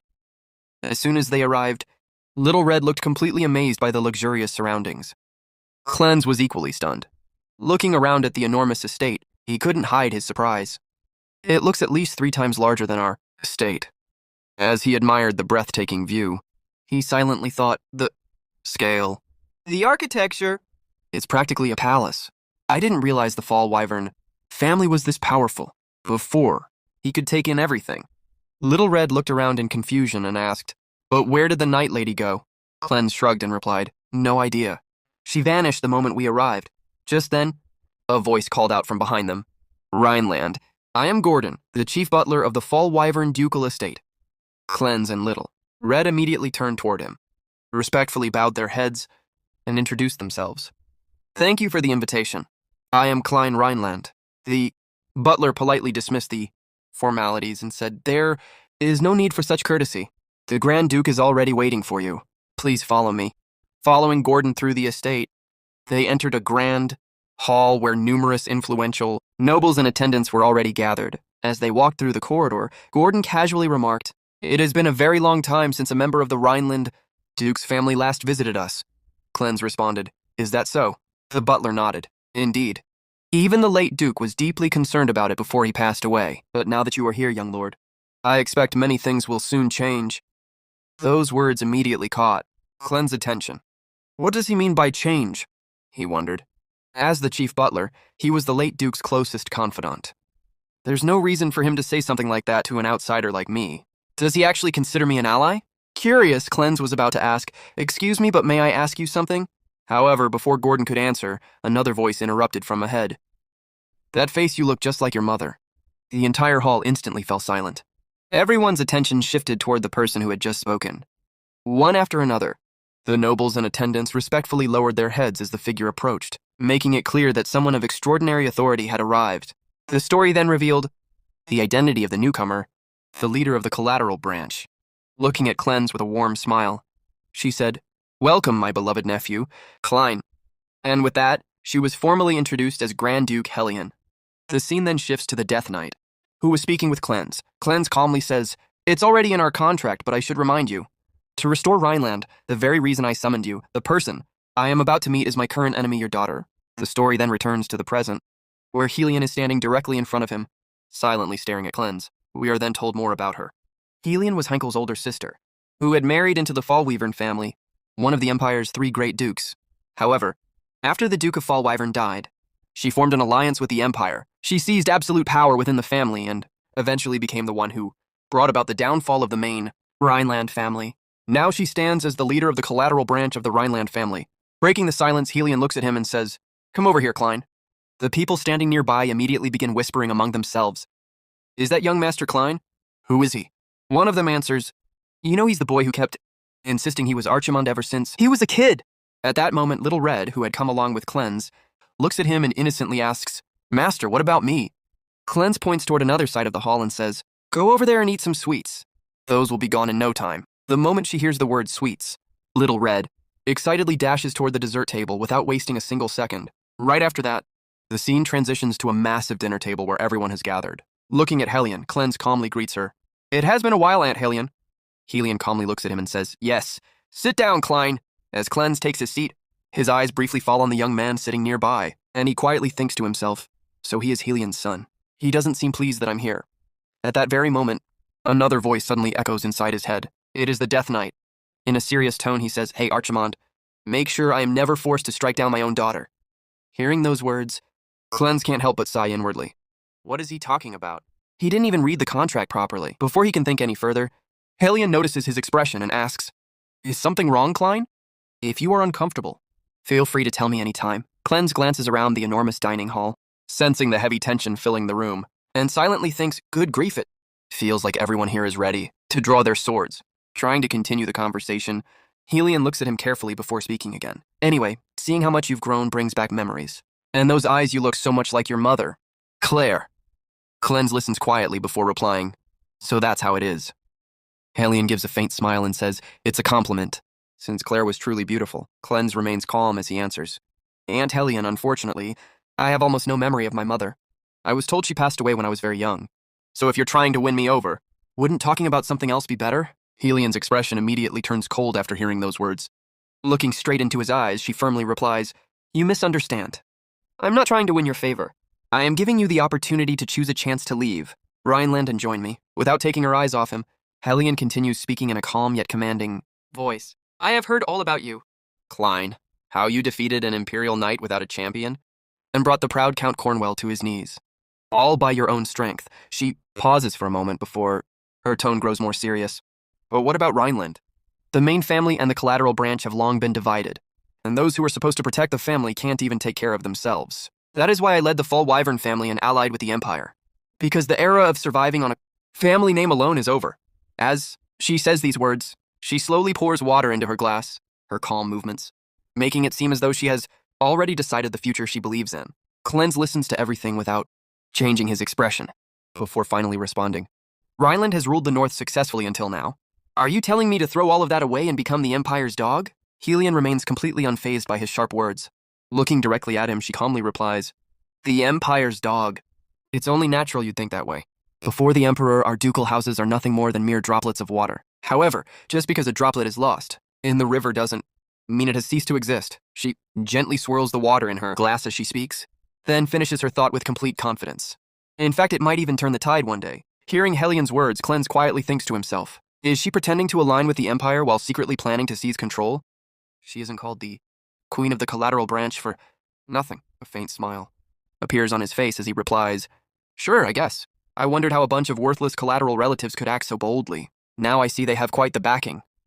The moment those words leave his mouth, the atmosphere around the table instantly turns tense. Helion's son can no longer contain his anger and suddenly rises in fury, clearly offended by Clean's remark. Before the situation can escalate, Helion calmly stops him and continues as though nothing had happened. Looking directly at Cleanse, Helion says, Don't waste your talent on a sinking family, Klein. Join me and I will give you something worthy of that choice. Something money can't buy. More precious than life itself. She pauses for a brief moment before revealing what she means. And that is time. Even the devil who shook the continent and the hero who defeated him eventually both vanished before time. Neither power nor honor can overcome it. Everyone in this world must ultimately bow before time, but I possess a special power to overcome even that. If you become mine, I will grant it to you as well. Those words immediately catch Cleanse's attention. Deep in thought, he says to himself, Time? A special power? Her eyes are far too calm for this to be a mere bluff. Does she really possess something like that? After a moment of silence, he finally gives his answer. Aunt, if you're asking why I'm protecting Rhineland, I don't really know myself. Unless I'm the one ruining them with my own hands, I have no intention of letting anyone else do it. At the same time, another thought crosses his mind. Sorry, but I haven't seen the future Burkell spoke of yet. Until then, I have no intention of handing this family over to anyone. Hearing his unwavering response, Helion simply looks at him before calmly saying, I never expected to be rejected. Cleanse calmly breaks the silence and says, There are many things you'll experience for the first time in life. You'll have to get used to it from now on. The moment he finishes speaking, the man sitting beside Helion suddenly stands up. Drawing his sword, he walks straight toward Cleanse and points the blade directly at him, staring him in the eyes. He declares, Kneel and beg my mother for forgiveness this instant. If you do, I will overlook your insolence just now. Cleanse doesn't look the slightest bit intimidated. Instead, he calmly replies, Hector Ross Fallwyvern. I didn't realize my aunt's son was such a mama's boy. Hector's face immediately darkens with rage. As he snaps back, there's no way a bastard like you could understand such noble devotion, since you grew up without a mother. In the very next instant, Cleanse casually blocks Hector's sword with his fork before saying, Let me give you some advice. Don't interrupt when adults are speaking. Didn't your mother teach you any manners? Tightening his grip on his sword, Hector angrily shouts, A brat like you who looks younger than me? Cleanse immediately cuts him off. Shut up, I'm way older than you. Stop talking back, kid. Seeing the argument spiral out of control, Helion firmly orders, Enough, Hector. Even so, Hector's anger refuses to settle. Inwardly, he thinks making such a scene in front of Mother, then lowering his head slightly, he says, I apologize, Mother, but this bastard insulted the Duchess of Fallwyvern. I must take at least one of his hands. Before anyone can stop him, Hector lunges forward to slice off Cleanse's hand. Cleanse instantly jumps backward with incredible speed, sending forks and knives flying into the air from the table. Without hesitation, Hector grabs the airborne knives and hurls every single one of them toward Cleanse. Cleanse effortlessly blocks every incoming attack before. The two clash in a brief but intense sword fight. Their blades collide repeatedly, but Cleanse completely dominates the exchange from start to finish. In the end, he overwhelms Hector, slams him to the ground, grabs him by the throat, and coldly says, Come to think of it, Aunt is right. To me, time is more precious than life. Since I've only just woken up after so long, that makes this even harder to understand. Why should I waste my precious time on a worthless pest like you, when I can just kill you? Just as the tension reaches its peak, a man suddenly appears beside them. Placing a hand on Cleanse's shoulder, he calmly says, Please release the young master. You are in her grace's presence. Please return to your seats. The story then reveals his identity. He is Sanchez, Helion's direct knight. Feeling the overwhelming presence behind him, Cleanse quietly thinks he didn't even reveal his presence until the moment he placed his hand on me. Meanwhile, Hector, now back on his feet, grits his teeth and thinks to himself, I let myself get too worked up in front of Mother. Continuing this would only cause trouble for everyone. He steadies himself, raises his sword once more and says, Fine, consider this my mother's mercy. But the very next moment, he suddenly charges forward again, launching a surprise attack with a knife, clearly intending to kill Cleanse. Before the strike can reach its target, someone suddenly steps between them. A young woman blocks the attack, making a dramatic entrance. This is the first appearance of Cleanse's future wife. Standing protectively in front of him, she looks straight at Cleanse and declares, "I'm here to make you pay for your insolence on the carriage, Klein." After hearing those words, Cleanse quietly thought to himself, rudeness in the carriage? At that moment, the scene shifted back to the conversation they had earlier inside the carriage. Laya had calmly declared that she would take full responsibility for everything that had happened. Remembering those words, Cleanse realized what she had truly meant when she spoke to him. Just then, as Laya started walking away, Helion's youngest son suddenly stepped forward and shouted, "Wait, that bastard insulted not only my mother but also the authority of Fall Wyvern, and yet you're protecting him instead of subduing him." Without showing the slightest hesitation, Laya turned toward him and replied in a cold, unwavering voice, "Someone who swings their sword at a guest has no right to speak of our family's authority. What about you? You're the one who got subdued, aren't you?" Her sharp response left him furious, and he looked ready to explode. Before he could say another word, his mother interrupted him with a voice so commanding that everyone instantly fell silent. "Stop it, Hector. This was supposed to be a pleasant gathering. How long do you plan on making a fool of yourself?" Her expression was filled with anger, and the overwhelming pressure pouring from her body was enough to terrify even her own son. Watching the entire scene unfold, Cleanse thought to himself, with just one word, the atmosphere completely changed. What overwhelming pressure. Showing proper respect, Laya immediately bowed her head and said, "I apologize for causing a disturbance, Grand Duchess Helion." However, the Grand Duchess calmly replied, "There is no need for that. I will remember once again who it is you are protecting." Laya remained composed and answered without wavering, "The primary duty of the Blue Holy Spear Knights is to ensure the safety of our guests. I ask for your generous understanding." Without wasting another moment, she turned toward her knights and gave her next order. "Now then listen, Blue Holy Spear Knights. We have training tomorrow, so prepare yourselves." The knights immediately responded in unison, "Yes, Commander." Seeing the discipline and authority she commanded, Cleanse couldn't help but think, so that is the first princess of Fall Wyvern and the commander of the Blue Holy Spear Knights. Laya ran Fall Wyvern after giving her orders.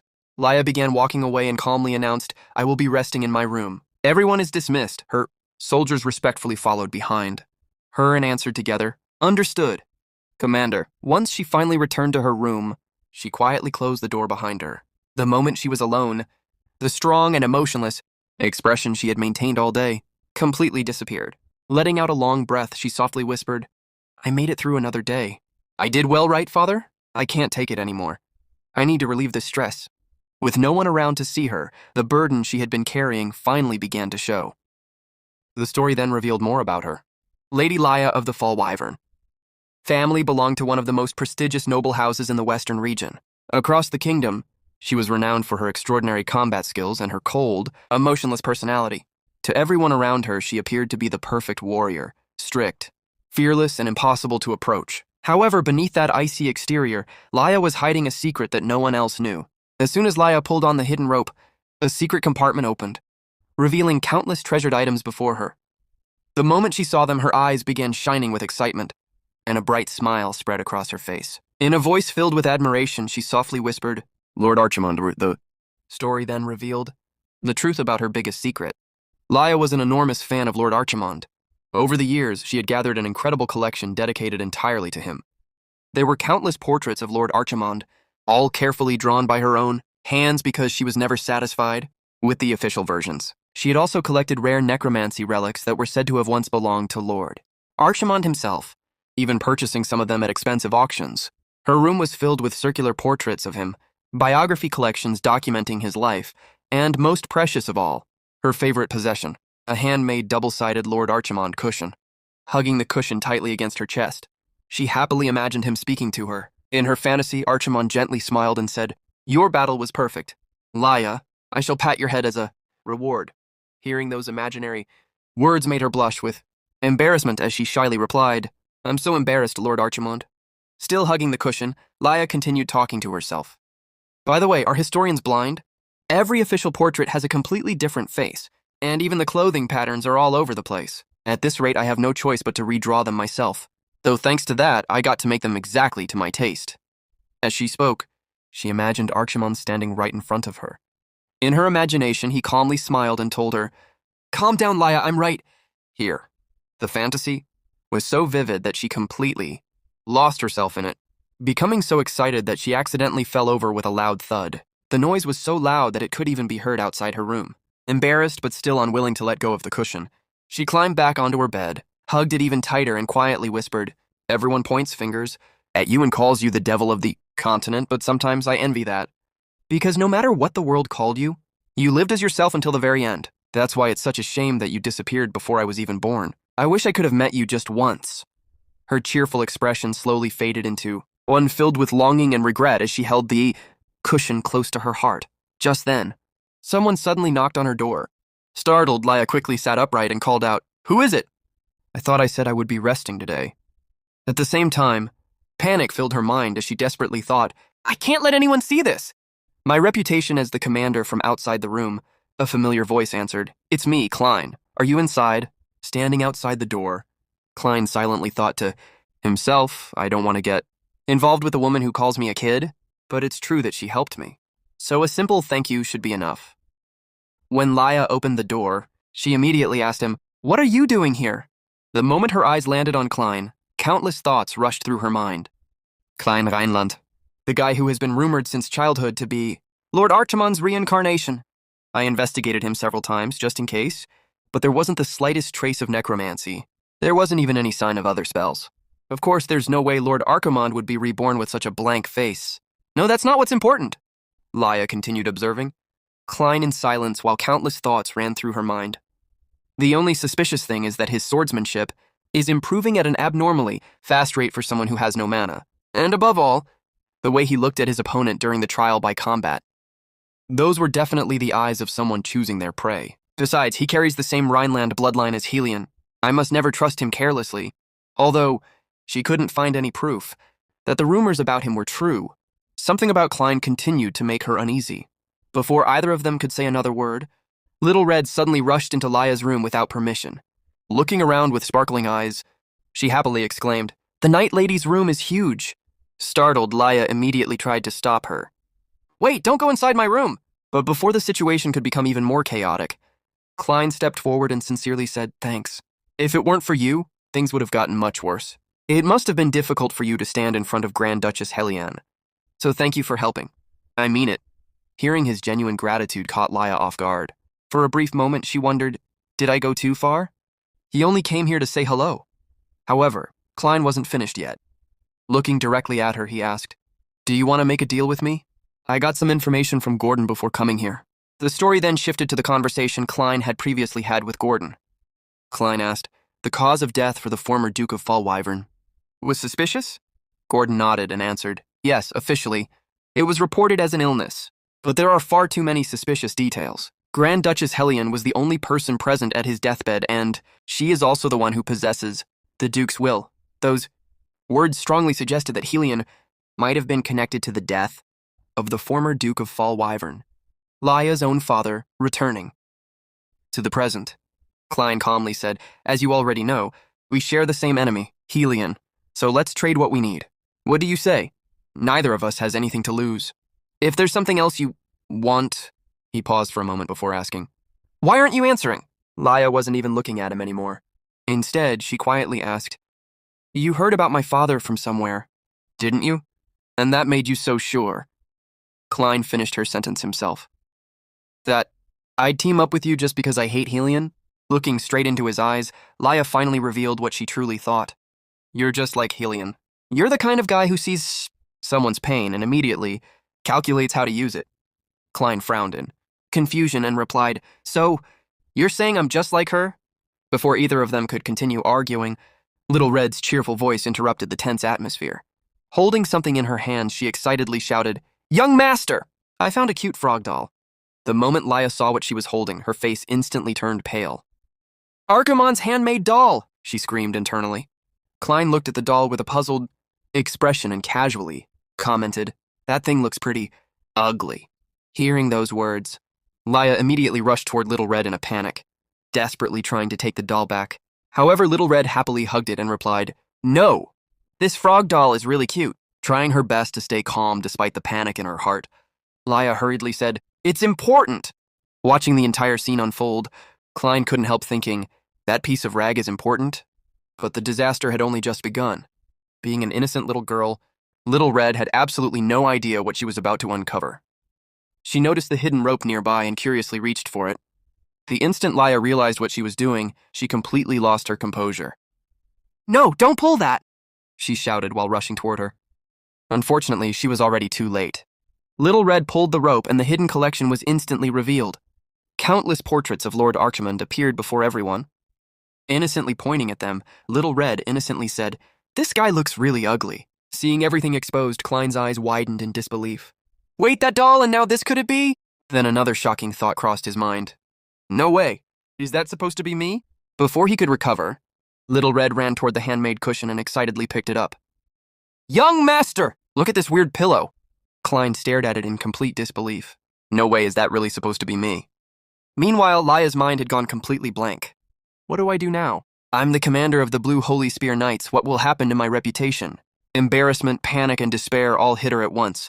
Unable to think rationally anymore, she suddenly swung her hand and delivered a powerful slap straight across Klein's face. The scene then abruptly shifted elsewhere. Hillian was shown gripping her own son by the neck, lifting him off the ground with terrifying ease. His condition looked miserable as he desperately struggled to breathe. Looking down at him with eyes that had turned completely blood red, Hillian coldly declared, "You're completely useless." Barely able to speak, her son weakly gasped, "Mother, why?" But there wasn't the slightest trace of sympathy on Hillian's face. Her crimson eyes radiated nothing but terrifying rage.